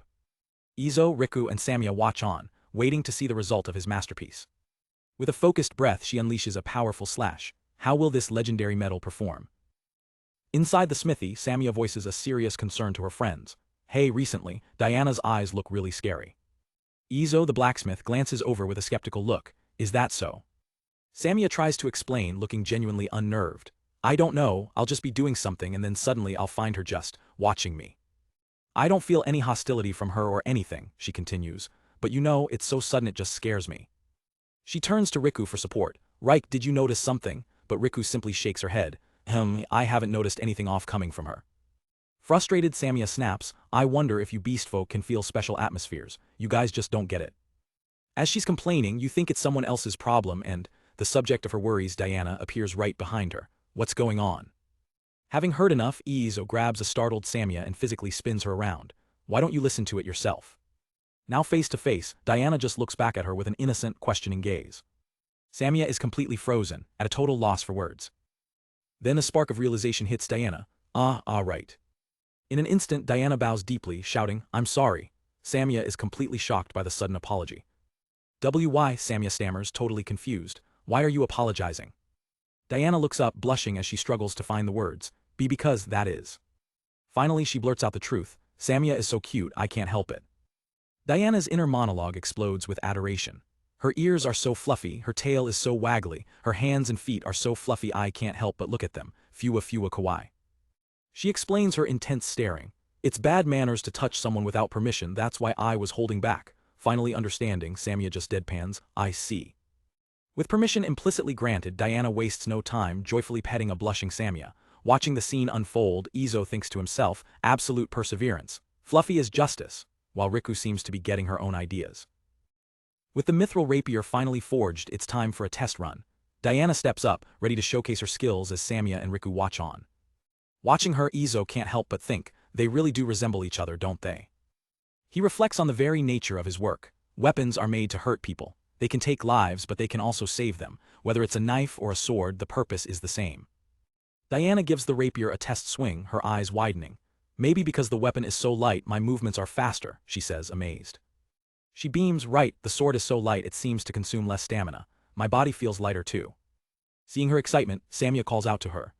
She and Riku present a thick wooden log. Why don't you try using this as a target? Diana looks to Izo for approval and he gives a simple nod. Okay. With the go-ahead, Diana takes her stance, focusing her energy on the target. With a sharp battle cry, she lunges forward. The mithril blade sinks into the dense wood, as if it were cutting through air. Diana's eyes widen in disbelief at the sheer ease of the thrust. Samia and Riku are left completely speechless, their jaws practically on the floor. She pulls the blade back, stumbling slightly from the shocking lack of resistance. A huge grin spreads across her face as she holds up the weapon. This is amazing. There was almost no resistance at all, she marvels. It was like thrusting into empty space. Izo calmly observes the result, then it's working well. He inspects the blade closely. All right, there's no distortion or chipping on the blade. But the test isn't over. Diana, he says, try thrusting this one next. He points to another log, this one reinforced with a thick sheet of metal. Riku gasps on sheet metal. Diana, however, is more than ready for the challenge. Okay, got it. She unleashes another powerful thrust, and the rapier punches straight through the metal plating without slowing down. Once again, she's stunned by the weapon's incredible power.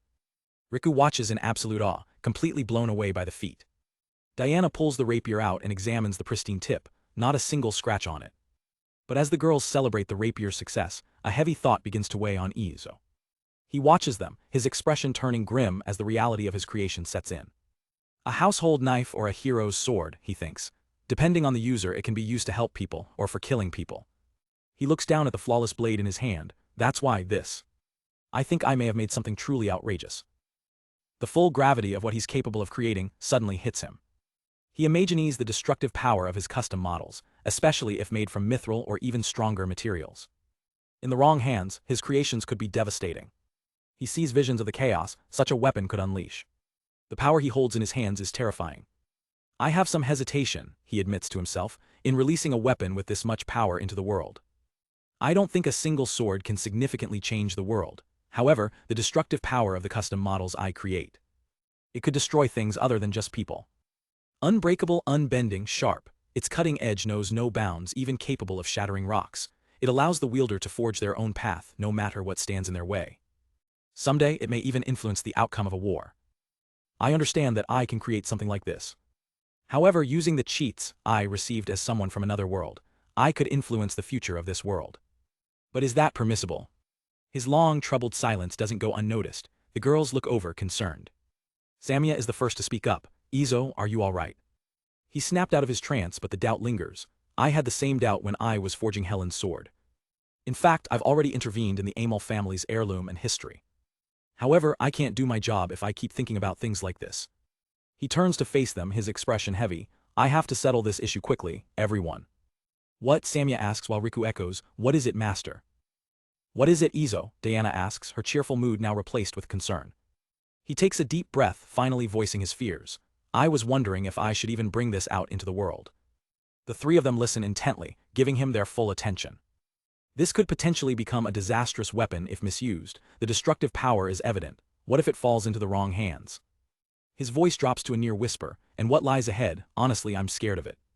He turns away, unable to meet their eyes. Can I bear the responsibility for the consequences? I can't help but feel worried about it. The words hang in the air. I just blurted it all out, he thinks. Will they think I'm pathetic? I might look young, but inside I'm a man in his 40s. They might just give up on me and leave after seeing this side of me, but that can't be helped. It just means I'm not capable enough, even so. The silence stretches on, broken only by the wind. Then a soft giggle cuts through the tension. Izo looks up, startled by the unexpected sound. To his surprise, all three of them are smiling. Diana covers her mouth, laughing. So, even Izo is human, huh? I thought you were indifferent to such things, since you create such incredible weapons. Riku smiles brightly. I thought you wouldn't be concerned because you're so extraordinary, master. She wags a finger at him playfully. That's a matter for the user, not the creator. That's what I was taught. Most blacksmiths are like that. Diana's expression softens. Whether what you create becomes a sword for protecting the country or a weapon for invasion, that depends on the one who wields it. You don't have to take responsibility for the outcome. Izo is stunned by their simple, yet profound wisdom. Samia steps closer. If it really weighs that heavily on you, Izo, then. The three of them speak in unison, their voices full of conviction. Then let us carry it too, we are family, after all. Their words hit him right in the heart, and he's overwhelmed with emotion. They all give him a reassuring pat on the back. Right. A teary laugh escapes him. Ha ha. He turns his back to hide his face, his voice thick with gratitude. Everyone, thank you. They just smile, happy to have eased his burden. Overwhelmed by their words, Izo is suddenly swarmed by Diana, Samia, and Riku in a massive group hug. Diana's face is pure joy, happy that their feelings got through to him. Izo turns away, completely moved by their support. Everyone, thank you. He can't hold back the wave of emotion that washes over him. With a renewed spirit, Izo stretches, feeling the weight lift from his shoulders.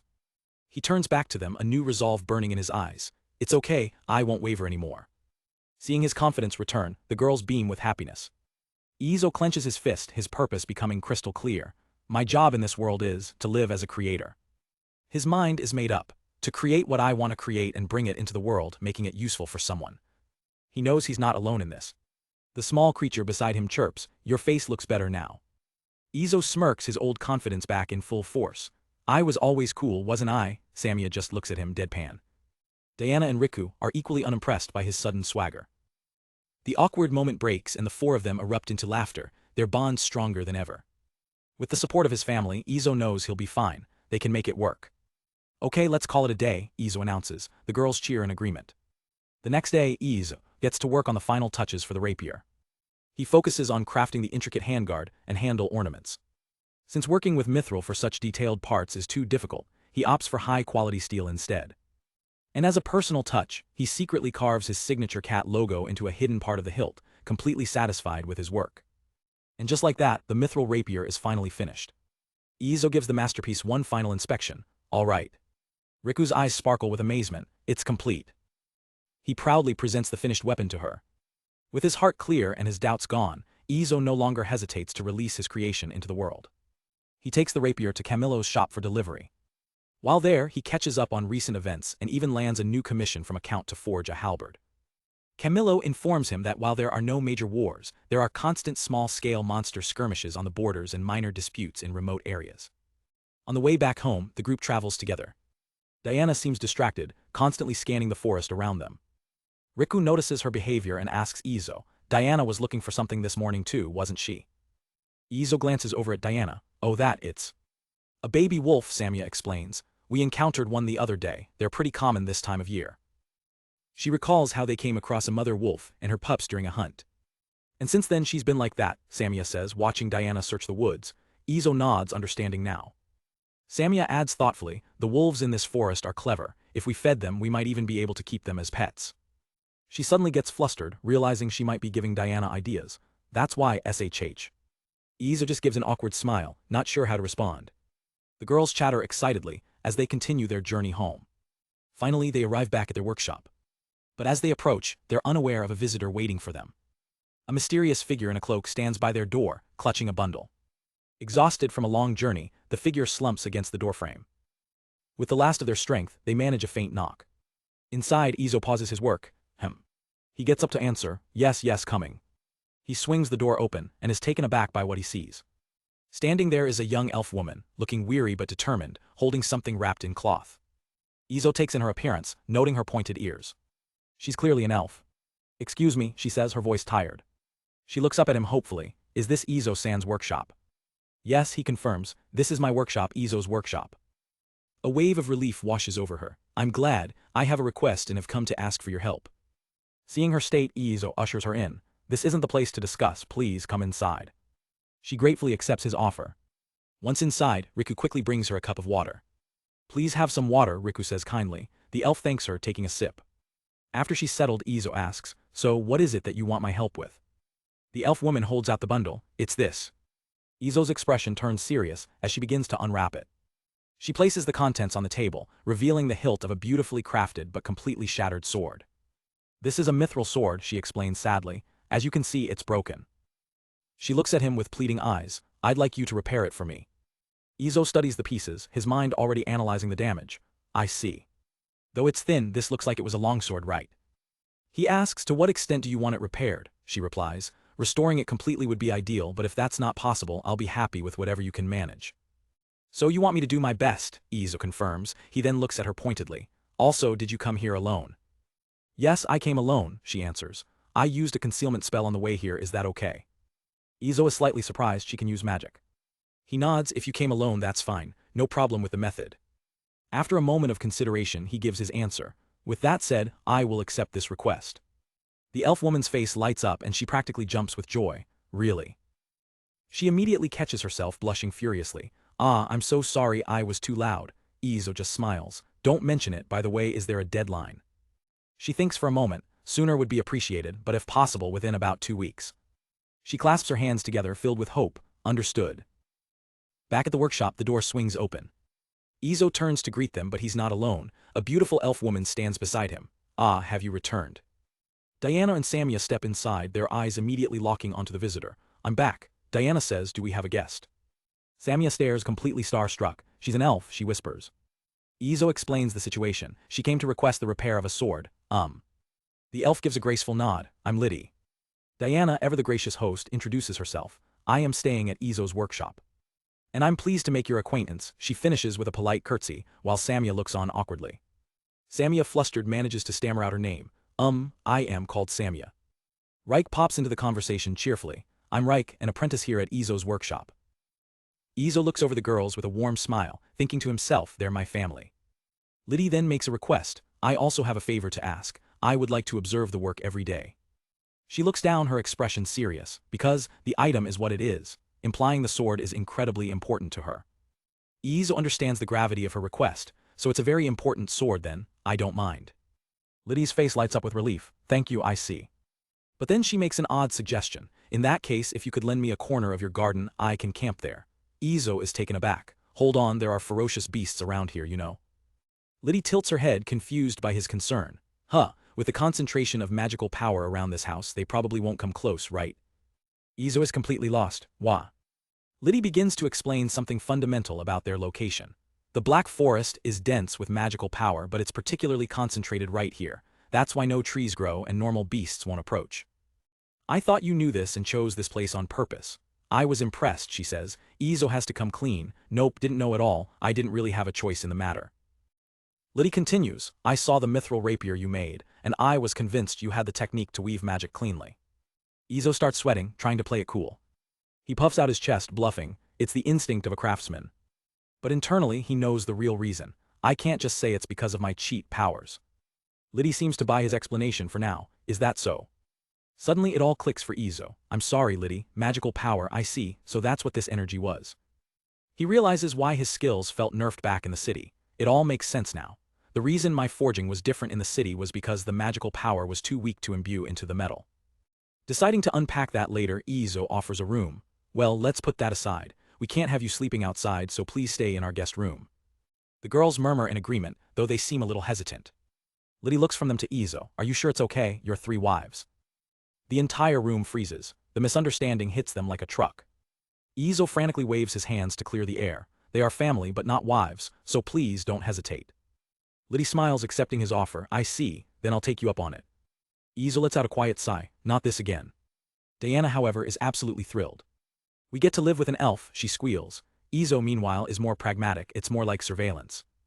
He shakes his head with a smile. Well, that's fine, I'm happy. For today, let's just have dinner and rest.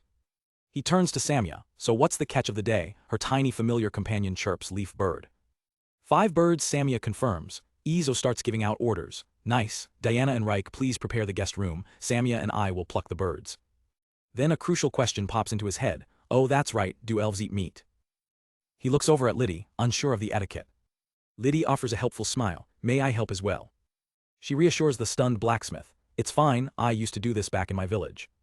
Samia is shocked. I thought elves only ate fruits. I thought so too, Izo admits as Litty chuckles. Litty kneels down by the bird. It seems everyone thinks that way. Whenever we travel, people only serve us vegetables.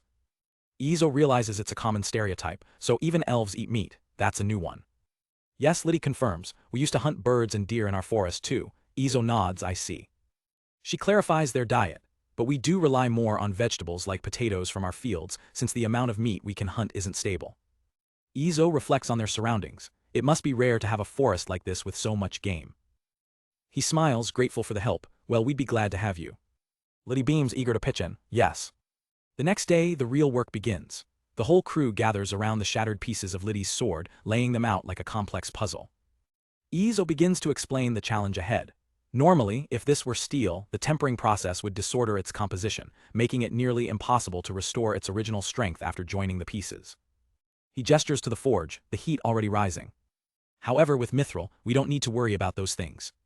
Litty listens intently, her hope resting on his unique skills. Izo picks up the broken hilt, weighing the task. Even so, it's going to be tough to join these fragments. With a determined look, he grabs his hammer. All right, let's get started. The shattered blade represents a monumental task. As Izo prepares the forge, Litty watches him closely. By the way, Izo-san, you can use magic, right? He answers without looking up from his work, if you can call it that. Right now, it's just enough to light the forge and create a small breeze. Litty's gaze remains fixed on him. She presses him, a knowing smile playing on her lips. Even that would require training, wouldn't it? It's quite strange that you know so little about magical power. Izo feels a shiver run down his spine. Her smile's a little scary. He explains his bizarre origins. It's the minimum magic I received when I came to this world. I didn't learn it through practice. And none of the others know anything about magic either, he adds. Putting the interrogation aside, Izo focuses his gaze, preparing to work. The mithril fragments begin to glow, humming with latent energy. With Riku providing support, Izo brings his hammer down, beginning the delicate process of forge welding the pieces back together. A brilliant flash of light erupts as metal meets metal, the fragments slowly starting to fuse. He narrates his technique internally. I have Riku assist, and we carefully strike to join the bonding surfaces. Unlike steel, which requires borax as a flux, mithril needs nothing to adhere. My cheat ability lets me understand how to join the fragments, but it also makes it clear that the temperature control and hammer work have to be absolutely perfect. The two work in perfect sync, the rhythmic clang of the hammer filling the workshop. But the process is incredibly demanding. Izo grits his teeth, sweat beading on his brow. This is tough. I've already deviated from the proper temperature. He pauses, catching his breath. Litty watches from the side, her expression filled with worry. She rushes forward, unable to just stand by. Can you manage it somehow? Startled by her sudden closeness, Izo stammers, so close. It's difficult, but I think I can restore it. It's just going to take some time. Litty exhales, a wave of relief washing over her. I see. Izo knows this is going to be difficult, but he's determined to restore the blade. He tells Litty, I want to speed up the process, but if I push it, this sparkling balance will be disturbed. Sweat beads on his brow as he focuses, hammering the metal with extreme precision. Anyway, carefully. His concentration is absolute, every strike must be perfect. Litty watches him intently and asks a question that stops him cold. Izo-san, you can see the flow of magical power after all, can't you? Diana, watching from the side, perks up, is that so? Litty elaborates, you're striking it in a way that the flow doesn't break, aren't you? Izo struggles to explain the phenomenon he's always seen but never understood. Well, how should I put it? I'm trying to make sure the sparkling grains or something like that don't scatter. Suddenly Litty gets right in his face, her eyes wide with excitement. That's it. Startled by her sudden closeness, Izo flushes. Whoa, your face is close. Excuse me. She pulls back, a knowing smile on her face. Anyway, what you're seeing, that's magic power. The realization dawns on everyone. So he could sense it all along, Diana says, he just didn't know what it was called. Izo is stunned. He thinks to himself, so this thing I've been vaguely seeing until now. He stares at the shimmering blade, a new world of understanding opening up to him, was magic power. He continues his train of thought, I can also see other things like an unbalanced structure. Is that different? A wave of relief washes over him. One of my questions has been answered. Riku, ever the supportive apprentice, just says, I'm glad to hear that. Izo takes a deep breath and turns his attention back to the sword, now seeing it with new eyes. But as he examines his work, his focus sharpens. Something isn't right. He murmurs the join parts are physically well connected. The particles of light, the magic power, isn't disturbed, but he can now clearly see a flaw, a line where the energy just stops. It's interrupted at the joint. He realizes that just piecing the sword back together isn't enough. Even if it looks perfect, the broken flow of magic means it will eventually fail again. This sword was used until it shattered, he thinks. The repair needs to be strong enough to withstand that kind of punishment from now on. After a moment of consideration, Izo makes a decision. He turns to the elf, Litty-san. He holds the blade out for her to inspect. Do you see this part here? Litty leans in, her elven eyes focusing on the blade. She points to the exact spot. I see, the flow of magic power is cut off here. Izo then turns to his apprentice. Right, can you see it? Right squints, trying his best, sort of. Diana and Samia, however, can't see a thing, confirming this is a sight reserved for those with a special sense for magic. Izo looks back at Litty. It's bad if it's in this state, right? She nods gravely. Yes. He explains the situation. It's possible to just rejoin the fragments and restore the shape, however. He then presents a far more radical solution. By reforging it completely, we can solve this problem of magic power interruption. Litty is stunned by the proposal. Izo gives her the choice. We can restore the form to its original state as well. What would you like to do? Litty is speechless. Reforging a mithril sword is an almost unheard of feat. The rest of the family watches, understanding the weight of this decision. Litty takes a moment, her expression a mix of awe and resolve. She looks up at Izo, her voice firm. Please reforge it. Izo makes sure she understands the risk. It won't be possible to revert it back to its original components. Is that all right? Litty doesn't hesitate. Yes, please do so. She clenches her fists, her voice filled with conviction. The most important thing is to make it usable like before. A confident grin spreads across Izo's face. Understood, then leave it to me. Litty looks on, her faith in the blacksmith solidified. Izo slaps his cheeks, psyching himself up for the monumental task ahead. All right then, shall we continue? He thinks to himself, I have to do a job that won't lose to Litty San's determination. Riku watches his master, thinking, anything less would disgrace the Izo workshop's reputation. The first step is to perfectly replicate the sword's original shape by creating a wooden mold from the assembled fragments. The reforging process begins. Riku assists, managing the intense heat of the forge. First, the heated mithril is hammered into a flat plate. Then the original fragments are carefully layered on top, wrapped and heated again, before being hammered into a single, solid mass. Izo works tirelessly, his focus unwavering. They repeat the process over and over, layering the mithril, forge welding it, folding it back and welding it again, continuing until the sun sets on a long day of work. The following day, the hammering continues. While Izo and Riku work, Diana and Samia head out into the forest to gather fruit. As he strikes the metal, Izo feels a change. He pauses, examining the ingot. Does it seem to have gotten harder somehow? He turns to their expert observer, Litty San. Hasn't the magic power increased? He asks. It feels like it's getting harder to work with too. Litty watches the glowing metal with a keen eye. She beams at him. It has indeed increased. Izo-san, your weaving of magic power is incredibly skillful. Izo is still trying to wrap his head around it. Is that so? Does mithril get harder as it contains more magic power? He thinks back to his previous project. I didn't notice this much with the rapier. Litty offers a theory. Maybe it's the difference in purity. Izo shrugs, no time to ponder it now. Let's continue anyway. He now understands that even though he was never conscious of it, each strike of his hammer has been imbuing the metal with magical power. With every hit, the magic particles within the mithril increase and align, causing its hardness to skyrocket. The increased resistance makes the work grueling. This is hard labor, he grunts. Finally, he decides to call it a day. Let's stop here for today. As he wipes the sweat from his brow, Diana calls out his name. He sighs, this is going to take a lot more time just to stretch out. Diana runs in looking distressed. Welcome back. On the way home, my bag got caught on a branch and tore. Everything I gathered is scattered. Could you help me? Izo immediately agrees. I see, understood. He turns to his apprentice. I'm on it. Riku, could you start tidying up? I'll be right back. Litty thanks him as he leaves. Izo follows Diana into the woods. It's just around the corner, she says excitedly. She stops and points there. Izo looks around confused. Diana quickly puts a finger to her lips. SHH. Izo is completely lost, but he quiets down as Diana peeks through the bushes. They creep forward, peering into a small clearing. There's a rustling sound in the undergrowth. Diana leans in, her tail twitching with anticipation. She points to a piece of dried meat lying on the ground. And there, happily munching away, are two tiny, impossibly cute wolf pups.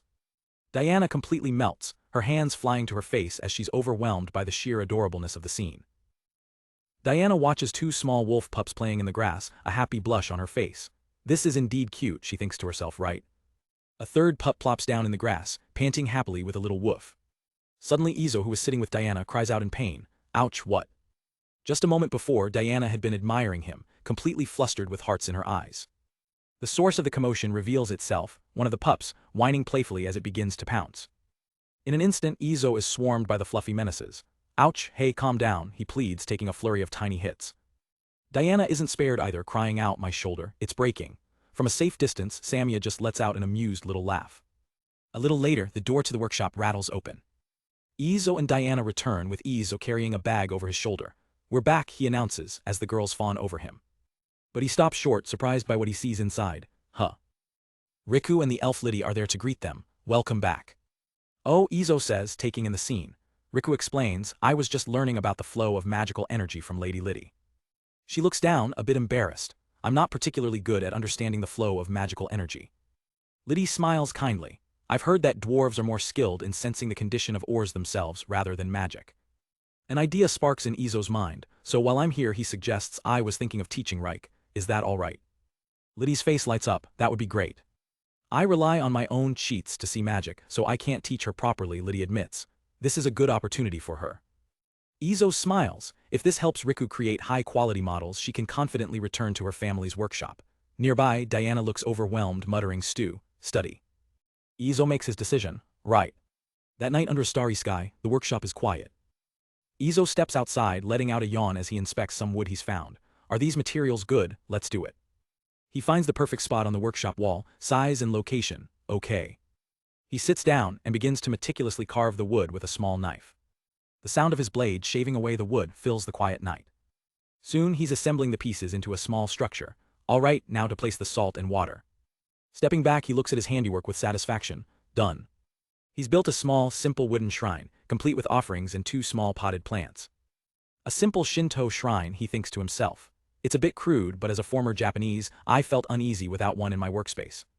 He looks at the shrine, wondering, I wonder what the gods of this world will think about it. Hopefully, he muses with a wry smile, they'll be forgiving. The next morning is bright and sunny. It might be a good day to wash clothes, Litty says, but Samia's attention is elsewhere. She cautiously peeks around the workshop door. Inside, she spots Izo standing before the strange new structure. Her curiosity is contagious, and soon all the girls are huddled at the doorway, trying to see what's going on. Izo senses their presence and turns around. The girls file in. Oh, good morning, Izo greets them. Riku gets straight to the point. Master, what were you doing? Diana points towards the shelf. That small, unusual house there. Izo explains with a practiced calm. It's a ritual to pray to the god passed down in my northern homeland. Diana points towards the shelf. That small, unusual house there. The girls are in awe. Why, it's like a mini temple for your house. Riku asks amazed, there's a custom like that in the north. Izo thinks to himself, it might just be my family's thing, and I'm not even sure if it works. But Samia's eyes are sparkling with excitement. Hey, can we do it too? Litty looks intrigued as well. May I join in? Seeing their enthusiasm, Izo can't refuse. Sure, of course. He demonstrates the proper form. Okay, everyone, it's 2 bows, 2 claps, and 1 final bow. Riku follows his lead, bowing deeply. Samia claps her hands together with glee. Litty and Diana close their eyes, bowing their heads in prayer. Izo joins them, his expression serene as he puts his hands together. I don't know if the god that's supposed to reside here even exists in this world, he thinks. But as they all stand there together, a sense of peace settles over the workshop. Still, Izo reflects, another good routine has been added to our days. He turns to the group with a smile. All right, let's have breakfast. And so, their days began with a new ritual, praying to a simple shrine that may or may not house a deity. A small prayer, hoping to finish the day's work safely. A prayer for a successful hunt in the forest. A prayer for a delicious meal to share together. And most importantly, a prayer that their little family will always have reasons to laugh. With their morning ritual complete, it's back to the clang of the hammer. Izo gets everyone started. All right, let's continue working today. Reich, you'll handle the model knives. Samia and Diana, you're on casting and carving. His own focus returns to the Mithril sword. For the next few days, I'll be hammering out the Mithril, slowly bringing it back to its original form. He explains the intense concentration required. Working with Mithril is like sprinting on a high wire. One wrong move, one misplaced strike, and all the magic I've infused will dissipate. Most blacksmiths can't handle magic, and most magic users would rather be mages than blacksmiths. It's no wonder so few people in this world can properly work with this metal. The work is exhausting, he admits, but the beautiful sound it makes is worth every bit of effort. After a long session, Izo finally calls for a break, taking a long drink. Do you enjoy watching, Litty-san?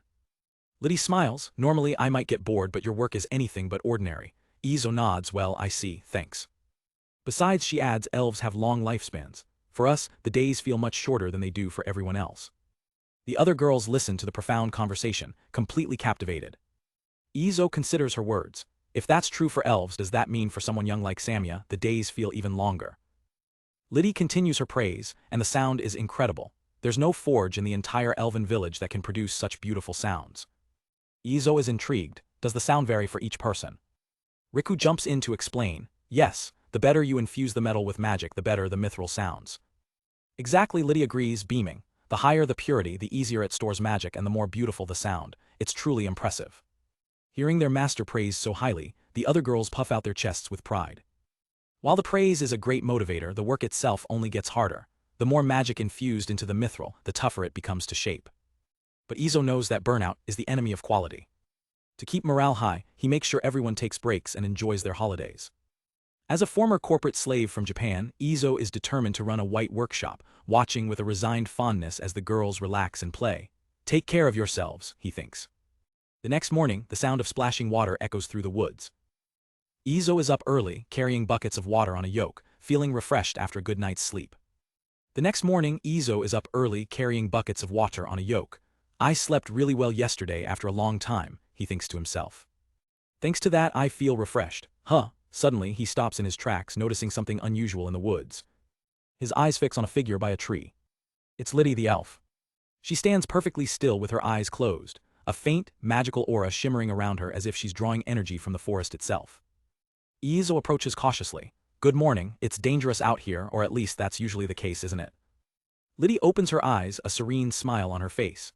Yes, but with this much magic in the air, normal beasts won't approach. Places with dense magic often have monsters, though. Izo's expression turns serious. So, sudden monster appearances are possible. No, that rarely happens, Litty reassures him. She explains, while creatures in this forest might turn into monsters, their fundamental nature remains unchanged. However, she adds, they might occasionally become more aggressive. Caves with stagnant magic should be approached with caution. Izo strokes his chin, processing the new information. Right, he murmurs, a flash of the monstrous bear they fought appearing in his mind. So that bear might have been the case. Litty looks up at him. So is it not recommended to keep animals here? Izo confirms, that's not recommended indeed. His gaze becomes sharp and intense. Unless you can handle it yourselves in an emergency, he states firmly, you need to be prepared to take action. Changing the subject to something less grim, Izo asks, speaking of which, what are you doing here? He quickly raises a hand, respecting her privacy. If it's something sensitive, please forget I asked. Litty pauses for a moment, considering his question. She decides to answer, no worries, I was just absorbing magic power. Izo is taken aback. Magic. Elves require magic aside from meals, she reveals. That's why you don't encounter many elves in the city. Izo nods, finally understanding. I see. I didn't know that, Izo says, turning to leave her be. Well then, I'll head back first. Litty watches him, a little surprised. Izo-san, she calls out as he walks away. You won't ask any more questions, will you? She asks, a hint of curiosity in her voice. He glances back with a knowing look. There are many things it's better not to ask about, I'm aware of that. Litty watches him go, a thoughtful expression on her face. A small, appreciative smile forms as she realizes the depth of his respect. Back in the forge, Izo is ready for the final push. Now we just need to stretch it to the shape. Yes. He narrates his progress. Before the holiday, I managed to extend the mithril to its original length, matching it to the pre-made mold, and now I'm shaping it back to its original form. We're in the final stages of the process, he declares, hammer in hand. He turns to Litty, who has been observing him. If it's okay, I'd like to ask. How did this break in the first place? Litty looks hesitant to answer. Izo clarifies his intent. What did a mithril sword have to go through to break into so many pieces? If I knew the problem, I could try to make it withstand the same situation. Litty decides to share what she can. Well, I can't share too many details since it involves magic. However, she explains, by following certain procedures, mithril weapons can be used to cast spells by drawing out the magic power stored within them. Izo listens intently. I see. This sword was cherished in the village for that purpose, Litty continues, her expression somber. But then something happened and it had to be used.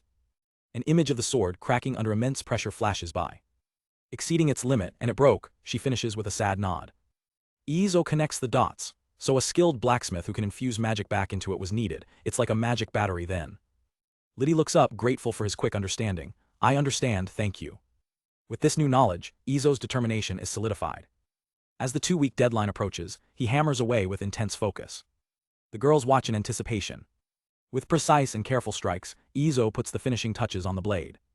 His eyes almost seem to glow with the magic he's pouring into the metal.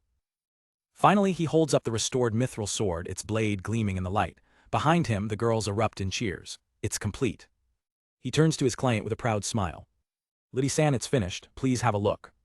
Litty's eyes widen in absolute awe as she beholds the flawless blade. The other girls are just as stunned by the masterpiece. A smile of pure joy spreads across Liddy's face. "Thank you so much," she exclaims. "It's even better than I expected." The workshop is filled with cheers of hooray. Izo, however, looks a bit concerned. "Better than you expected." A wave of anxiety hits him. Could it be I went too far? If that's the case, is it really a success?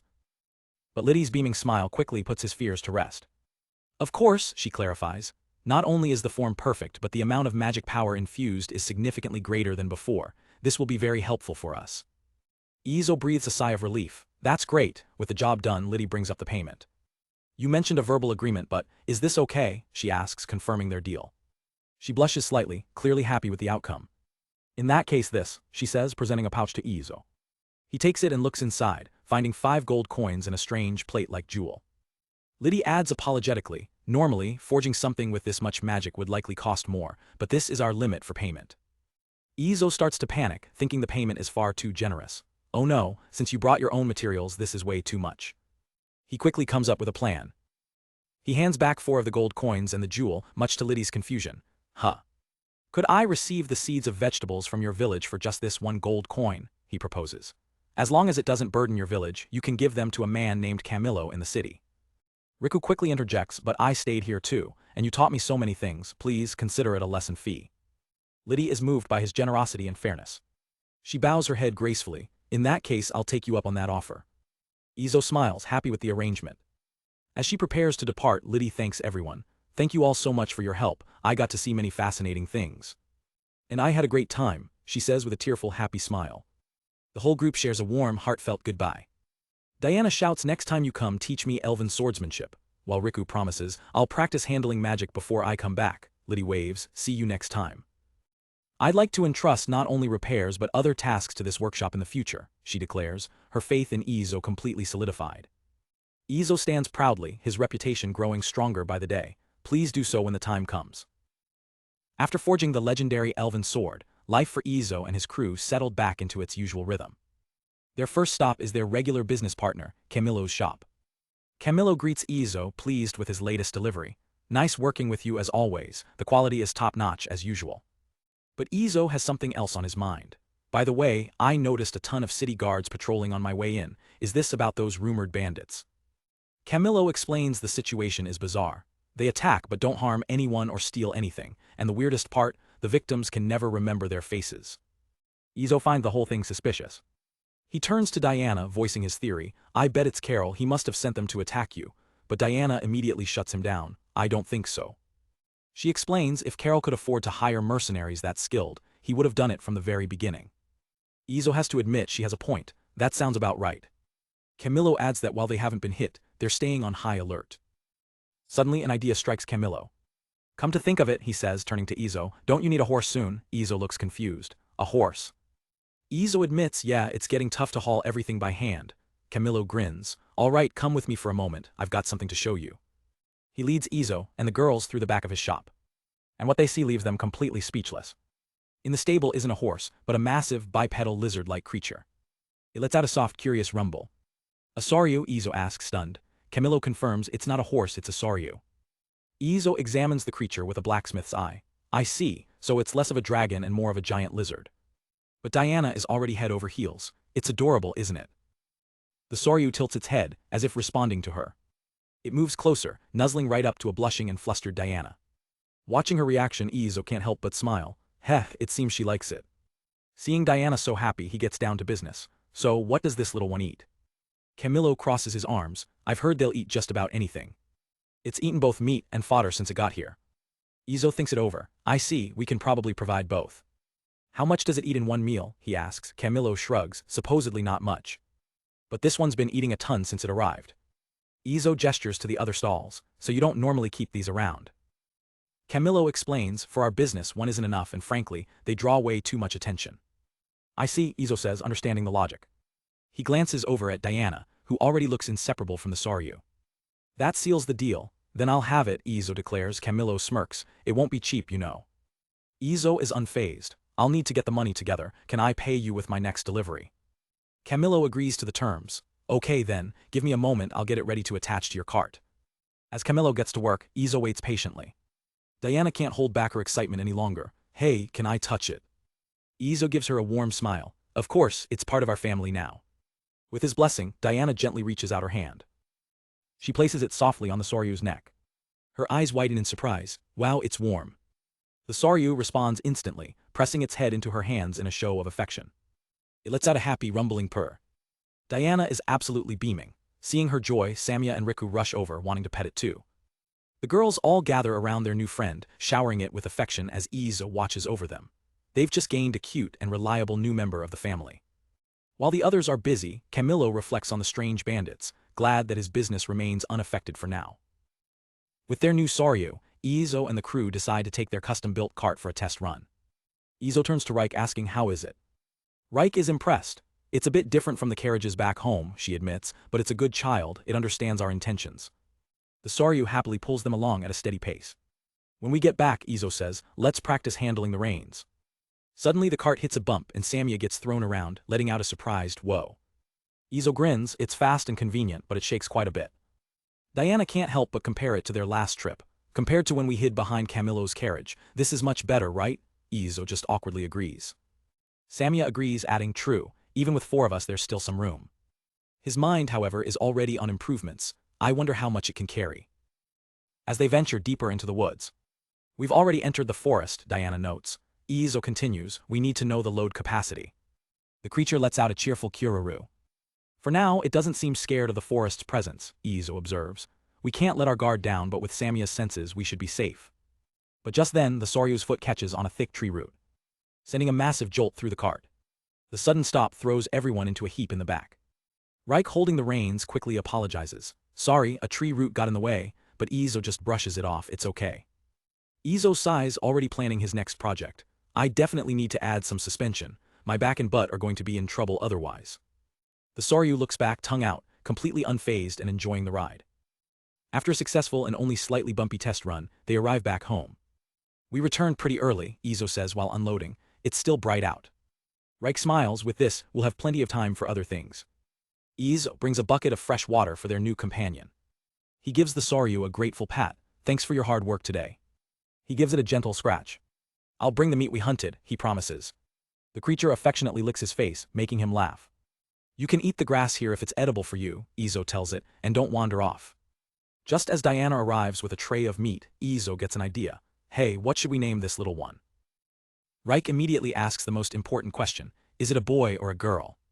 Samia leans in for a closer look, can't tell by its appearance. Izo wonders aloud, are there any traditions for naming horses? Diana shakes her head, I don't think so. By the way, Diana recalls with a smile, I heard a noble from another country named his favorite horse, Henning Hermann III. Izo chuckles, so it's a 3rd-generation horse with a family name, that's great. She turns to Izo, don't you have any names in mind? But he waves it off. I have no sense for naming, so I'll pass. Suddenly Samia's eyes light up. Since it makes a sound like kururu, how about we just name it Kururu? The others immediately love it. That's cute, sounds good, says Diana. Reik agrees, Kururu seems to suit her. Izo thinks for a moment. Yeah, it doesn't feel odd at all, so it's settled. Its name is Kururu. Diana gently pets the newly named creature. Nice to meet you, Kururu. Kururu nuzzles into her hand, purring its own name in delight. All right then, Izo announces. We'll build Kururu's little house tomorrow. For today, just rest wherever you like. As the day winds down, Izo is stretching after a long day of work, when something catches his eye. He looks down, a puzzled expression on his face. The next morning, Izo heads out and finds Kururu resting peacefully in the grass. Kururu's eyes flutter open as he approaches. Good morning, Izo says with a smile. Want to go fetch water together? The creature hops up, full of energy. Looks like you're in high spirits, Izo laughs. Wait a moment. He grabs a bucket and a custom harness. He carefully fits the harness onto Kururu. Is it too tight? He asks. Kururu seems perfectly comfortable. The two of them are already forming a strong bond. Come along, Izo says, and the two head off to start the day's chores together. After a successful delivery, Izo meets with his client, Camilo, to settle the payment. Inside Camilo's office, Izo brings up a detail that's been bothering him. By the way, the price for that Soryu I bought from you, it seemed way too low. Are you sure you're okay with that? Camilo gives a sly wink, explaining his business savvy. Don't you worry. A certain noble from the Empire went bust and I swooped in and got it for a steal. I'm still making a tidy profit. Izo processes the information. The Empire, that's the nation next door, right? I see. Changing the subject, Camilo asks, so how's our Soryu doing? Izo smiles, it's smart, strong, and a huge help. we got here early thanks to it. Camilo's expression shifts, his curiosity piqued by something else. Leaning forward with a glint in his eye, he asks, that mechanism on your cart, what's up with that? Izo looks slightly confused for a moment. Then realization dawns on him, the suspension, you've got a sharp eye. As Diana mentally prepares for a classic Izo tech-splainer, the pets are already checked out. Izo explains, basically, it absorbs the shock from the road, so the cargo stays safe even when we're booking it. Camilo immediately grasps the potential. With something like that, you could probably make a round trip to the capital in a single day. His interest now fully captured, Camilo makes a generous offer. That's fascinating. If you want, you can try to replicate it. Camilo is stunned by the proposition. He can barely contain his excitement. Really? Izo casually adds, I don't even need money for it. Camilo quickly regains his composure, clearing his throat. That's very generous, but I insist on giving you proper thanks for this. He stands up, heading for the door. I'll be right back, just wait here for me. Camilo rushes out, calling for his staff as Izo watches him go with a smile. Later, while waiting for Camilo to return, Samia notes, when we came into town, some people were giving us weird looks. Izo sits back, his mind drifting to the information Camilo had shared with him earlier. He recalls Camilo mentioning that Marius has been busy with skirmishes near the border over mining rights. As they finish up their shopping in town, Izo also remembers the talk about an elusive bandit who, despite not causing any recent damage, has yet to be caught. With their business concluded, the crew begins their journey home, Kururu pulling the cart at a steady pace. Reik says cheerfully, we're all done shopping so we should make it back before dark. Izo nods in agreement. Suddenly Izo's expression sharpens, he senses something up ahead. Samia's keen senses also pick up on the disturbance, and she immediately goes on high alert. Up ahead on the road, a pair of boots lands firmly on the ground. A mysterious cloaked figure appears from the brush, shouting, stop. They stand defiantly in the middle of the road, blocking the cart. Stop or I'll kill you. Izo remains calm, bringing their ride to a halt. Stop, Krull. As the cart's wheels grind to a stop, he mutters, could this be the one? The figure draws a short sword, issuing a command, don't move. The entire group tenses up. Izo warns them, be careful of projectiles. He carefully assesses the lone attacker. Samia scans the area. I don't sense any allies nearby. A normal bandit wouldn't set up such a poor ambush. This has to be the rumored thief. Diana scoffs, unimpressed. With work this sloppy, how have they not been caught yet? Izo agrees, it's careless for a bandit. What are they really after? The figure points their sword forward, but Kururu just tilts its head, completely unfazed. Diana's hand flies to her own sword, ready for a fight, but Izo quickly stops her. Wait, Diana. The bandit shouts their demand, drop all the weapons you have. Izo firmly holds Diana back, preventing her from escalating the situation. His eyes glow, activating his analysis skill to gauge their opponent's strength. He thinks to himself, a bit stronger than Diana but not on Helen's level. With Samia here too, we can handle this. Reik, ever the reliable assistant, passes her knife to Izo. Master my knife. He takes it without looking away from the bandit. Ah, thank you. With a swift motion, Izo prepares to throw the blade. The knife flies through the air, clattering onto the ground just a few feet in front of the bandit. The attacker freezes, then crouches down to stare at the knife, completely thrown off. Samia is utterly baffled by this turn of events. Izo watches their reaction closely. This is. Suddenly the bandit's entire demeanor changes. They snatch up the knife and yell, hey, where did you get this? Izo and the girls are stunned by the bizarre question. The situation has become incredibly confusing. Izo asks why, what's wrong? The bandit ignores his question, demanding again, just tell me where you got this. A small smile plays on Izo's lips as he gives a simple answer. Where I got it, I made it myself. The bandit is left speechless, their mind clearly blown. Izo takes control of the conversation. I'm on my way back from a delivery. If you're interested in my work, put away your sword and we can talk. After a tense pause, the figure lowers their weapon and reluctantly agrees. Fine. Seeing an opportunity, Izo offers a ride. All right, let's not stand around waiting for trouble. Get on. He adds a practical warning. If the guards find us like this, I'll have no choice but to hand you over. Now sitting on the back of the cart, the former bandit explains, I've been searching for a weapon with this maker's mark. Izo holds up the knife for emphasis. Like I said, I made it. He turns the pommel, revealing his signature cat-shaped blacksmith mark. Samia watches the scene unfold, intrigued. Diana, too, observes the strange negotiation with a thoughtful expression. The bandits' eyes widen as they see the proof. If that's true. They bow their head earnestly. Then I want you to make me a weapon. Izo considers the request, thinking, she might not be a bad person deep down. But as his pets look on nervously, a sliver of doubt creeps in. Or maybe I'm being too trusting. Izo lets out a thoughtful sigh, considering his options before making his move. The cloaked figure looks up as Izo lays out his terms. I'd like to say okay, but there's a condition. He holds up a single finger, his tone firm. You have to come to our workshop in the Black Forest, and you have to come alone. I'll tell you the location, Izo continues, so come back tomorrow. After a brief pause, the figure's voice echoes her agreement. Understood. The immediate tension of the confrontation begins to fade, but the air is still thick with questions. The cloaked figure then reveals a crucial detail. I want to ask, I'm a demon, will that be a problem? Izo's eyes widen slightly in surprise, but his answer is immediate and firm. I don't plan on treating you any differently when you come. A hint of relief crosses her face from beneath the hood. All right then, see you tomorrow. In a swirl of shadow and dust, the mysterious figure vanishes from the road. Samia confirms she's gone, while Izo crosses his arms, processing the strange encounter. Demon race, huh? As they travel, Izo's internal knowledge database brings up the history of the Great War from 600 years ago, a massive conflict between demons and humans where a legendary hero defeated the Demon King, but also fell in battle. With both sides utterly exhausted from the long war, they finally agreed to a ceasefire. That truce has, for the most part, held for centuries. The database also brings up a legend about the hero's weapon, a massive orichalcum sword. It was said to have been forged by a legendary dwarf blacksmith blessed by the gods, a master craftsman named Don Dorgo. Reich looks at Izo with eyes full of admiration. I believe you can surpass even Don Dorgo, master, and become a legend yourself. Her unwavering faith is almost overwhelming. Izo sweats a bit, feeling the weight of her expectations. As the cart continues on its way, Izo mulls over the day's events. Demon race heroes, a legend, huh? Back at the workshop, Diana asks, do you think they'll come tomorrow? Izo replies confidently, they probably will. Diana nods, though a hint of concern remains. All right then, but still, we agreed to it. The troubles of the Black Forest are known even in the demon realm. Izo acknowledges her point, which leads to the real issue. Is it really okay to make weapons for the demons? Diana asks. Izo reasons that the war was centuries ago, and as a blacksmith, he should be allowed to forge for anyone. Diana quickly agrees, isn't Izo just a blacksmith? Then there's no need to worry, right? But Izo pushes the issue, wanting her to face the potential consequences. But hypothetically, he says, painting a grim picture, if it came to a war with the demon country, my weapons might end up injuring your brother. Will that be fine? Diana smiles, completely unfazed. Isn't it a bit late for that?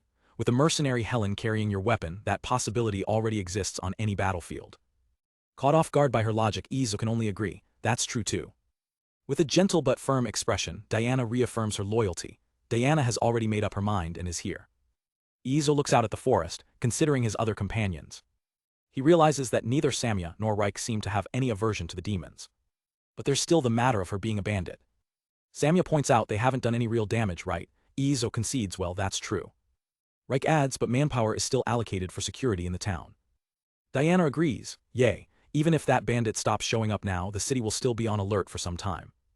She suggests informing Camilo and Marius to resolve the situation, but Izo is reluctant to owe his brother any favors. He brushes off the idea, saying it's not like it's a big deal. Internally, however, Izo acknowledges his hesitation. To make weapons for someone who might oppose his friends is a heavy burden, but one he feels he must be prepared for as a blacksmith. The next morning, while Izo and Kiruru are fetching water, a cloaked figure walks up to the workshop, right on schedule. I'm here like you told me to do, she announces. Izo turns, recognizing her immediately. Are you the person from yesterday? Ah, she says, reaching for her hood. I didn't show you my face yesterday. She pulls back the cloth, revealing her true form. Before him stands a stunning dark-skinned demon with white hair, black horns, and pointed ears. Izo's mind quickly processes her appearance. Dark skin, a dark elf, huh? Is this all right? She asks a little uncertainly. Yeah, just wait there for now, Izo replies calmly. I'll come after putting this water down. A short while later, Izo is inside, getting settled. There wasn't any problem coming here, was there? He asks. She replies, no, the people ward was a bit troublesome. Izo is confused by the term, and she seems surprised by his ignorance. Isn't this your own house? She asks. I don't know much about magic myself, Izo admits with a shrug. This house was also a gift. I see, she says, understanding. She explains it's a magic that confuses those who don't meet the conditions. If you can recognize the people ward like me, it's not impossible to avoid it. Izo pieces it together. I see. So besides the high magical power keeping wild animals away, there was also such a magic cast here. Changing the subject, Izo gets to his feet. Anyway, you didn't have breakfast since you came so early in the morning, right? He smiles hospitably. Once you've dusted off your travels, it's breakfast time, let's eat together. The demon girl is visibly surprised by his kindness. Is that okay? She asks. Izo replies simply, a guest is a guest after all. A small smile touches her lips. You're an odd one even though I'm a demon. It's only natural since I live in a place like this, right? He jokes back. She concedes true. Izo looks at her sincerely. And for me, whether you're a demon or not doesn't matter. His genuine acceptance clearly resonates with her. I see. She stands tall and finally introduces herself properly. My name is Nilda. All right then, Nilda, Izo says with a warm smile. Let me show you to the guest room, this way. The next morning, after their new guest Nilda woke up, Izo introduced her to the rest of the household and showed her to the guest room. While Izo got started on breakfast, the three girls, Diana, Samia and Riku, efficiently handled the morning chores. They even collected Nilda's laundry, a task Izo was grateful for. He chuckles to himself thinking, it helps that they can go in her room since a man can't just enter. With that handled, he focuses his attention on preparing the meal, skillfully kneading a large ball of dough. He can't help but feel a little proud. My bread kneading skills have definitely improved, he thinks, striking a craftsman's pose. He flattens the dough, noting internally that since it's unleavened, it'll bake quickly. He places the flatbread into a pan inside the stone oven to bake. With a confident smirk, Izo crosses his arms and waits for the bread to be perfectly cooked. Once a fresh stack of flatbread is ready, he decides it's time to bring out something special. He heads over to the cool storage area and pulls out a heavy pot. Untying the cloth cover, he peeks inside, a look of delight on his face. The pot is filled with a white, bubbly fermented substance. Good, it's perfect, he says to himself. You can't just have the same thing forever. Watching from a distance, one of the small familiars deadpans, he's talking to himself again. Soon, the whole group is gathered around the table for hearty breakfast. Nilda looks at her bowl, her expression softening as she thinks, looks tasty.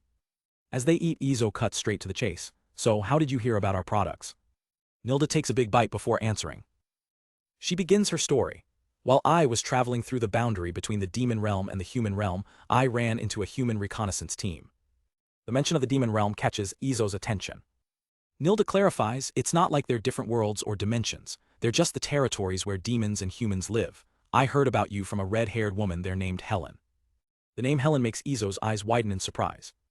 Diana is just as shocked. Red-haired Helen, you mean the Thunder Sword? Nilda shakes her head. When I heard about her, she was called Quick Thunder. Izo thinks to himself with a wry expression, she's evolving. Nilda continues, we fought with Quick Thunder's unit but we were no match. We weren't killed, but all our weapons were destroyed by her in no time. Diana and the others listen intently.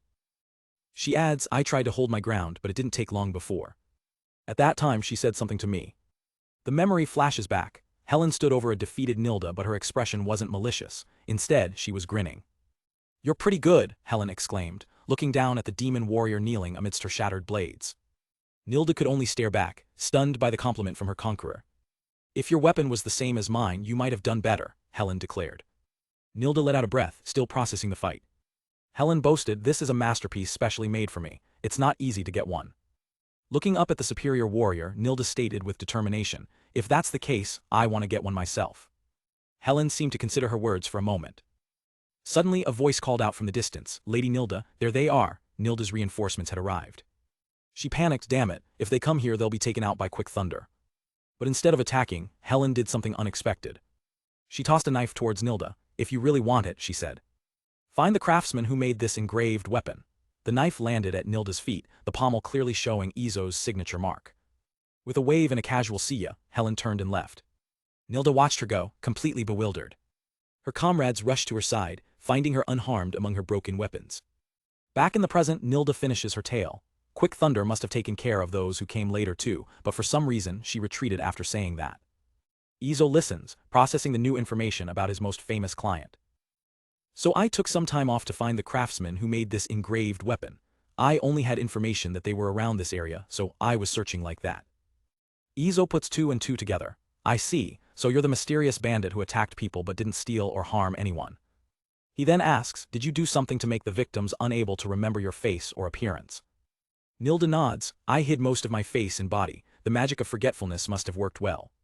So there's such a thing as forgetfulness magic, Izo muses before asking, are the questions over? Nilda takes another bite of her food. I see. A slight blush appears on her face as she admits, still, your food is delicious. Izo smiles warmly. If you say so, it makes it worth making. There's more if you want. Nilda's eyes light up. I'll have some more, it's not a compliment. I wonder if there was anyone as skilled as you even in my elder sister's house. Elder sister, huh? Izo serves her another helping. That's a great honor, please eat up. Diana, listening nearby, realizes the implication. She thinks to herself, from the way Nilda talks, elder sister seems to be someone of considerable status in the demon realm. Meanwhile, Samia happily agrees with Nilda about the food. After their satisfying meal, the group prepares for their daily ritual. They stand before the small household shrine. Together, they pray for a safe and productive day of work. Izo notices Nilda watching them, her hands held in a similar prayer-like gesture. She awkwardly mimics their actions. Turning to her, Izo asks, speaking of which, you also joined us in saying itadakamasu earlier, didn't you? Is it okay for demons to pray to human gods? After their morning rituals, Izo turns to Nilda with a curious question. Speaking of which, you also joined us in saying itadakamasu earlier, didn't you? Is it okay for demons to pray to human gods? Nilda answers coolly, it's nothing special, I just thought it was an interesting custom and imitated it. Are demons non-religious then? Izo asks, while in the background, Samia begins showing Nilda the proper prayer form. He continues his thought, picturing a fearsome demon lord, or is the demon lord the greatest, something like that. Ignoring his philosophical questions, Samia cheerfully instructs Nilda, this is how you do it. Nilda diligently copies her. Izo watches the wholesome scene with a gentle smile, as even the small creatures join in on the prayer. Later, as he gets back to his chores, Izo can't help but wonder, I wonder what she, a demon, will pray to the shrine. With the morning routines complete, it's time to get down to business in the workshop. Izo sits across from his new client. So, what kind of weapon do you want, Nilda? Without a word, Nilda presents the sword she's carrying, something like this. Izo's eyes widen. He takes the blade, a look of pure shock on his face as he recognizes the design. This is a katana. A wave of nostalgia hits him. As a former Japanese, this is kind of exciting. But his excitement quickly fades as his blacksmith's eye catches a detail. The craftsmanship is, speaking of which, what happened to the weapon you originally had? Nilda explains it was destroyed by quick thunder, so this one is just a temporary replacement that's somewhat usable. I see, Izo says, his mind already formulating a plan. All right. Go outside and give this a swing, I want to decide how to make it based on how you handle it. Nilda nods firmly, got it. He hands her the practice blade, and she grips it with purpose. Nilda steps out into the yard, ready to demonstrate her fighting style. Suddenly their pet Soru Kururu bounds out, startling Samia with a loud kaya. Izo calmly turns to face the massive creature. Krull, you came out, he says casually, while Nilda stares, completely stunned by the sight of the beast. He gently pets the Soryu's head. All right, it's dangerous, so stay back a little. Nilda finally finds her voice. Come to think of it, you have a Soryu at your house, don't you? Its name is Krull. She watches the gentle giant, amazed. It's quite tame, they've taken good care of it. Aren't normal Soryu like this? Izo asks, genuinely confused. Nilda explains there are some in the demon realm, but they're more aggressive. They are hard to handle because they often sulk, she adds. As if on cue, Kururu lets out a lazy yawn, prompting Nilda to wonder, are they that different? Izo considers this. Is Krull a different breed? Maybe there are significant individual differences. She's not as gluttonous as I've heard. He concludes with a smile, well, Krull is Krull, no doubt a member of my family. Kururu lets out a happy little hum. With the distraction handled, Izo refocuses on Nilda. What should I do? She asks. A performance or training is fine. Movements as close to real combat as possible would be helpful. All right, got it, Nilda says, taking her stance. Her playful demeanor vanishes, replaced by the sharp focus of a seasoned warrior. She explodes into motion, a whirlwind of graceful and deadly strikes that flow like a dance. Her speed is incredible, her expression locked in fierce concentration. Izo watches with his specialized eyes, his gaze glowing as he analyzes every detail of her swordsmanship. His mind races with data. Her movements have a good balance between stillness and motion, but the blade looks a bit heavy and the length doesn't seem right. Her movements are fast and good, but her finishing strike is a bit weak. That's where she falls short compared to Helen. Still, she's slightly better than Diana. He nods to himself, having seen everything he needs to. After she finishes, Izo approaches her, holding up a shorter wooden blade as a model. So, this length maybe. Nilda looks at the shorter blade, skeptical. Isn't it a bit short? She gives the longer practice sword another swing, feeling its familiar weight and balance. But Izo already has his counter-argument ready. Like Helen, you have quick movements, right? I think a shorter length that's easier to handle would be better. I plan to make it light too, he adds. Nilda considers his words, her skepticism turning to understanding. A smile spreads across her face as she realizes his logic is sound. Got it, I'll leave it to you. Now we have a clear idea, Izo says with satisfaction. It's more like a kodachi, a little longer than a wakizashi. He holds the wooden model, his plan solidifying. He chuckles to himself. A wooden sword, reminds me of the ones boys would buy on school trips. A brief memory of classic Japanese school trip souvenirs flashes through his mind. Shaking off the nostalgia, he gets serious. Now how to proceed. He knows this won't be a standard job. The materials for a Japanese sword and a normal sword are different.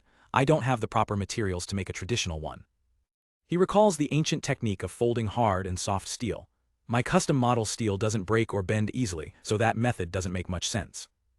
However, he thinks, since I have my cheat ability, I can omit some elements from the original method. An idea begins to form, a way to honor the tradition while using his superior materials. He glances over at his apprentice Riku, who is hard at work training. Riku is in training as well, he decides. This time, I'll use 2 types of my custom steel and deliberately follow a similar process. It'll be good practice for her. Just then Nilda approaches him eagerly. May I watch too? I don't mind, but it won't take shape today, so it might not be interesting to watch, Izo warns her. You can spend your time exploring or training as you like. But Nilda's eyes sparkle with excitement. That's fine, I've been interested in this for a long time. I don't often get to see this back home, so I want to see it now. Seeing her determination, Izo relents. Well, if that's the case, it's fine. Riku and the others gather around, ready to assist. All right. With his team assembled and an eager audience, Izo stands before the anvil. Let's get started. As the work began, Izo couldn't help but remember the breakfast just hours before, and how genuinely Nilda had enjoyed the food. He recalled Samia chatting with her as she eagerly ate. The memory solidified his resolve to make her the best weapon he possibly could. The time has come. In his workshop, the master blacksmith Izo begins his most ambitious project yet. With a powerful clang, his hammer strikes the glowing metal, sending sparks flying. The first katana forging has officially begun. Izo knows that while the process is similar to a normal sword, the materials for a katana require a special touch. He begins by sprinkling straw ash and pouring muddy water over the steel. His plan is set. First, he thinks, I'll forge these metal sheets, infuse them with magic, and create 2 distinct lumps of steel by stacking and heating them. Thanks to his unique cheat abilities, the materials will become perfectly homogenized. But watching from a distance, Nilda can't help but think, what a shame. Her eyes are fixed on the process, completely captivated by the raw power of creation. Finally, her curiosity gets the better of her. You've been hammering that repeatedly, she calls out. What exactly are you doing? Izo turns to her and explains, I'm increasing the layers in the metal by cutting and folding it. This repetition removes impurities and makes the material uniform. Nilda nods, I see. He remembers her saying she was interested in his work. If her position allowed it, he muses, she seems like the type who would have loved to do this kind of work herself. The initial process results in 2 distinct pieces of steel, a flat, wide lump and a long, narrow one. Turning to his apprentice inside the workshop, Izo calls out, Riku. I'm about to work on one of the most important parts of making a katana from the northern regions, he says, so watch closely.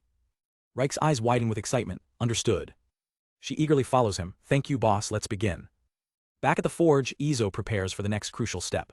Now, we're going to combine the 2 pieces of steel. Usually the flat one is hard steel, and the long, narrow one is soft steel. He explains the core principle. If a blade is only hard, it will break. If it's only soft, it will bend. He heats the flat piece, bending it into a U shape to wrap around the narrow piece.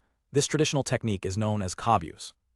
By combining 2 steels with different properties into one, he continues, you can achieve the cutting edge of hard steel and the bending resistance of soft steel. Riku watches, completely absorbed. This is northern technology, huh? Both Nilda and Riku are in awe, understanding the genius behind the method. Izo glances at Nilda. I think your weapon was made the same way, maybe. With the 2 steels combined, he begins hammering again, stretching the metal to its desired dimensions in a process called sunob. He pauses for a moment, wetting the anvil. Then he raises his hammer high. A loud pop suddenly echoes through the air. The unexpected sound startles Riku, Samia, and Nilda. Izo turns to them. Sorry if I startled you, but it's fine. Even Kururu peeks out from a window, wondering about the noise. Diana gently reassures him, it's okay. Izo explains the technique. When you wet the anvil and hammer the heated iron, it makes a popping sound. Doing this makes the surface smoother. Riku is amazed. I see, so that's the effect. After carefully adjusting the length and thickness, Izo inspects the elongated piece of steel. Once it's at the desired length, we'll stop for today. Let it rest overnight. The group gathers to admire the day's work, a long, featureless bar of steel. Starting tomorrow, Izo announces, we'll move on to shaping the blade itself. The raw form of the katana is now ready for the next stage. Holding it up, Izo smirks to himself. I made the tip rounded and shorter, pig-headed style. He turns to show the others. Nilda and Riku are practically vibrating with excitement. Riku exclaims, it's so exciting to see the shape taking form. Samia silently agrees, just as hyped. Izo continues his lesson for Reich. When making the tip, you have to consider how much it will curve during the quenching process, otherwise it might curve more than expected. Nilda perks up at the unfamiliar term, quenching. It's the process of strengthening the metal, Reich explains. Nilda's eyes sparkle with even more anticipation. The next day, Izo begins the painstaking process of refining the blade's shape, filing it down with precision. He explains that after heating it at a low temperature and cooling it, the surface oxide is removed. This process tightens the steel and increases its sharpness, hopefully, he thinks. He admits to himself, even though I studied this as a hobby in the past, I'm relying mostly on my cheat skill now. I think it's okay. As he works, a sense of reverence washes over him. When I face this in practice, he thinks, I am in awe of the skills and knowledge of the blacksmiths who established these techniques. After filing and planing to remove every bump and distortion, he holds up the perfectly smooth blade. Now it's time for the most artistic step, applying the tempering clay, a special mixture of clay, whetstone powder and charcoal. Now how should I do this? He wonders aloud, contemplating the design. By varying the thickness of the clay, he can create temperature differences during quenching. The resulting boundary is called the hamon, the iconic temper line of a katana. In a way, Izo says with intense focus, it's the face of the sword. His expression becomes that of a true artisan. This is the moment where the swordsmith's sense and soul are put to the test. There are many types of hamon patterns he could create, from the straight sugyuha to the wavy nodair and gunome. After a moment of consideration, he makes his decision. All right. With a steady hand, he begins to carefully apply the clay mixture to the blade. It would be good to use a stick to draft the soil on the sword, he instructs Reich. He explains the principle, a thicker layer on the spine and a thinner layer on the edge. This precise application will make the edge incredibly hard and sharp, while keeping the spine softer and more durable. Reich realizes what's next. Next is the quenching process. Nilda looks on, her excitement at its peak. But Izo puts a stop to it. That's all for today, we'll continue tomorrow. Both Nilda and Reich let out a groan of disappointment. Izo just smiles. I'm looking forward to it. By the way, tonight's dinner will be a little different from usual. Later that evening, Izo is in the kitchen, not with steel, but with a perfectly risen ball of dough. He gently presses into it, the soft texture a stark contrast to his work at the forge. He has a special treat planned for everyone. The first fermentation is a success. The dough is light and airy. He's making a special bread using apple yeast he cultivated from fruit found in the forest. After deflating the dough and dividing it into portions, he lets it rest for its final rise. He silently thanks the little apple fermenters for their hard work, already thinking about making apple jam next. While the dough rests, he gets in his daily sword practice with Diana, balancing his life as a craftsman and a warrior. After his sword practice, Izo returns to the kitchen. The apple yeast dough he prepared this morning has risen perfectly, ready for its final proofing. He shapes the dough and places it into a Dutch oven, letting the stone oven work its magic. Meanwhile, the others are getting the rest of dinner ready. Reich listens intently as Samia tells a wild story, and then a really big one jumped out of the bush. Inside, Diana finishes setting the table with Nilda's help. Just then, Izo's voice rings out, the bread is ready. He presents a massive, perfectly baked loaf, steam rising from its golden crust. The girls are absolutely stunned, their eyes wide with awe at the sight. Samia leans in, sniffing the warm aroma. This one's different from the usual. Izo smiles warmly. Take your seats. Today's bread has been fermented, so it's soft. Before Samia can dive in face first, Reich gently holds her back. Samia breaks off a piece, revealing an unbelievably soft and fluffy interior. This is so fluffy, she murmurs, her eyes wide with delight. She takes a huge, satisfying bite. Yummy, she exclaims. Diana, trying a piece herself, agrees it really is. Diana is thoroughly impressed. The flavor is great too. It's just as good as the bread I used to eat at home. Izo gives a little bow. I'm honored by the noble lady's praise. Reich, with a mouthful of bread and a skewer, confirms it's incredibly tasty. Even Nilda is moved. It's delicious, she says quietly, then looks up at Izo with a serious expression. Izo, what kind of person are you? The sudden intensity of her question catches him completely off guard. What do you mean? He tries to play it cool, taking a bite of his skewer. Just a blacksmith. Nilda isn't convinced. Just a blacksmith living out here and baking fluffy bread? That doesn't seem right. Izo sweats a little, thinking she has a point. He thinks to himself, I can't exactly tell her it's because of my cheats. Nilda stares him down, demanding a real answer. Izo feels the pressure mounting under her intense gaze. As the meal winds down, Kiruru lets out a satisfied puff of air from its spot outside. The next day, the forge roars back to life with incredible intensity. Izo stands before it, his expression deadly serious. It's time for the most critical step, the quenching. With the others out collecting herbs, only Izo, Reich and Nilda remain for the crucial procedure. He pulls the glowing hot blade from the flames. Reich. This is the right temperature, he says with absolute certainty. Reich nods grimly, yes. Normally, a smith would need the darkness of night to judge the heat, but Izo's cheat skill lets him see the exact temperature. As a dwarf, Reich has a similar innate ability. Reich watches with bated breath, knowing how crucial this moment is. Nilda too looks on with a mixture of awe and anxiety. With a swift, decisive motion, Izo moves the fiery blade toward the trough of water. He plunges it in, and a violent sizzle fills the workshop as steam billows upwards. He holds it steady, feeling the vibrations of the cooling metal travel up his arms. The sound resonates through his hands as the steel rapidly contracts. This difference in cooling speeds between the edge and the spine is what forces the blade to curve. He reflects on his past life. Some people called this moment a blade's birth cry. Holding it now, I can see why. He pulls the newly formed blade from the water, its shape now permanently altered. This is a shallow curve called a torii sarai, he explains, before beginning the process of tempering and correcting any distortions. Finally, he takes a whetstone to the surface, polishing it to reveal the hidden beauty within. As he works, a distinct, wavy pattern begins to emerge along the hardened edge. He holds it up for the others to see how the pattern appears. Reich and Nilda are mesmerized. It's called a hamon, Izo explains, one of the highlights of a sword. He continues the long process of polishing, bringing a dull, beautiful glow to the steel. With the overall shape set, he prepares to carve the groove or hai. It's often mistaken for a blood groove, he clarifies, but its real purpose is to lighten the blade without sacrificing strength. Next, he drills a hole for the retaining peg in the tang, the part that goes into the handle, and prepares to engrave his mark. He holds up the tang, ready for the final, personal touch. With intense focus, Izo carefully begins to chisel into the metal. He meticulously engraves his signature, a mark of pride in his work. The characters are carefully carved, a permanent testament to their creator. He lets out a breath, the delicate work complete. Nilda, who's been watching closely, asks Izo, what did you engrave there? He shows her the tang. On this side is the stamp of our workshop, and this one. He turns it over with a slight smile. This is my signature. It shows that I made it. Nilda studies the strange characters. A name, I've never seen writing like this. It's not the northern script either. Izo thinks fast, coming up with a cool-sounding excuse. No, this is a secret script passed down in my family. He internally congratulates himself. Yeah, that's a good explanation. Let's go with that. Nilda's eyes narrow slightly. Did you put it on her sword too? Are you talking about Helen? Izo replies. No, I didn't engrave it on hers. I put it on this one because it's a northern sword. Nilda is stunned for a moment, processing his words. A slow blush creeps across her face as the meaning sinks in. Is that so? She can't hide her growing smile. A happy little hum escapes her lips. Finally, she pumps her fists, beaming. Good, so you're seeing Helen as a rival, Izo just notes how happy she seems. Just then the others return from their foraging trip. We're home, Izo greets them. Welcome back, let's finish up for today and clean up. Samia and Diana peek into the workshop.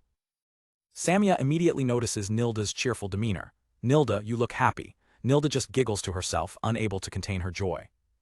Nilda's katana is nearing completion. Samia proudly announces, I picked up lots of herbs and plums today. Izo smiles, then let's celebrate with that. As night falls over the workshop, the final stages of crafting Nilda's new sword are about to begin. Over the past few days, Nilda has slowly started to open up, sharing what little she can about her home. Tonight, she explains, we demons also need to replenish our magical power. The border to our realm, it's a long way from here. Izo mulls this over while eating. This forest has pretty dense magic, but you're saying the demon realm is on another level. He continues, doesn't that mean monsters are constantly spawning? Isn't it incredibly dangerous? Nilda smirks, completely unfazed by the thought of the terrifying beasts that roam her homeland. Demons aren't attacked by monsters, but they don't exactly follow our orders either. Izo processes this new information. Too much magic is lethal for humans, yet some people apparently travel back and forth. He stares out into the forest, a single thought crossing his mind. Does Camilo also trade there? The question hangs in the air, unanswered for now. The forest remains silent, holding its secrets. The next day, it's time to get back to work. The sword is nearing completion. Izo reflects on his unique process. Normally, each step would be handled by a different specialist, but I have to use my cheats to do it all myself. I'm missing a lot of the proper tools and have to skip some steps, he thinks, but my goal is always the same, to forge the best possible weapon for its user.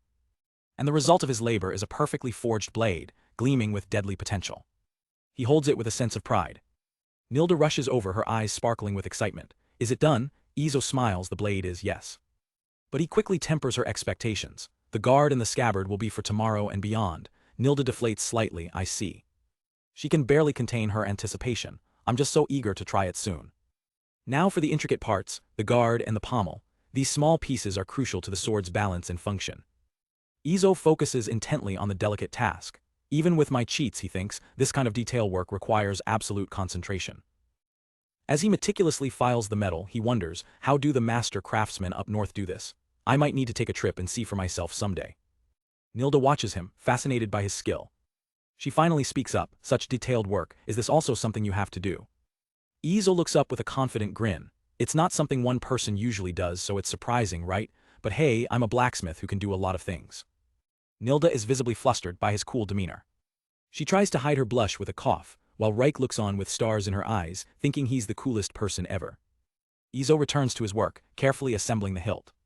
He explains his design philosophy. I've stripped this sword of any fancy decorations. It's a simple, practical design. If you need a more ornate version, I can always remake it back in my homeland. But I've made sure it's durable enough to withstand any battle, without losing performance. He internally winces, thinking, I'm using substitute materials for what I'm missing. If a true northern craftsman saw this, they'd probably kill me. He holds up the completed sword, handle and all. With this, the sword itself is finished. We'll continue tomorrow, let's clean up. Nilda, snapped out of her daze, quickly agrees. A new day begins with the final step, crafting the scabbard. Izo measures out the length. Unlike a straight blade, this sword has a curve, so I have to make the scabbard perfectly to not affect drawing and sheathing.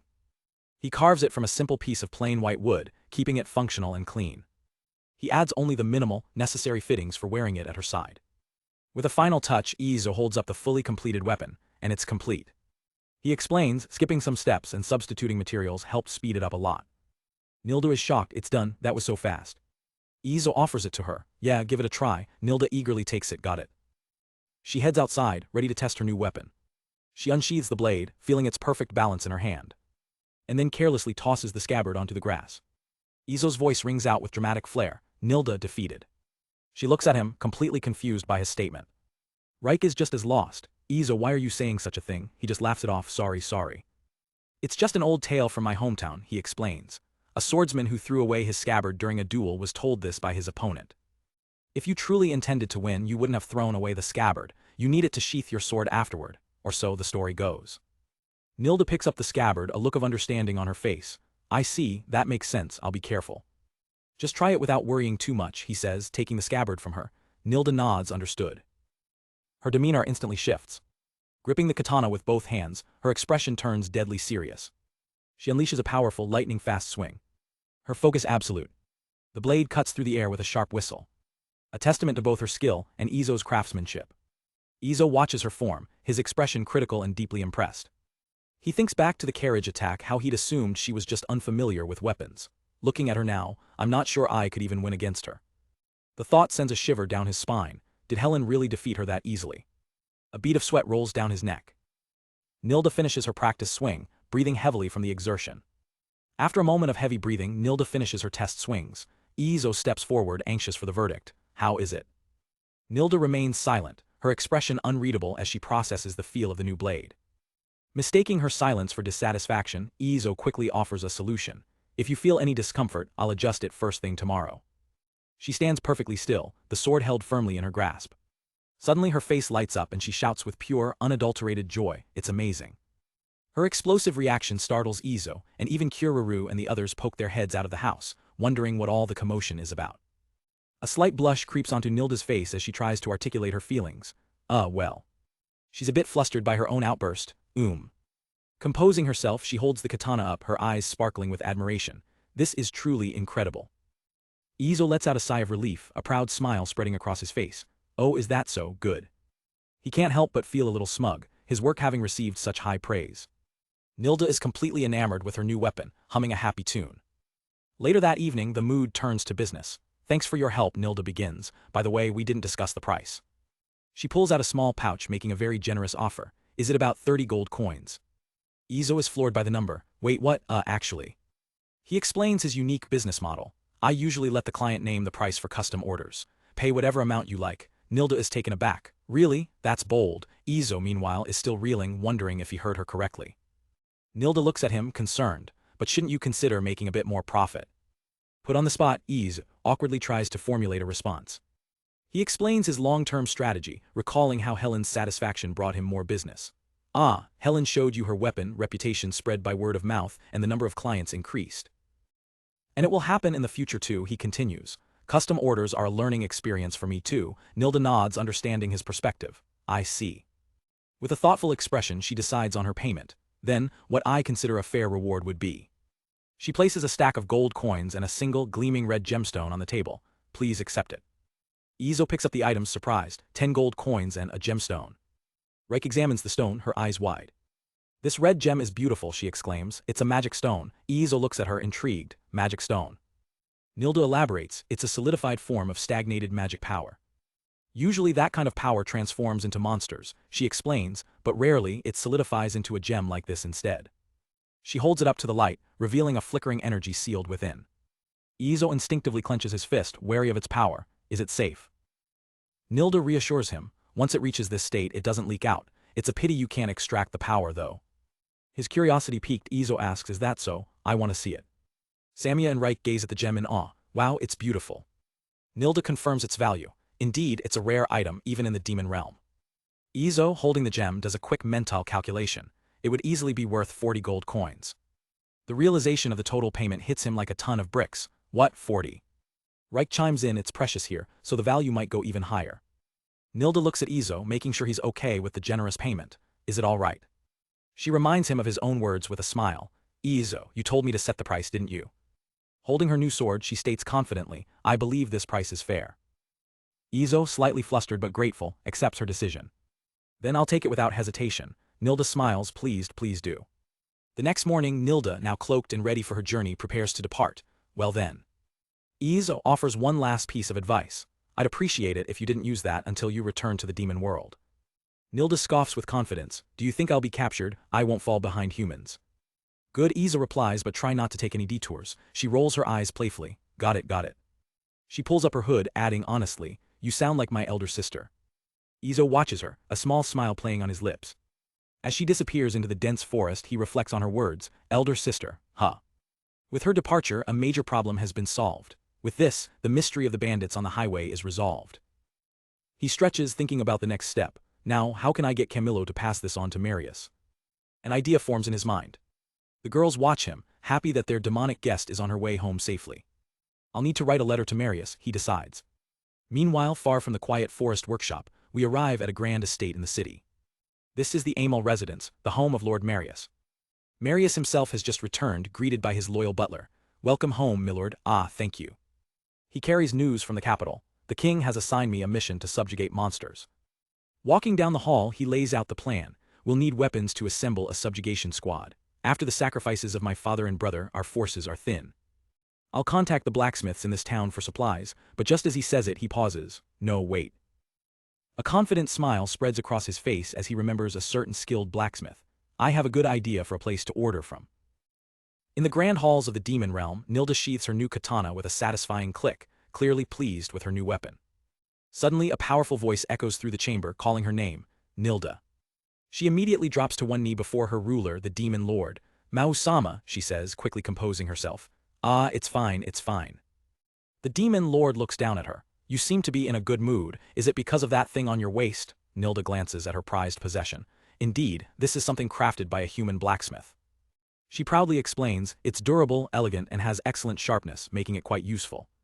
The demon lord's interest is piqued. Oh, crafted by humans. Nilda senses a shift in tone and asks cautiously, did I do something wrong? No, the demon lord replies. She elaborates, I don't know what they might think, but for us, there's no particular reason to view humans as enemies anymore. The Great War from centuries ago was during the era of the previous demon king. Times have changed. Her curiosity getting the better of her, she asks, may I take a look at it? Of course, Nilda says, presenting the weapon to her lord. The demon lord draws the blade, its polished steel gleaming under the hall's light. Oh. Have you used it in a battle, she asks. Nilda confirms, I've tested it a few times, yes. As she examines the edge, her eyes widen in genuine surprise. This blade, she murmurs, as sharp as it is. How do you maintain it? Nilda smiles proudly. While it's not entirely maintenance-free, there are no chips or warping, so I simply clean off any dirt. The demon lord is clearly impressed. Impressive. She then asks the crucial question, this blacksmith crafts weapons for demons as well? Yes, Nilda replies, though there are conditions. Conditions. Nilda begins to explain the strange blacksmith rules. The client must personally visit the workshop alone in the forest. Is that all? The demon lord asks. However, Nilda continues, the location is in the Black Forest. The mention of the Black Forest gets her attention. Nilda clarifies the risks. The area surrounding the forest is beast folk territory, and I've heard that dangerous beasts roam deeper within. Moreover, the dense magic in the forest is advantageous for us, but the workshop is warded with anti-human magic. The demon lord is baffled. The blacksmith's workshop is warded, Nilda confirms. Yes, their workshop is warded. Why? Not only is their workshop in a remote, dangerous location, but they also actively repel customers. On top of that, Nilda adds, they accept payment based on the customer's offer. The two demons fall silent, processing just how bizarre this blacksmith is. Truly a strange individual, Nilda says. The demon lord agrees, indeed, truly strange. Nilda smiles fondly, thinking back on her encounter. He really was an odd person. Meanwhile, back in the human world, as if on cue, Izo lets out a massive sneeze. Whoa, are you okay? Camilo asks, startled. Excuse me, Izo says, wiping his nose. So about the order. Ah yes, Camilo replies. Camilo gets straight to the point. The next delivery will be all longswords. The more the better. I'd like to order as many as possible. Can you do it? Izo takes the documents, realizing the scale of the request. A large order, huh? He thinks to himself, he even has a contract prepared. This is my first time handling something of this scale. Understood, Izo says. I'll need the appropriate materials and fuel. Can you prepare them by the time I'm back? Camilo immediately agrees. Leave it to me. Izo double-checks to confirm no other products correct. Camilo confirms, yes, though I'm tempted given sales trends will stick to this for now. With a confident smile, Izo accepts the commission. Understood, I'll take it on. I have 2 requests for you though. Camilo looks surprised. Oh, that's unusual. First, deliver this letter to Marius. It's about the bandits on the highway. Let them know it's been resolved. Ah, sure, Camilo says, taking the letter. He can't help but add with a sigh, but to think you're accepting work from demons. The second request is to procure seed potatoes and northern spices, Izo continues. Camilo thinks it over. Camilo explains, while seed potatoes are easy, I'm not very familiar with northern trade, so it might take some time. I can wait, Izo replies calmly. Izo reflects on this milestone. Up until now, I've been pitching my goods to clients, but this is my first commercial order. I'm glad the client is Camilo. All right then, Camilo says, ready to finalize their agreement. And with a firm handshake, Izo's first large-scale commercial order is officially underway. The Izo workshop is about to take on its biggest challenge yet, mass production. Inside, Izo gathers his team. All right everyone, listen up, he announces. From today, the Izo workshop is focusing all its efforts on mass-producing longswords. Riku, Diana and Samia look on, determined. Riku adds, let's work as efficiently as possible. Izo begins delegating tasks. Diana, you'll continue making the molds you started yesterday. Diana nods, got it. Samia, he continues, you can skip deburring the molds today. She eagerly agrees, all right. Finally, Izo turns to Riku. You and I will handle the finishing work. Riku confirms, understood. With the plan set, Izo gives a final piece of advice. It's important to hurry, but don't rush and cause any accidents. It's okay if each action is slow, just be careful and safe. Diana smiles, adding a well-known saying, slow is smooth, smooth is fast. Let's keep that in mind. With a rallying cry from Izo, the team shouts in unison, ready to begin. Diana gets to work immediately, feeling the pressure. If I don't get these molds done, everyone else's work stops. I have to hurry, she thinks, realizing she's running out of clay. She pauses for a moment, feeling a bit overwhelmed. Taking a deep breath, she reminds herself of the mantra, slow is smooth, smooth is fast. The workshop roars to life as everyone dives into their tasks. Samia and Riku work in perfect sync, keeping the production line moving. Izo watches over them, a look of quiet confidence on his face. He tends to the forge, the rhythmic clang of his hammer echoing through the workshop. Riku is focused, sparks flying as she meticulously files a newly forged blade. The process is intense and demanding. She grunts with effort, the metal resisting her file. Nearby, Samia fans herself frantically. It's so hot in this room, she complains. Diana chuckles, well, the forge has been running at full capacity for a while. Riku teases, and you're all fluffy, Samia, that can't help. Izo overhears them and chimes in with a concerned look, everyone, make sure to stay hydrated during breaks. Heatstroke is scary, he mutters to himself. The day wears on, the sounds of smithing filling the air. Finally, as the sun sets, Izo claps his hands together. All right, that's it for today. He looks proudly at a barrel filled with their day's work. 10 longswords in one day, huh, not bad at all. This is all thanks to everyone's efficiency, he says, genuinely impressed. The girls look pleased with their accomplishment. Izo continues, let's try to keep this pace from tomorrow onwards. If things continue to go this well, he muses, we should be able to deliver a decent number. Night falls over the forest and the workshop rests. The next day the team is back at it, working together seamlessly. During a well-deserved break, everyone enjoys some freshly squeezed juice. Izo gets a curious idea, speaking of which. In a dwarven workshop, do you guys sing at times like these? He asks Reik. I haven't been doing this long and my family wasn't in the business, so I'm not sure, he explains. But I wondered if singing during work was a thing. Reik brightens up, oh, it does happen. Izo leans in, intrigued, could you sing a little for us? Reik's face instantly turns beet red, and she stammers, completely flustered. Izo realizes his mistake. Whoa, she looks super embarrassed, he thinks. He panics internally. Is this like suddenly asking someone to do a hidden talent at a party, power harassment? He quickly backpedals, waving his hands. No pressure, really, I was just curious.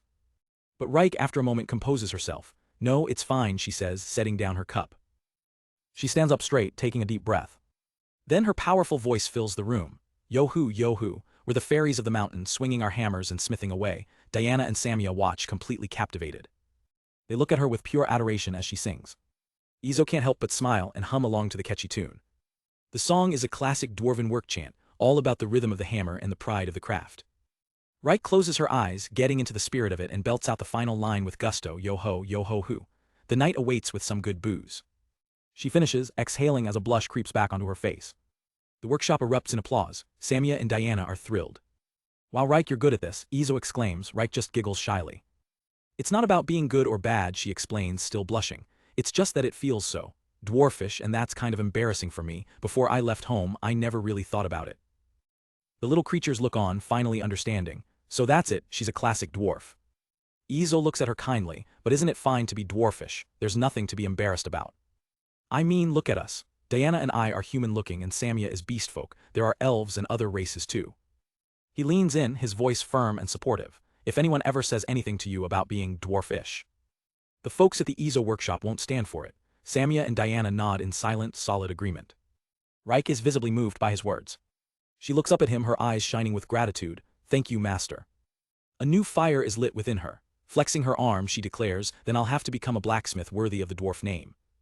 From then on, the workshop is filled with the sound of Reik's proud singing as she works. Her cheerful song even echoes outside, much to Kiriru's delight. Later that evening, after a hearty meal, the team cleans up. While sweeping, Diana smiles at Reik. Your dwarven singing is so powerful and memorable. Reik looks surprised. Really? Diana starts humming the tune herself. I can't help but hum along, she admits, though Reik finds it a little funny hearing it in Diana's voice. Suddenly Reik gets an idea. Diana, can you sing something too? Diana pauses, putting a finger to her chin in thought. With the attention now on her, Diana admits, as part of my upbringing I learned some singing and dancing, but Reik's eyes light up. Dancing. Diana shyly grabs her dress, trailing off. She imagines herself performing an elegant, flowery dance, explaining, all of it is so refined, it might not be very interesting to perform here. The group bursts into good-natured laughter. Meanwhile, Izo starts to sweat, thinking, should I, as someone from a noble name, be able to sing songs from this world? It's not like I have any songs installed. And I can't exactly sing songs from my original world either, he realizes. I'll just stay away so they don't turn towards me. Suddenly, his attention is pulled away, as Diana speaks up. Diana stops, looking down at her hands with a concerned expression, which Reik immediately notices. What's wrong, Reik asks. Diana hesitates. It's nothing serious, just. Maybe it's because I've been making molds with clay for so long. It seems my hands have gotten a little rough. Without a second thought, Izo steps forward and gently takes her hand. Let me see. Diana's heart skips a beat as he inspects her hand. Oh, you're right, Izo says, his voice full of concern. Sorry I didn't notice sooner. He holds her smaller, calloused hand in his, a silent apology in his touch. Looking up at him, Diana asks softly, is there any medicine? She blushes, completely flustered by his gentle gesture. Samia watches the tender moment unfold with wide, curious eyes. Just then, Reik pops up with a small container. Here it is. If that's the case, Reik announces proudly, I have some ointment I brought from my family home. Diana looks relieved. Reik quickly opens the jar of ointment. As she gently applies it to Diana's hands, she explains, my hands have become sturdy now, so I don't use it much anymore. But I'm glad I kept it as a sort of good luck charm. The dwarf's calloused, skilled hands carefully tend to the noble ladies. Izo watches them, a worried thought crossing his mind. For a craftsman like Reik, it's a blessing, but is it really okay for a noble lady's hands to become so rough? But Diana beams, dismissing his worry completely. What are you talking about? I admire hands like Reik's, they're cool. Reik looks up, touched by her friend's words. Samia nods sagely, adding, well, there are also racial differences to consider. Izo turns to the group, taking on the role of the responsible master. In any case, overexertion is a no-go. The workload is heavier than usual, so let's make sure to manage our health carefully. Later that night, in the quiet of her room, a single lamp burns. Diana sits on the edge of her bed, once again looking at her own hands. A soft, thoughtful smile plays on her lips. She remembers the feeling of Izo's strong hand holding hers. Such big hands, she thinks to herself, rough and sturdy, they're different from my father's or my brother's hands, the hands of a blacksmith. She flops back onto her bed with a sigh. Staring up at the ceiling, her thoughts drift. An image of Izo's face fills her mind. A deep blush creeps across her cheeks. Overwhelmed with a fluttery feeling, she buries her face in her pillow and kicks her feet. The night passes peacefully over the workshop. From the next day onward, the team hits their stride, maintaining a blistering pace. Rike's dwarven work songs become a smash hit, livening up the workshop as everyone joins in. Over the course of several days, their hard work pays off, and by the delivery date, they've successfully forged all 50 swords. At Camilo's establishment, Izo proudly presents the finished order. I've brought all 50 longswords properly made. Camilo looks on, impressed by the sheer volume. Izo, Camilo says with a grin, you always exceed my expectations. Izo gives a confident, satisfied smile. Camilo remarks this amount must be quite heavy, transporting them must have been tough, right? Izo chuckles, I thought so too, but Curol seemed to enjoy carrying them, she was in a great mood. This piques Camilo's interest. Speaking of which, I heard Curol eats a lot, but after going to the forest with us, she doesn't eat much. Izo is confused, she seems satisfied with a small amount. But Camilo counters, is that so? When she rests at our place, she eats quite a bit. A quick flashback shows one of Camilo's workers happily feeding Curol a mountain of food. Izo is completely baffled. I still don't fully understand the ecology of Curol. Camilo's tone turns serious. I think you can guess to some extent, but needing this many swords means that a large number of soldiers are being mobilized. Izo listens, his expression growing grim. Camilo then drops the real reason for their meeting. The client has requested that you accompany the army if possible. Izo processes the unexpected request. The girls who came along for the delivery listen with wide, worried eyes. Camilo quickly reassures them. That said, it's just accompanying the rear supply unit, so there's almost no danger. Izo crosses his arms, clarifying the job. So the main work would be repairing equipment at the supply base during the move. Exactly, Camilo confirms. How long would it be? Izo asks. Camilo replies, including travel, it'd be around 10 days at most. Camilo adds that all logistics like meals and tents will be handled. Izo thinks to himself, if it's just that long, I think I can leave the house to the three of them without issue. As a final selling point, Camilo flashes an okay sign, the pay is decent. Izo strokes his chin, weighing the pros and cons. He has one last, crucial question, just to confirm which army is it and what are they going to do. Camilo meets his gaze with a serious look. He delivers the answer that changes everything. It's Earl Amal. The name hits Diana like a physical blow. Camilo continues, unaware of the bombshell he just dropped. He's been entrusted with soldiers by the king and is organizing an expeditionary force to head out. Diana stands frozen, her hands clutching her chest as the terrible realization dawns on her. That's her brother's unit. The Amal family's legacy was built on one thing, subjugating monsters. And for the new Count Marius, this expedition is his first true test since inheriting the title. Back at the workshop, Izo weighs the offer. He thinks to himself, Marius recognizes my skills and the pay isn't bad either. Plus, it's a request from his sister Diana. With that, his decision is made. If that's the case, I'm happy to participate. Diana can barely contain her relief as Camilo begins to discuss the schedule. With the expedition set for next week, Izo heads home to prepare. Over the week, he gets everything in order, living his life as usual alongside the girls. He spends his time at the forge, ensuring his tools are ready for the journey. The night before he leaves, the workshop holds a small send-off party. Diana sips her drink, a worried look on her face. Well, it'd be a lie to say I'm not worried at all. Rike chimes in, after all, it's a monster hunting expedition. Even if you're not on the front lines, something could always happen. But Samia isn't fazed, knowing Izo though he'll manage somehow. Izo listens, a bit taken aback by their unwavering faith in him. He thinks, do they trust me that much? For them, this is probably just like Dad's business trip, huh? He turns his attention to Diana, who's been drinking pretty heavily. Hey, aren't you drinking too much? Are you okay? She slurs, I'm fine with just this mew. Huh? And just like that, she's out, collapsing onto the table. Izo sighs, it's been a while, so she might have gone a bit fast. Diana, can you make it to your room? He looks over at the others. I'll handle the cleanup, so please let her rest. Rike smiles, thanks. But as he helps Diana, her hand suddenly grabs his. In a quiet, drunken mumble, she makes a heartfelt request. Izo, protect my brother for me, okay? Her words hit him. He feels the weight of her trust. He looks down at her. He gives her head a gentle pat, a silent promise. The next morning it's time to go. Well then, I'm off. The girls are all there to see him off. Diana, looking much better, tells him, take care. Reich adds, be mindful of the water. Then Samia steps forward, her fist raised with determination. Come back safe, okay?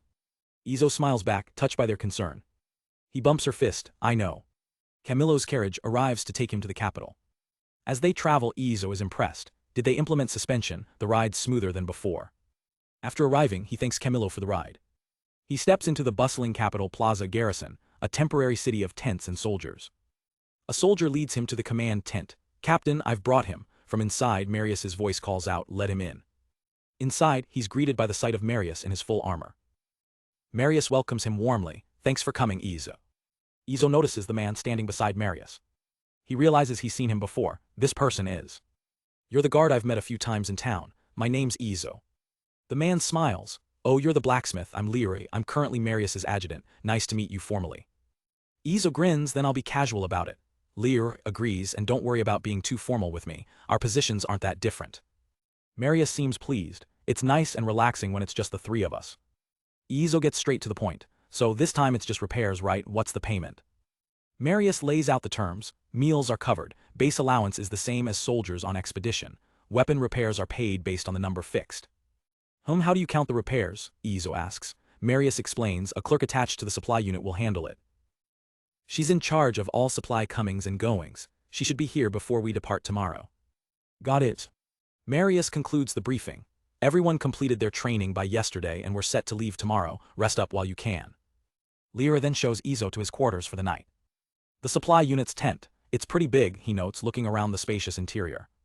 Deciding to get acquainted with the rest of the unit, he heads out. The smell of a hearty stew draws him toward the cooking area. Hey there, he calls out. Might as well say hi, I'm Izo the blacksmith. The boisterous man in charge turns around with a wide grin. Oh, I'm Sandro, the head chef. These are Martin and Boris. He laughs heartily. I'll make sure you're well fed. Izo is slightly taken aback. Whoa, loud. Sandro then points him towards another member of the unit. Over there's Matthijs, who handles the horses. Izo finds Matthijs tending to the horses. Sorry to bother you during work. No need for such formality, Matthijs replies as Izo introduces himself. I'm Matthijs, in charge of managing everyone's carriages. The knight's horses too, Izo asks, petting one of the animals. Knights have their own personal handlers, Matthijs explains, but adds, if I have the time, think you can help with the hooves. Izo agrees, that's fair. With introductions made, they agree to meet again at dinner. And as promised, Sandro makes sure everyone eats well, serving up a vegetable-rich soup and chewy bread. That night, Izo settles into his cot inside the massive supply tent, hands resting behind his head. He closes his eyes, thinking, better brace myself for tomorrow's carriage journey. I can't afford to be tired. He recalls the faces of the supply unit crew he met, Sandro, the boisterous chef, and the others. The old man's food was decent, and the rest of the supply unit folks seem all right. The next morning, the camp is a flurry of activity as everyone prepares to move out. Soldiers and workers pack up the tents and begin loading the heavy supply carriages. Izo watches the diverse crew, a mix of dwarves, sleets, and lizards, all working together. Quite a variety of people are joining in, he muses. Boris, one of the supply workers, calls over to him, is that all the luggage? Izo gives a simple nod. Yeah. Leary does a final check, shouting to the group, nothing left behind. We're about to leave. Just as they're ready to go, a sudden noise catches Izo's attention. The sound of frantic footsteps thunders through the camp, getting closer by the second. Suddenly, a young woman with long braids stumbles into view, nearly tripping over her own feet. She catches her breath, panting heavily as she announces, arrived right at time. Izo recognizes her instantly. That's the clerk he mentioned, he thinks, recalling Marius's words from the day before. Seeing how exhausted she is, Izo quickly uncorks his water flask. He kneels down and offers her a cup. Are you okay? Do you want some water? She gratefully accepts. Thank you very much. As she sits down with the others, Izo can't help but think she looks like a small, startled animal. She takes a long drink, letting out a sigh of relief. Izo formally introduces himself. I'm Izo, a blacksmith recruited for the supply unit. It's a pleasure to meet you. Having composed herself, she smiles brightly. I am Frederica Schult, a civil officer attached to the supply unit. Frederica looks at him inquisitively. As a blacksmith, does that mean you handle repairs? Izo confirms yes. She explains the chain of command. Repairs for any damaged equipment will first be reported to me. She points a finger, clarifying, I'll forward the requests to you, Izo-san, so it would help if you could focus on the repairs. Izo is impressed by the efficiency. Understood, he replies, thinking the management is very well organized. His attention then shifts, as the commander prepares to give the order. Marius raises his sword high, his voice ringing out across the garrison, let's move out. The massive subjugation team, consisting of 50 soldiers and a dozen carriages, begins its march. They're loaded with enough supplies to last for weeks, from food and water to blacksmithing tools. The convoy of carts and draft horses rumbles out of the capital and onto the rough country roads. It doesn't take long for the reality of the journey to set in. The constant rattling and shaking is brutal, my back and hips hurt, Izo groans. He's not the only one suffering. Sandro the chef turns to him, wincing. Feeling it too, old man, Izo can only manage a pain, yeah. Matthijs the horse master observes, the younger ones seem to be doing better, but even Frederica is feeling the pain. She complains with a pout, the shaking makes my butt hurt. Izo sighs in solidarity, yeah, no kidding. He thinks to himself, I've gotten used to the carts back home, but in this world leaf spring suspension systems aren't common yet. Finally, a soldier calls out the words everyone was waiting for, break time. The convoy halts near a river. Izo kneels down to check the water, concluding it's safe to drink. The entire crew spills out of the wagons, stretching their sore limbs and fetching water. It reminds Izo of a modern highway rest stop. He tries to work out the kinks in his back. A loud crack echoes as he stretches, a groan of pain and relief escaping his lips.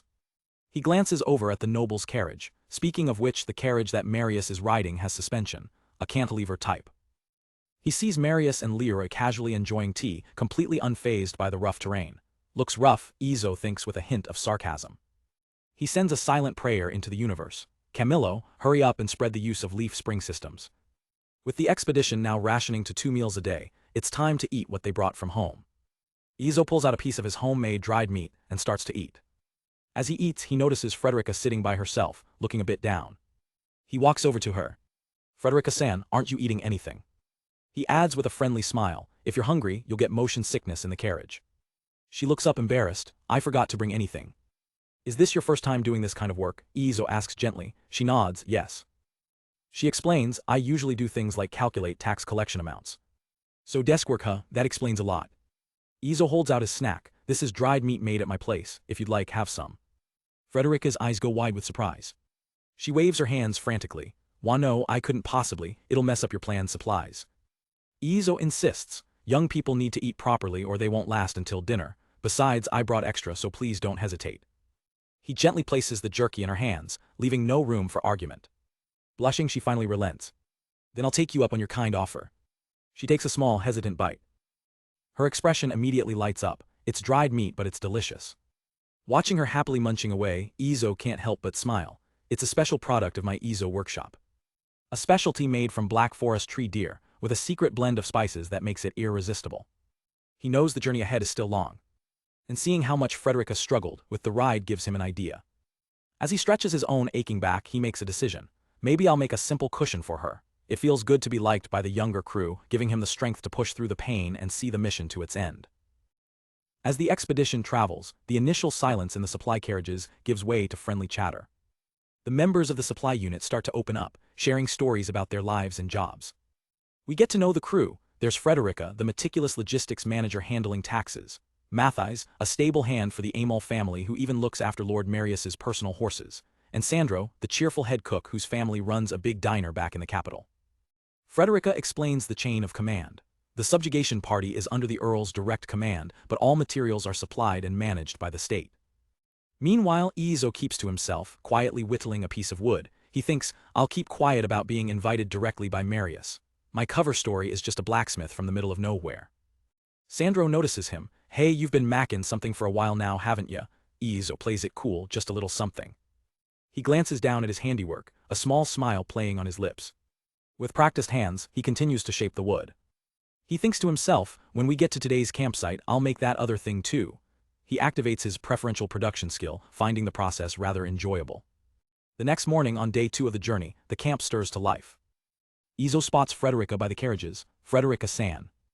He holds out a makeshift cushion. If you'd like, please have this. Frederica looks up, surprised. What is this?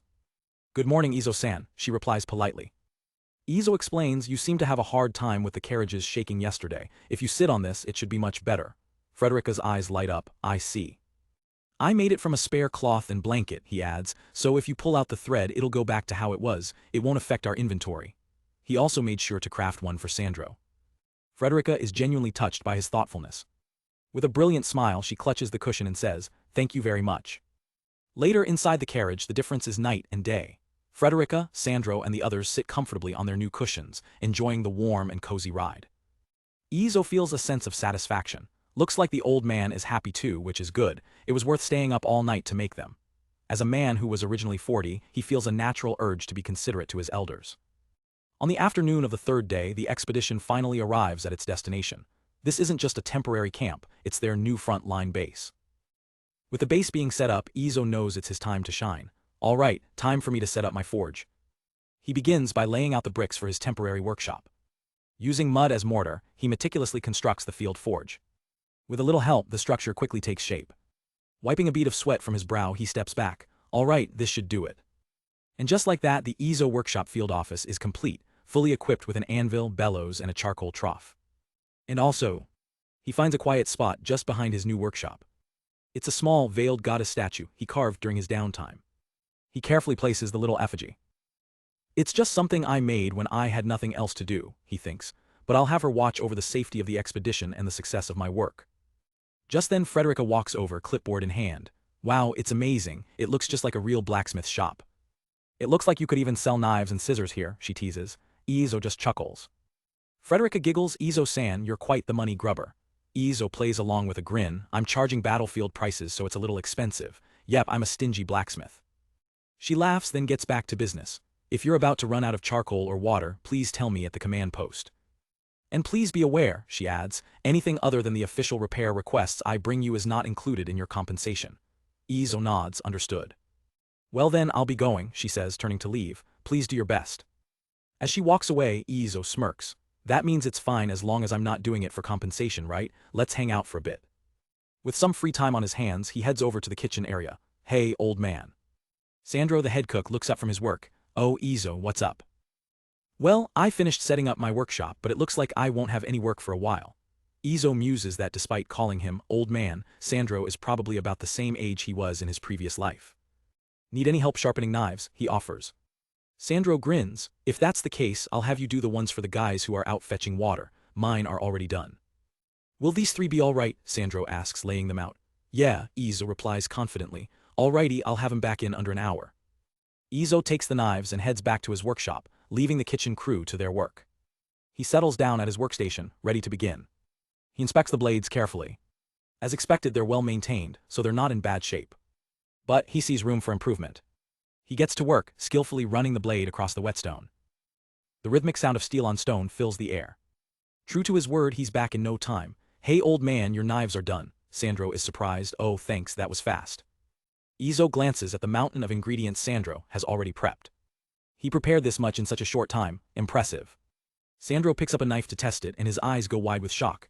Oh. You've got some good skills, he says, genuinely impressed. Izo just smiles, it's my job. Sandro laughs heartily. Well, they were well maintained to begin with. He then turns to his subordinates and declares, you guys, if you treat this fella poorly you'll have me to answer too. They quickly snap to attention. Yes, sir. With his favor done, Izo decides to fire up his forge for a test run. He works the bellows, bringing the charcoal to a roaring heat. So that I can start work right away when the subjugation party returns. I'll do a test forging with some sheet metal I brought from home. Just like how I make custom models, I'll take the iron, I'll make a spearhead. Sparks fly as his hammer strikes the glowing metal, and forge. After some time, he holds up the newly forged spearhead, examining his work. He imbues it with his magical power, causing it to shimmer with a faint light. Holding the spearhead, he gazes out at the vast forest surrounding the camp. A realization dawns on him. I see, when magical power stagnates, monsters are born. In other words, the fact that monsters have appeared means this forest is brimming with magical power. His thoughts are interrupted by Frederica's urgent voice. Izo-san. 2 soldiers drop a heavy barrel in front of his workshop with a loud thud. She gestures to the barrel filled with damaged weapons. Please repair the weapons and armor in this barrel. This is the list, she says, handing him a piece of parchment. He scans the list. Several longswords with chips and bends and 2 round shields, With a confident smirk he accepts. I'll take the job. Frederica bows slightly. When you're finished, please come to the command post. We're counting on you. She turns and hurries off, leaving Izo to his work. Izo cracks his knuckles, ready to get started, the first job for the Izo workshop field office.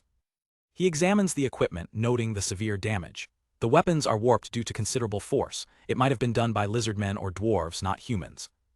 He begins the repairs, carefully hammering a bent sword back into shape. While limiting the amount of mana I imbue, I'll adjust if the case arises. He works tirelessly, the sounds of his workshop echoing through the camp. Later, he heads to the command post to report his progress. He finds Frederica at her desk. Today's batch is finished. She looks up, impressed. As expected of you, Izo-san, that was fast. Well, there wasn't much today, she says, and nothing was beyond repair. I will have someone pick them up later. Thank you for your hard work. Inside the command tent, Earl Marius and his subordinate Leroy are deep in strategy. Marius pauses, a thoughtful expression on his face. He glances outside, catching a glimpse of Izo leaving Frederica's station. Meanwhile, Izo heads back to his workshop thinking, today was just reconnaissance. The real subjugation starts tomorrow, so my workload will probably increase. I should get a good night's sleep. The camp settles under the quiet night sky. With the day's repairs done, Izo lies down to rest, but his mind is already on the next challenge. He thinks to himself, they said today was just reconnaissance. The real subjugation starts tomorrow, so my workload is probably going to explode. I should get a good night's sleep, he resolves, knowing he'll need all his strength. The next morning dawns over the camp. Breakfast is a hearty soup packed with ingredients, served with fresh bread. Izo makes sure to get extra meat, thinking, gotta build up my stamina for the day ahead. As he's eating, Frederica approaches him. Good morning, Izo-san. He greets her back with a smile. Good morning, Frederica-san. Noticing the dark circles under her eyes, he asks, were you up late last night? She tiredly confirms, yes. She lets out a huge yawn. The Earl was planning strategy until late, so I had to calculate the supplies. Izo replies sympathetically, that must have been hard work. He offers some friendly advice, but I hear that staying up late is the greatest enemy of beauty. When you have a chance to rest, you should rest well. Frederica is taken aback for a moment by his comment. She looks down, her tone becoming somber. Thank you, however. It's no use for me to worry about my beauty. Izo watches her, a little confused by her sudden self-deprecation. He tries to encourage her, starting with her name, Frederica-san. I think you could have a little more self-confidence. She looks up at him, surprised by his earnestness. But she quickly dismisses it, turning away. No, it's nothing like that. Later, Izo gets back to his workshop. As he predicted, the workload is about to ramp up, so he's already had his supply of charcoal and materials increased. He takes a moment to watch the camp in action. He sees Frederica running all over the place, handling her duties with incredible care and detail. He smiles to himself, thinking she was probably chosen for this mission to gain practical experience. Hang in there. She continues her tireless work, managing the camp's logistics. As Izo is about to start working, something catches his eye. He sees a figure approaching the command post tent. It's an elegant woman with long, light hair and pointed ears. Izo realizes with a start, an elf. Well, he muses, this is a land with a lot of mana, so I guess it's not that strange. With the subjugation team out on their mission, Izo spends the morning tackling his own projects, starting with finishing the spearhead from the day before. He also adjusts some scrap iron that Matthias, the stable hand, brought him, and touches up the kitchen knives for Sandro. He returns the freshly sharpened knife to the head chef. I hammered it a bit to adjust it. You take such good care of it, this should be more than enough. Sandro gratefully accepts, thanks. Izo grins, now go make something delicious with it. Sandro booms back, leave that part to me, as his assistants marvel at how sharp the blades are now. Watching the chef work, Izo thinks, the old man is so energetic. He remembers what Sandro told him, it's my job to share my energy with others. Can't do that with a gloomy face, can I? Izo agrees, that's true. It makes him reflect on his past life where he was the complete opposite, can't even compare him to the me from my previous world. No energy, always a little pale. Returning to his task, Izo focuses on his craft. As he works, he senses the ambient magic. It seems this forest's magic is less dense than the Black Forest's. He realizes even if I imbue it with magic like I do for custom models, it doesn't seem like it'll perform as well as things made back home. He sets the finished spearhead aside. It's finished for now. I'll attach the shaft later. He takes the newly forged spearhead over to his makeshift shrine. He places it in front of the goddess statue as an offering for the expedition's safety. Suddenly he hears someone calling his name. Izo-san, he turns thinking, she's here. It's Frederica, panting as she runs up to him with a clipboard. I need you to fix all of this. Izo takes the list and his eyes widen slightly. That's quite a lot. He scans the report. Looking at this, it seems there were some injuries too. Frederica nods grimly. Izo steels himself. Understood, please bring it in. Soon after, a soldier begins laying out a massive pile of damaged equipment. The soldier explains, we went deep into the forest today, so there's a lot. This is all of it. Izo looks over the mountain of bent swords and broken shields, his expression calm and determined. I'll do my best to fix them. As he prepares to work, one of the younger soldiers approaches him. Mr. Blacksmith. The soldier continues, you fixed my sword yesterday. Izo recalls the repair as Frederica Cross references her list. The soldier explains with awe, when I broke it I thought, well, this is done for. But when I used it today, it felt like it was brand new. He beams, finishing with the highest praise. If anything, it felt even sturdier than before you fixed it. Hearing the soldier's heartfelt thanks, Izo feels a renewed sense of purpose. He clenches his fist. He knows that among the pile of equipment, some pieces will be incredibly difficult to repair with his limited field setup. He decides on a strategy. I'll prioritize the ones I can fix quickly and start working. His resolve is absolute. I want to get as many pieces of equipment back into service as quickly as possible. Because this could be the difference between life and death for them. With that, Izo throws himself into his work, the ring of his hammer echoing through the camp. He repaired a massive amount of equipment that day. After reporting the finished and unrepairable items to Frederica, the soldiers began picking up their gear for the next day's fight. They inspect his handiwork, amazed by the quality of the repairs. As they head out, Izo watches them, a silent prayer in his thoughts, give it your all out there. Later that evening, a meeting is taking place in the command post. Marius the Earl is in discussion with his advisors and the mysterious elf woman. His expression is serious as he formulates a plan. He turns to the elf, can you call her here tomorrow morning? She meets his gaze, her expression unreadable. She gives a slight nod, I will do so. A short while later, a soldier leaves the command tent on an errand. He finds Izo at his workshop, the Earl is summoning you. Izo looks up, surprised by the sudden order, the Earl. He's escorted to the command tent, the soldier announcing his arrival, I have brought him. Marius turns to the guard, thank you for your trouble. Izo stands before the young Earl, wondering what this is all about. Marius then addresses the entire room, everyone please step outside for a moment. As the tent empties, Izo grows suspicious, clearing the room is something up. Once they're alone, Marius turns to him, well there's a small favor I'd like to ask. Izo smirks internally, there's no need to be reserved at this point, of course I'll be charging for it. Marius seems to read his mind and smiles. In that case, before the favor, let me introduce you to someone. Now Izo is genuinely curious, someone. Marius gestures towards the tent's entrance, please come in. The flap opens slowly. Izo's eyes widen in disbelief as he sees who's walking in. A familiar face, an elf with a distinctive bell around her neck, steps into the light. He shouts her name in shock, Litty-san. She's just as stunned to see him there, Izo-san. Marius stands between them, completely confused as to how his blacksmith and his special guest already know each other. Inside the command tent, Marius eyes Izo and Litty. Do you two know each other? Izo sweats, thinking, crap, it might have been more convenient if I'd pretended this was our first meeting. Out loud, he awkwardly admits, yes, we've worked together once before. A sly smile spreads across Marius's face. Ho, I see, he says, already sensing the complicated history. This looks like it's going to be a pain, he thinks to himself. Marius chuckles, for a man with such a deadpan face, you're quite the character. Izo internally fumes, don't mess around, while Litty looks on, completely lost. Marius clears his throat, getting down to business. Then there's no need for introductions, he states plainly. The favor I want to ask of you, Izo, is to act as her bodyguard. Izo is completely blindsided, Marius continues, explaining the mission. We need her cooperation to seal the source of the monsters. Our squad's mission is to escort her safely to the deepest part of the cave. Izo questions the logic, don't you have enough soldiers? Marius's reply is a simple telling no. In terms of numbers, we're fine, but the problem is their skill level. Izo's mind starts putting the pieces together. Come to think of it, most of the people here are new recruits. The captain-level members seem to be experienced, but, I see, they have their own duties and can't act as bodyguards. He falls silent, understanding the predicament. Marius explains, a bodyguard must not only ensure the safety of their charge, but also be able to protect themselves. Izo tries to deflect the offer, I'm just a blacksmith. But Marius isn't buying it, you're a skilled fighter, aren't you, Izo? He then drops the bombshell, after all, you are the sword master of our Rose of the Sword arena. Izo flinches, completely exposed. He grits his teeth, so Diana told you, Marius just smiles, and also. Do you remember Marquis Menzel?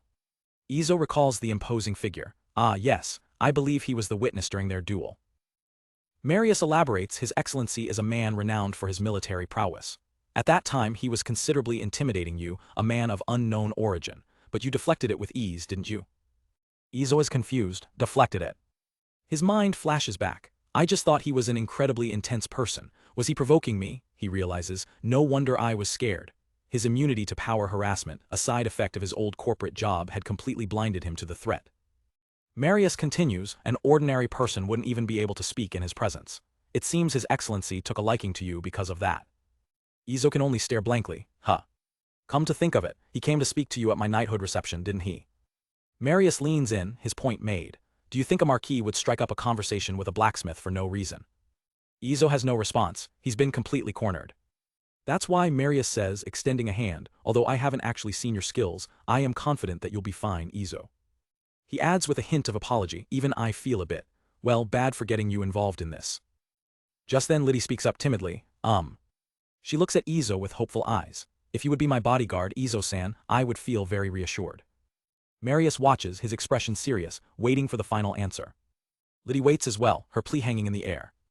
Izo considers the weight of their words, the logic of Marius's argument, and Litty's sincere request. He brings a hand to his face, mulling it over. Well, I've been asked. He trails off, no, it's. Then his expression hardens with resolve. Izo bows deeply before them, understood, I will protect her with my life. Marius's face breaks into a wide, relieved grin. I'm counting on you. Litty looks up, surprised by his sudden, solemn vow. Her surprise quickly turns into a radiant, grateful smile. I'll be in your care. Izo nods, a small smile on his face. Yes, leave it to me. Marius gives him his orders. All right then, I'll have them prepare your gear. If there's anything else you need, Izo, go get it. Having accepted the mission, Izo leaves the command tent. As he walks through the bustling camp, his thoughts drift away. It's been a couple of days since I left home. I wonder how the young ladies of my house are doing. The scene shifts, flashing back 2 days ago to Izo's workshop. Out in the woods, Samia was happily foraging and singing to herself. Her cheerful song echoed through the trees. Suddenly a voice called out, making her jump, Samia.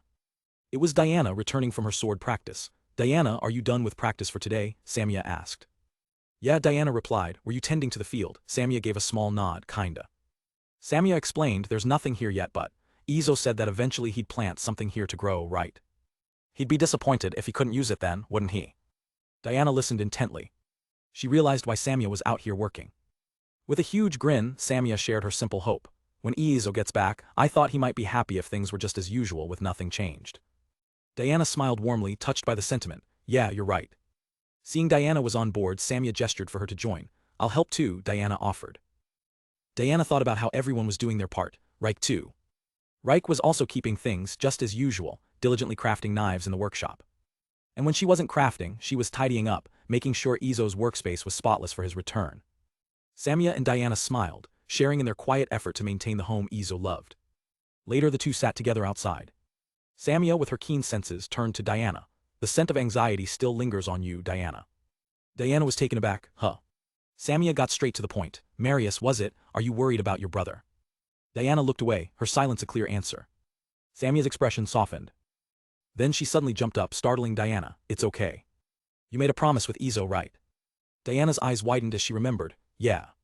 Samia pointed forward with determination. I made a promise too. That he'll definitely come home. So just like always, he'll definitely come home. Samia's unwavering confidence was infectious. Diana's worries began to fade, replaced by a renewed hope. Yeah. Just then Riku's voice echoed from the house. Samia, Diana, it's almost time to make dinner.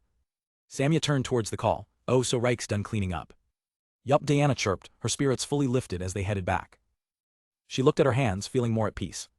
With her faith in Izo restored, Diana looked towards the horizon, waiting for his return.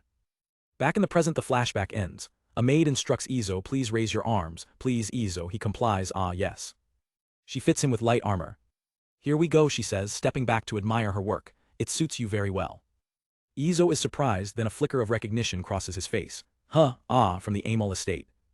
He realizes she's the same maid who helped him dress for Marius's reception. She smiles, I'm sorry for not noticing sooner. Izo waves it off, not at all.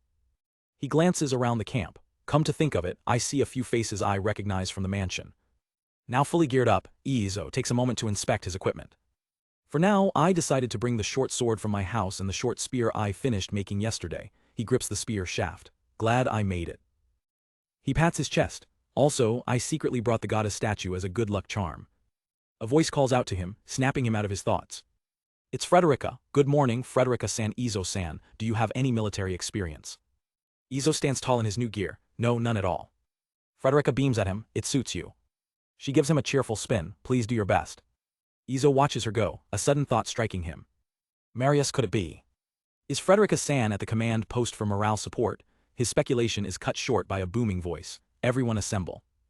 The entire subjugation force gathers. Marius stands before them, ready to rally his troops. Gentlemen, today is the day we bring the hammer of justice down on those foul creatures. With his forces assembled, Marius begins his pre-battle speech.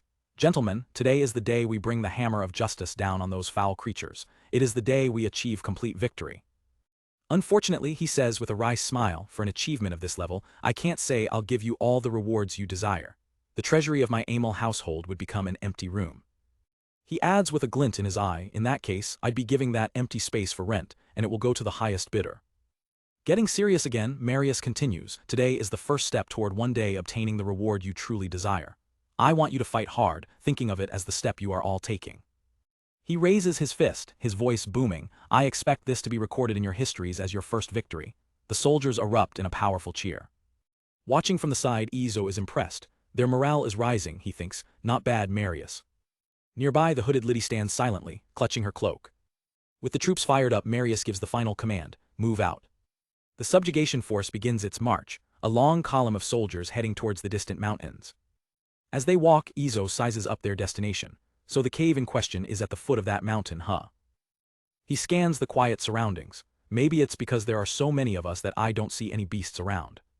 He glances over at Litty, who seems to be steeling herself for what's to come. Izo watches her for a moment, his expression unreadable. As they reach the base of the mountain, Litty raises a hand, halt. Before them looms the dark, gaping maw of a massive cave. Litty addresses the troops, from here we proceed according to plan, let's go. Izo finds himself and Litty positioned near the back. We're in the very last group, huh? Marius gives him a final, reassuring look. Izo, we're counting on you. Izo gives a firm nod, ready for the mission. As the first squads enter the cave, Izo notices that Marius isn't joining them. Marius and the guards are to wait here. He can practically see the pout on the young lord's face. He looks like he wants to fight with everyone, but a duty is a duty, I suppose. With Litty in the lead, Izo's group descends into the darkness. The path slopes steeply downwards, still this is deep, Izo mutters. He notes the cave's structure. I heard it was quite large, but it's fortunate there are almost no branching paths. We're unlikely to take a wrong turn. Litty speaks up from beside him, her voice soft. The deeper it is, the easier it is for stagnant magic to accumulate. It's said that when the stagnant magic exceeds a certain level, monsters will spawn, but there are no proper formulations yet. Izo's mind immediately makes a connection. I see. The Black Forest has more magic, but monsters rarely spawn there. Is it because there are rarely any spots where magic could stagnate? He makes a mental note. I should ask Samia if there are any suspicious places too. Miles away, it seems someone is thinking of him. Suddenly, a soldier cries out, Captain Litty. A small, goblin-like creature lunges from the shadows.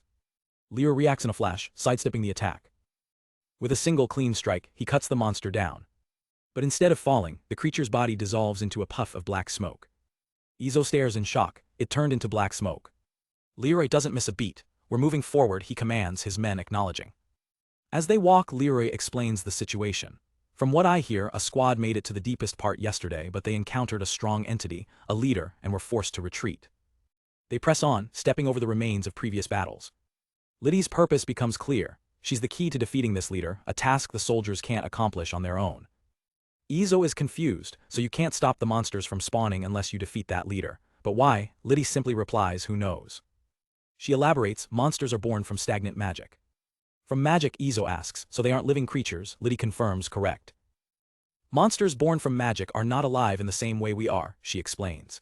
It's different from when living beings like dragons or demons are turned into monsters. They are born from magic and simply multiply, and then they attack living things. What happens when you defeat them? Izo asks. Litty replies they disappear along with the magic dwelling within them. Izo thinks back to the creature Litty just killed, like that thing from before. Litty adds, if a living thing becomes a monster, its body remains, but the magic disappears. This new information makes Izo's mind race, remembering the monstrous bear that attacked Samia.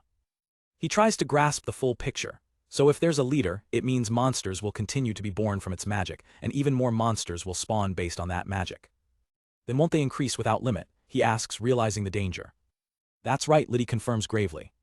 Normally they only spawn a tiny bit at a time, but if something triggers a massive spawn, it becomes a serious problem. Her eyes narrow. That happened here a little while ago. Izo is stunned. What? Litty recounts the history of the cave. At that time we barely managed to repel them, but a few monsters remained. For a while we just managed to keep them from multiplying, but we were unable to defeat them all. It looked like the same thing was about to happen again, so a subjugation squad was dispatched.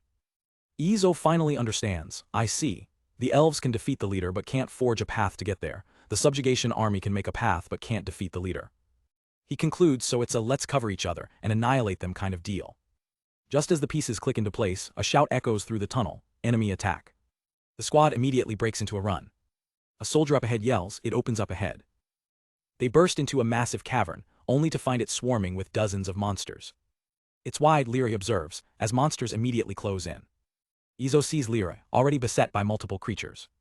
He instinctively moves in front of Litty. Litty-san, please stay back. He gets his first good look at the horde, so those are the monsters. He quickly assesses them. Green skin, yellow eyes, they're like goblins but I don't sense any intelligence or civilization. Leroy bellows his orders. Guard squad, protect the elf girl and protect her well. A soldier shouts back, you don't have to tell us, we got it. As a goblin lunges at him, Izo reacts. With a powerful thrust, he drives his new spear forward.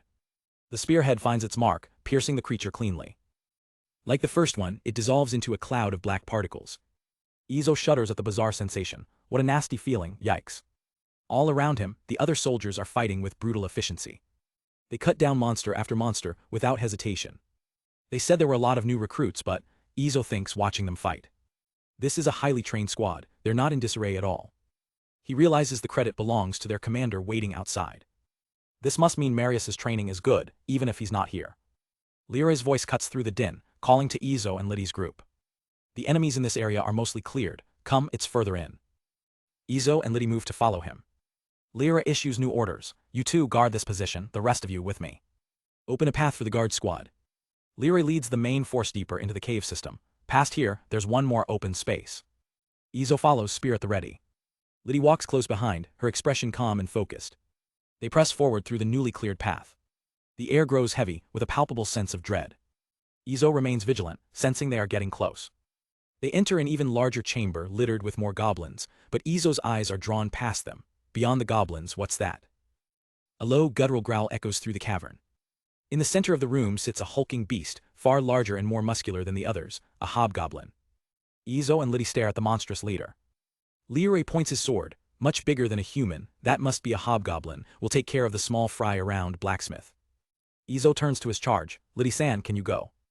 Lyra shouts the final command, you guys handle the boss. Izo responds without hesitation, got it. In a fluid motion, Litty casts aside her heavy cloak. She reaches behind her back, drawing a massive, ornate sword. Holding the greatsword with practiced ease, she looks at Izo. Yes, please.